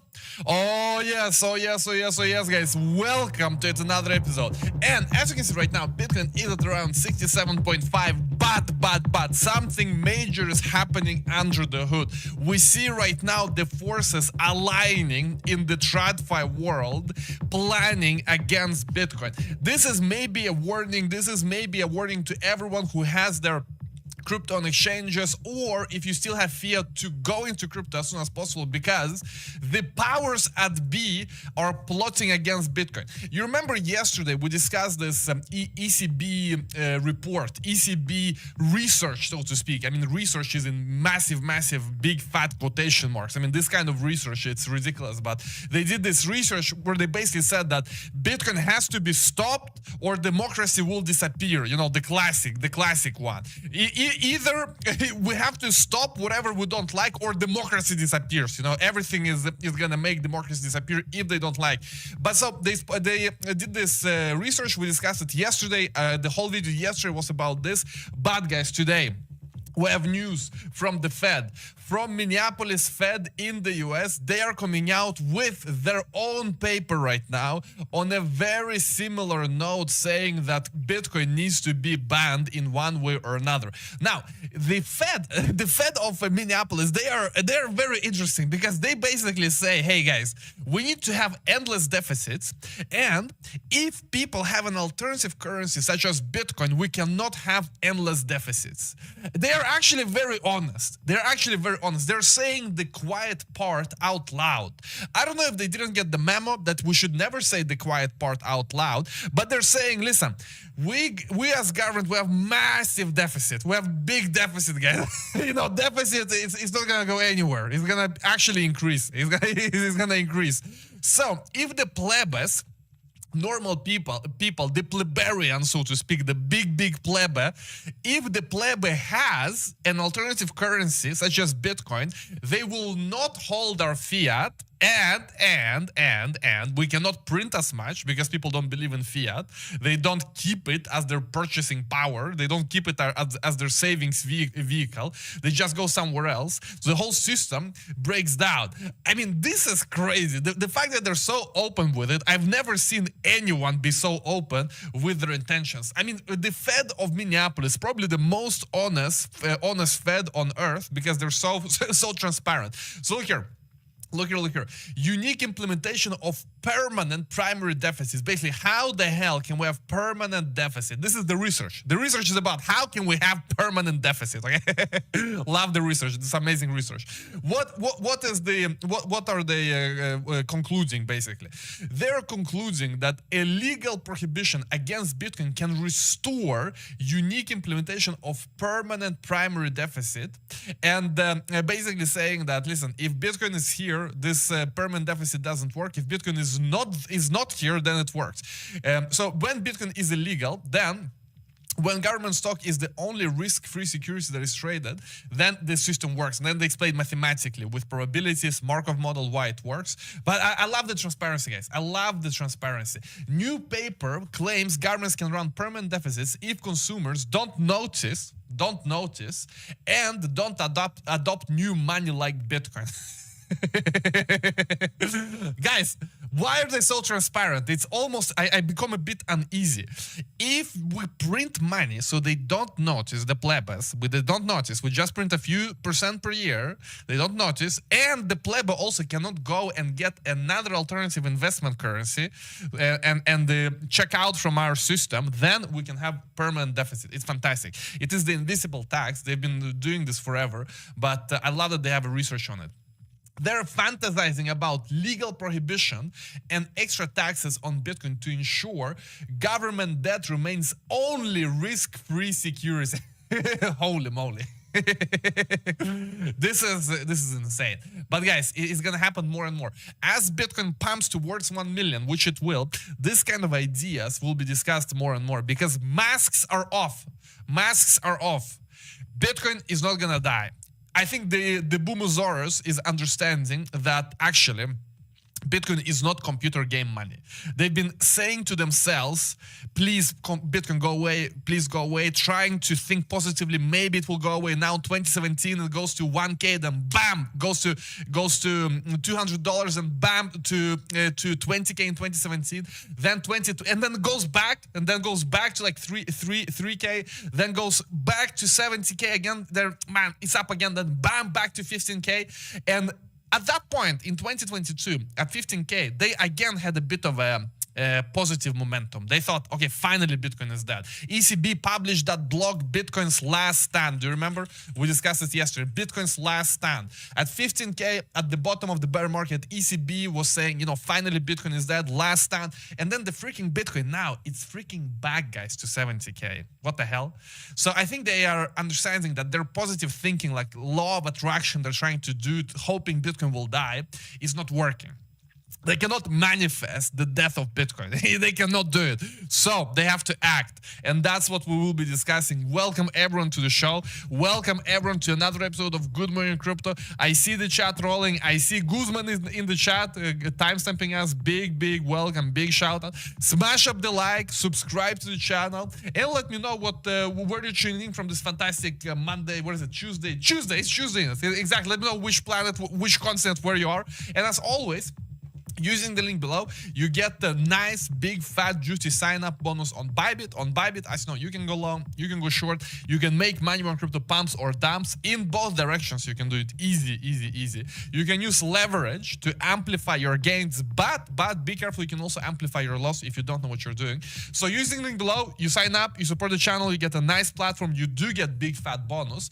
And on this note, let's see what's happening in the overall market. What's happening? We have the situation right here with Simon's Cat up 63% since trending, Alpha Token 37%, Bogus 19%. So I mean today it's a bit sleepy maybe. I don't know. It's a bit. The market is sleeping a bit. Look, bro, up 136. I don't know. Today is a bit sleepy. It's a bit sleepy. Market needs a bit of a shock to the system. Basically, the market is waiting for Bitcoin to break this freaking 70K. This was happening. The market is taking a sleeping pill until Bitcoin breaks out from the 70K. This is what everyone is waiting for. But instead of doing that, Bitcoin gives us minus 2.07%, ETH minus 3%, Solana minus 1.2%. We have on the weekly Dogecoin. Look, Dogecoin up the most on the weekly, 26%. You have Tron up 2%. I mean, the market is just sleepy, waiting for Bitcoin to do something. That meme with the stick, poking Bitcoin, please do something.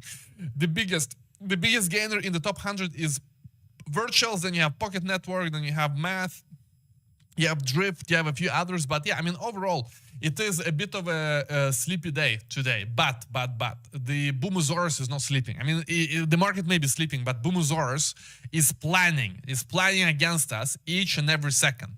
Kashkari from the Fed is the guy, the bald guy. You may remember him. He was saying that we can print endlessly.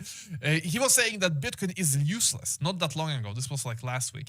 And Minneapolis Fed, which we just discussed, is saying Bitcoin is so useless that we might need to ban it in order to allow the government to run constant deficits because of the Markov strategies. You can't make this up. These people are so detached from economic reality. It is insane. Exactly.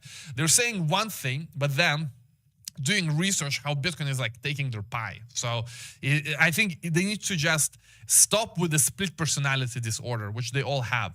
They need just to say, listen, Bitcoin is amazing. It's gonna basically eat us and we're afraid, so we will try to ban it. If they said like that, I would understand it. Then it's, everything is transparent.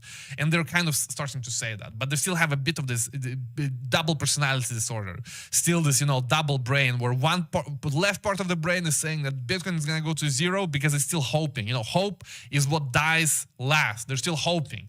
They're still thinking maybe the thing will go away by itself. But with their right brain, they're understanding, okay, we have to act. So that's what's happening. Anyway, let's see how it will be. Next, you have the Fed, the president, I mean the same guy, basically, Neil Kashkari, saying that a crypto almost never is used outside of drug deals and illegal activities. Just regurgitate, like repeating the old stuff from 10 years ago. And this guy, I don't know if he ever used Bitcoin. I don't know if he ever used crypto, but when he's saying that very few transactions are actually happening in crypto, and then we have, millions of people in the US using crypto, millions of people worldwide. Look at the crypto adoption in different countries. Let's actually see if we can get this website, crypto adoption by country. There are so many countries using crypto right now in real time. This one is good from Chainalysis. Let's actually see. You have India. India ranked number 1, probably the most adoption. Let's see how they, can we see how they rank it? Methodology, here you can see. Example of DeFi transactions is here. Let me see, remove this, this methodology, that methodology. So, I mean, millions of people across the world are using crypto. Coinbase is saying that 50 million Americans are exposed to crypto. So when someone says that there's no adoption, I don't know what the hell they're saying. I don't know what the hell they're speaking about. 560, according to this website, 560 million cryptocurrency owners worldwide.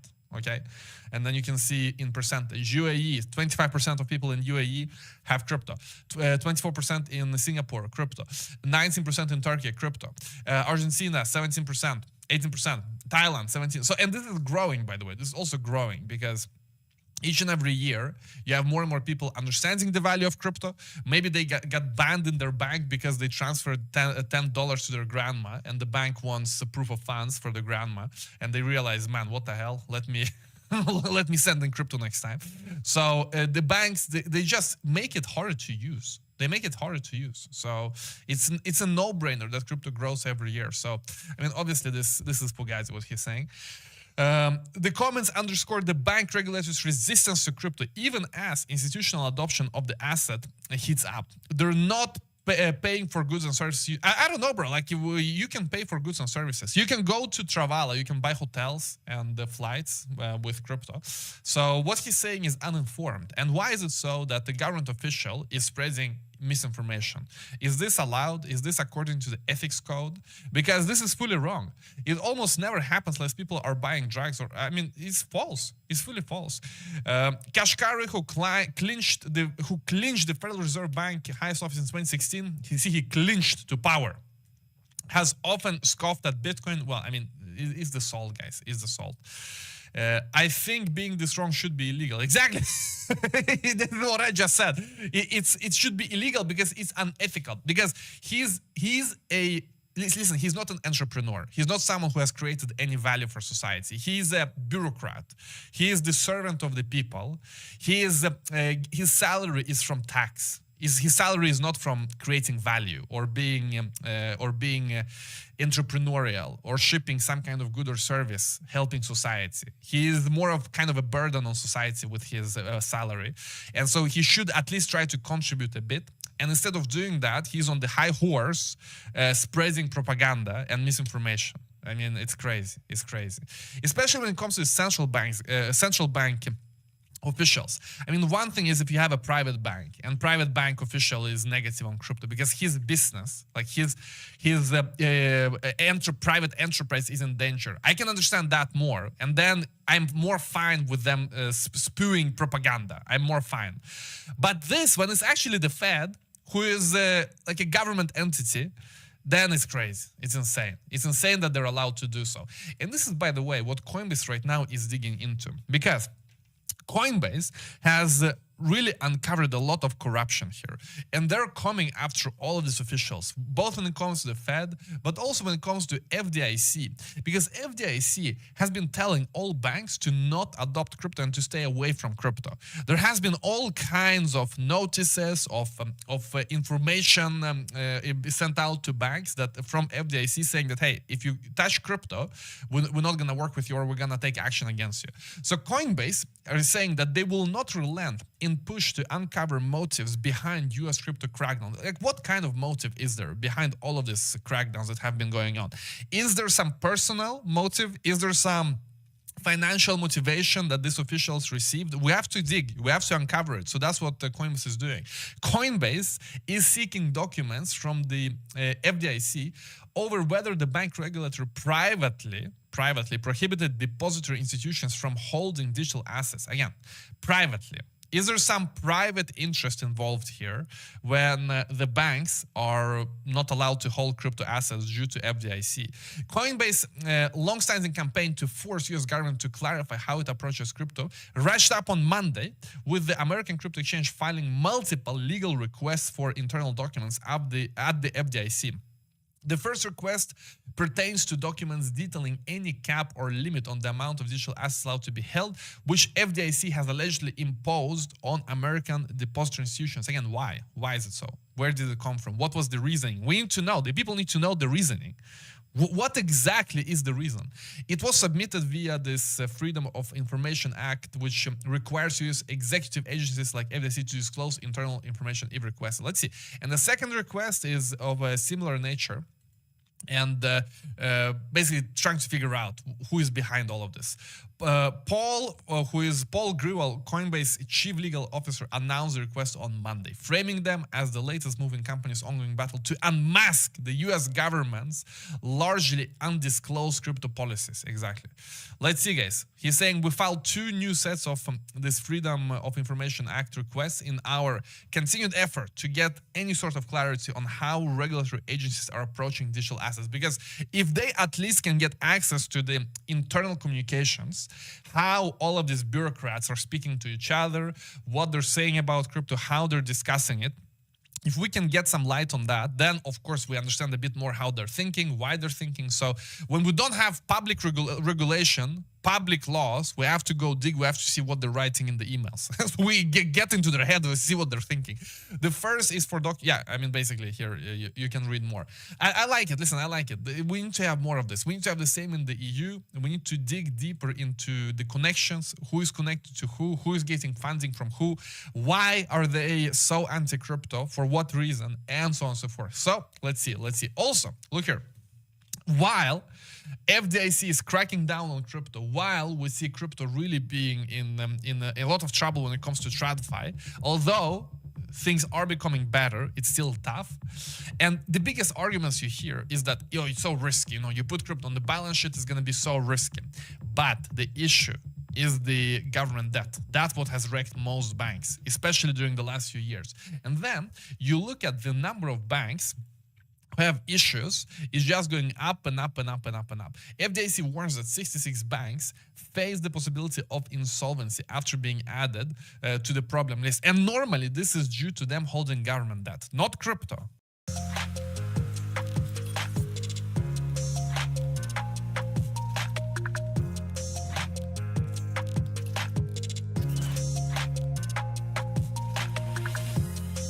If you trade, this is going to blow your mind. I found this trading platform called Aquafunded that allows you to trade with their money.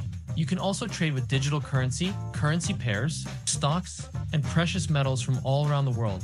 All you have to do is take their trading challenge. Once you pass that, you get the full challenge fee refunded, and you're rewarded with an account with up to $400,000 to trade with. No longer risking your own money, and finally trading with enough capital to make life-changing money? Go to aquafunded.com and take your trading challenge today. There is a super limited 20% discount right now, so do not miss this one because this is a massive opportunity. Crypto could actually save them, expand their business, expand their reach, and expand their client base. But no, they're not allowed. So this is insane. While all of this is happening, it's good to see that Bitcoin actually doesn't care. We just push higher and higher and higher. And look here, when you look at the weekly time frame, you have the 4th highest weekly close ever. Okay, the one that we closed on Sunday, it is the 4th highest weekly close ever. So we're very close to all-time highs. We're extremely close. We're just a few % away. Most people cannot comprehend that. What will happen as soon as Bitcoin goes above all-time high?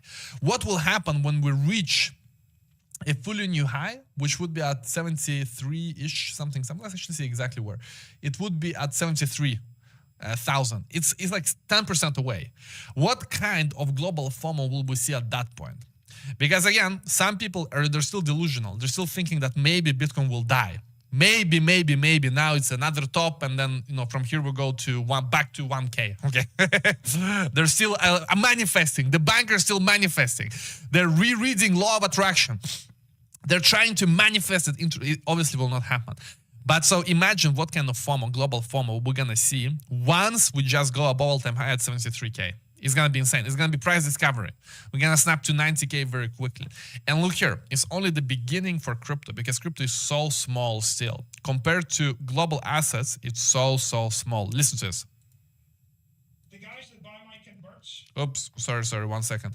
Let me play you the beat while I click the correct button in order so you can hear the sound. Loud and clear, crispy sound coming from Michael Saylor in a second. Let's see. The guys that buy my converts. There you go. When I sell a convertible bond, I have a 1 hour phone call. I'm like, okay, this is the bond. This is what we're going to do. Okay, they buy 800 million of it at the end of the day. Okay, why? It's like they have the money. They have to buy a convertible bond. They can't. They're like, why don't they buy Bitcoin? They can't. Why don't they buy your equity? They can. They need to buy. There's a phrase in Wall Street: if the ducks are quacking, feed the ducks. They want that. There's another group of people. They want equity in a public company. They can't buy the spot ETF. They can't. It's against their charter. They get fired. They just can't. Why don't they? Well, like, you're questioning the world, right? I mean, at the end of the day, the world is made up of huge pools of capital, and it might have taken 20 years to raise the money. Now I got to spend the money.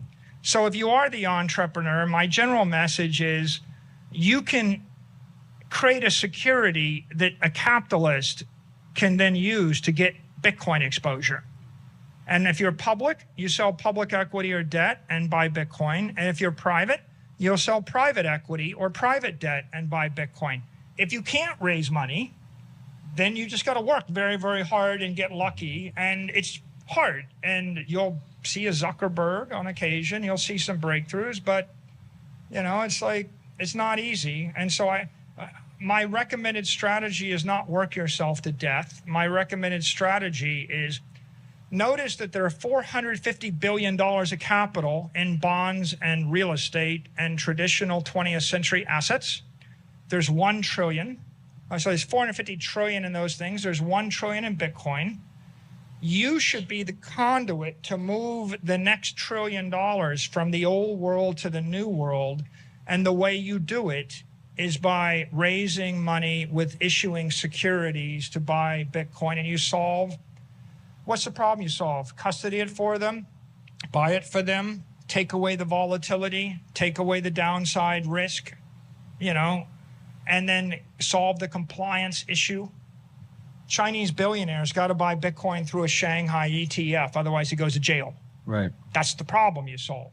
It's not as good as self-custody. It's not as good as the raw Bitcoin, but that's academic because when you've got $10 billion in your choice. There you go, guys. I mean, basically, his advice to everyone who wants to do something in crypto is to do this vehicle of moving money from TradFi to Bitcoin and have more different ways to do it. And the size of the market is insane, And that's what Saylor is doing as well. I mean, his whole company is all about the fact allowing people to buy the stock instead of buying Bitcoin or to lend him money, buy the convertible note instead of buying Bitcoin directly. And basically there is a $400 trillion market currently that we can take from bonds and put into Bitcoin. And that's going to happen. It's going to happen. It's going to happen quicker than most people realize. That's why when we're speaking about billions of dollars, it's a question of time before this siphon really opens up, and all of these billions are being siphoned very, very quickly. Now, we're speaking about pension funds, obviously, but in general, the biggest market is the bond market that is ripe. It's really ripe for disruption. As we're seeing Druckenmiller bet 20% of his portfolio against government bonds, you will see an exodus that is going to go towards crypto and other assets. And gold is another such asset, which receives a lot of inflows right now, hitting all-time highs. As we are seeing the world rearrange, we go to multipolar world. BRICS Summit, by the way, starting today. Obviously, if you have a massive exposure to US debt, you need to reconsider, and that's what's going to happen. Now, we have VanEck adding Solana staking rewards to their exchange-traded node. Very, very nice. You have CFTC coming out saying that we need a change of government in order for us to move ahead. And the Congress and President need to accelerate crypto regulations because the current situation is so bad. Their hands are tied. They cannot do anything when it comes to better crypto regulation. Basically asking for more clearer rules and the direction from the Congress and the president. So yeah, hopefully after next election, we're going to have that. Now, you know that we discussed Cardano holders. You remember Cardano holders? We called them white dudes for Harris. They rebranded to white dudes. That's what I heard. Like confirm, by the way, if you are a Cardano holder, let me know if you are now part of white dudes for Harris. Please confirm that.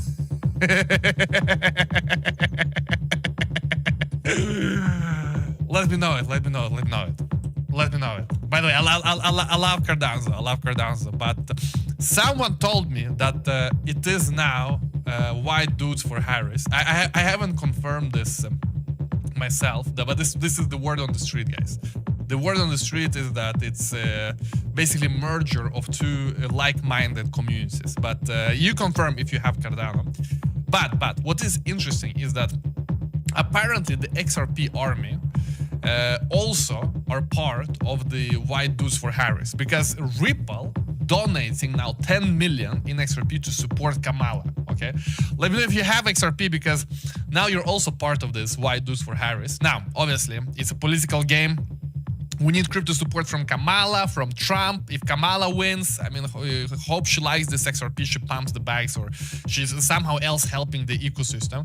But XRP now is part of the Kamala, basically. Okay, the crypto money is coming in hard and fast ahead of the next month election. The latest comes from Ripple's co-founder and executive chairman Chris Larsen, who said Monday that he donated another, and he also, it's not the first one, it's another $10 million in XRP, the 7th biggest digital asset by market cap, to support Kamala. Ripple confirmed to Decrypt that Larsen had made the personal donation following his tweet on the matter. There you go. There you go. It's time for Democrats to have a new approach to tech innovation. Now, I mean, listen, for Ripple, it's all about building some regulatory moat, because the upside in the coin is quite limited. Like, it already pumped a lot. So for them to take another step, they need to help from the government. They need to get help from the government to build some kind of moat around their business, and that the regulations are created so that the Ripple business is protected. So maybe that's the plan, but it's a political game, guys. It's a political game. It's gonna happen, and yeah, that's it basically. Now, there is another thing with white dudes for Kamala, but I don't know if I will show it on the screen. This joke, it may be a bit too much, but I'll skip it, guys. I'll skip. Okay, next. We have news actually from Moralis, from ourselves. We are now integrating Lisk. So if you are a dev, you want to build on Lisk, you have all the APIs, everything available, RPC node, and so on and so forth. Very, very nicely packaged, all now available at Moralis.com for all the devs. Also, soon we're launching Ronin. So if you're a game dev, you love Ronin, you're gonna be able to use all the APIs. And yeah, so basically keep an eye on Moralis.com and you will see this public API. Let me show you where to see it. So if you go to Moralis.com, let's say you're a dev, you wanna do some deving, you click here, public API docs, bam, you come here, and yeah, and then you can get started. Super, super easy. Should I show it, guys? Should I show the joke? I don't know, guys. I find this one is a bit on edge, but you can read it yourself. I thought it's funny. I thought it's funny, but I didn't know if I should show it on the show. Let me know. Let me know. I was hesitating. It's too risky. It's too risky. I was.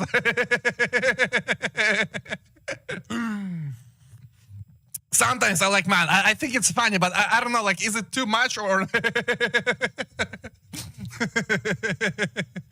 Let me know, yes, let me know. Let me know in the comment section. Now, when it comes to some worrying facts, let's speak about what's happening in the world right now from a taxation perspective. Now, we have France potentially now taxing all their citizens based on the passport. So even if you don't live in France, you will still get taxed by France no matter where you live. This is very important. Now, it seems that this hasn't passed or something, this and that, but this is being discussed more and more. It seems that this is a proposal. They're debating. They want to get in. There's still a bit debate, like people saying this didn't pass, this passed. If you're from France, let us know. But I don't like that it's getting discussed. Like this kind of stuff, it's inevitable. It's going to happen in France. It's going to happen in other places also in Europe, because you have massive deficits, you have problems with government debt, so they will have to do it. But just so you know, it's important that you plan for this. You plan for this because your country may be taxing you based on citizenship very, very soon. Next. Let's discuss what's happening currently on the big picture in alts. You remember we discussed SUI. SUI currently is a bit down. Let's see if it will hold the support or not. But I think this is going to be the key question that SUI will answer for us. Is it a real trend, or was it just artificial hype created by Twitter? Because sometimes you do see this like hypes artificially created, but the problem is that in some cases they don't last.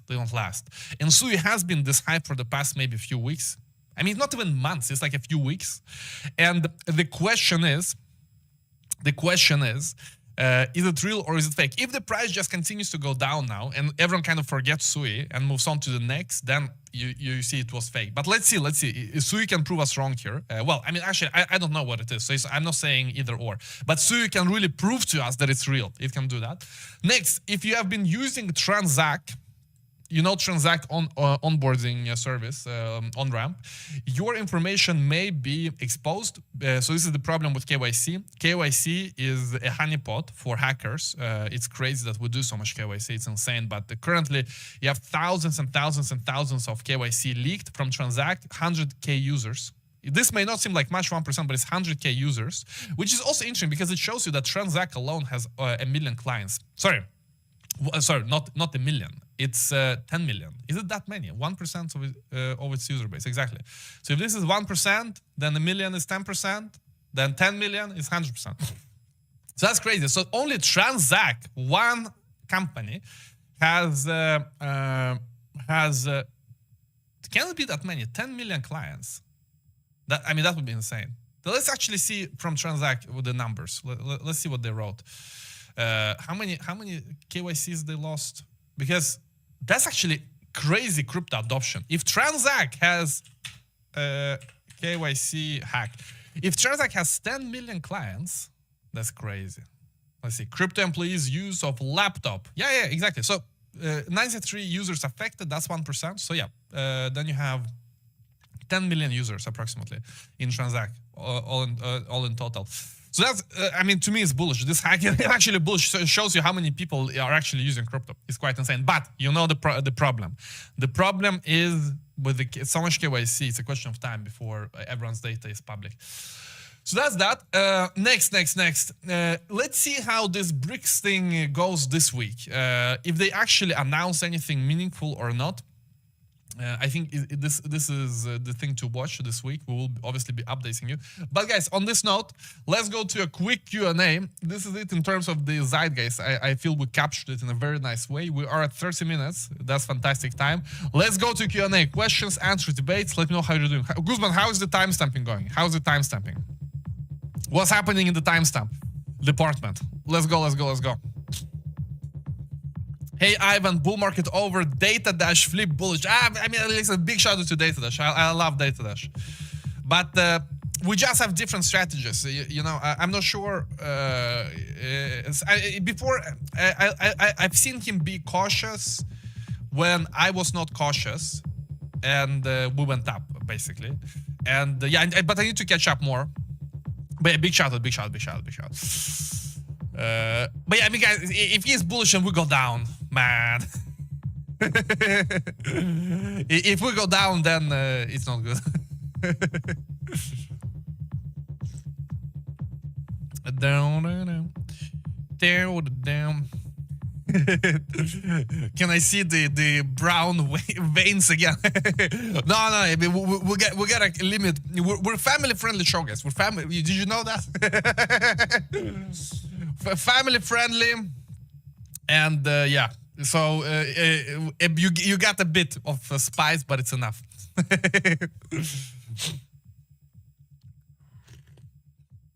But yeah, next time you buy Milky Way, you gotta feel that.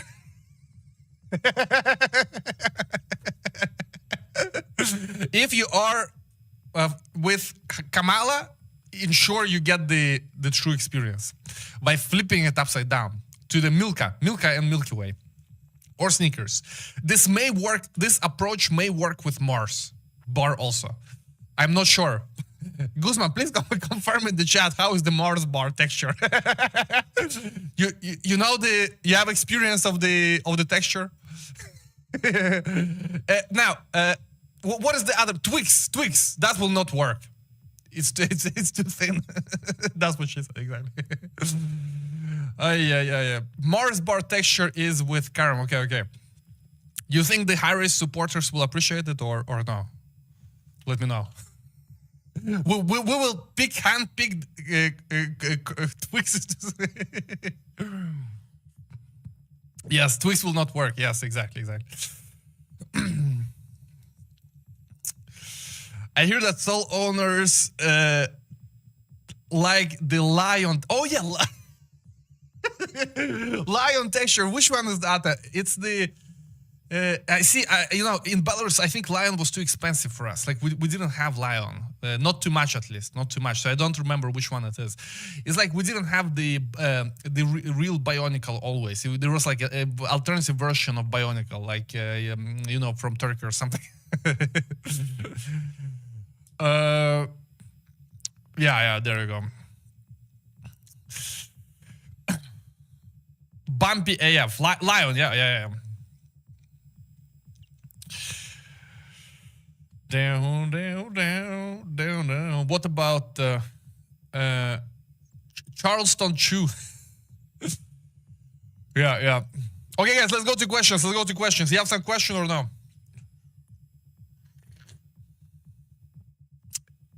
Down.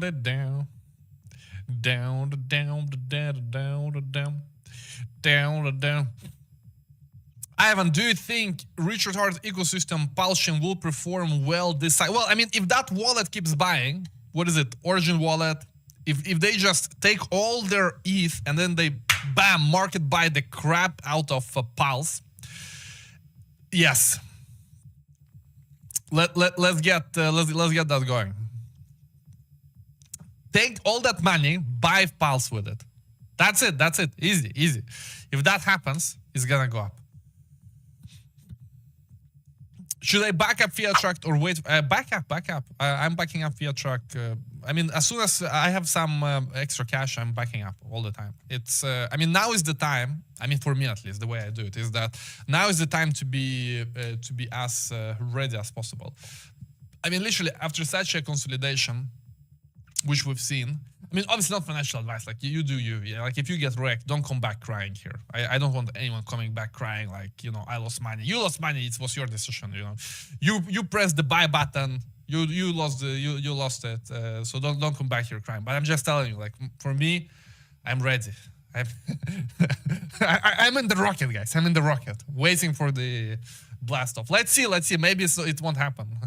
We get wrecked. We'll go to McDonald's with Donald, basically. We're gonna join that, shaking the fries. Maybe that's what's gonna happen. Let's see.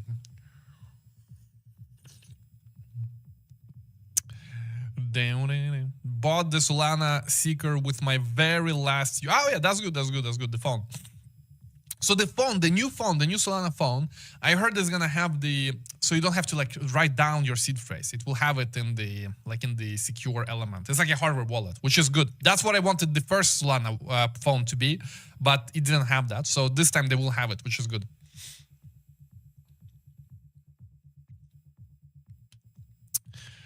Listen, guys, that's it. Thanks a lot for being here. Thanks a lot for contributing to the show. It was great. Let me know if you liked it, didn't like it. Smash up the like if you like. Smash the dislike if you don't like. Even dislike we appreciate.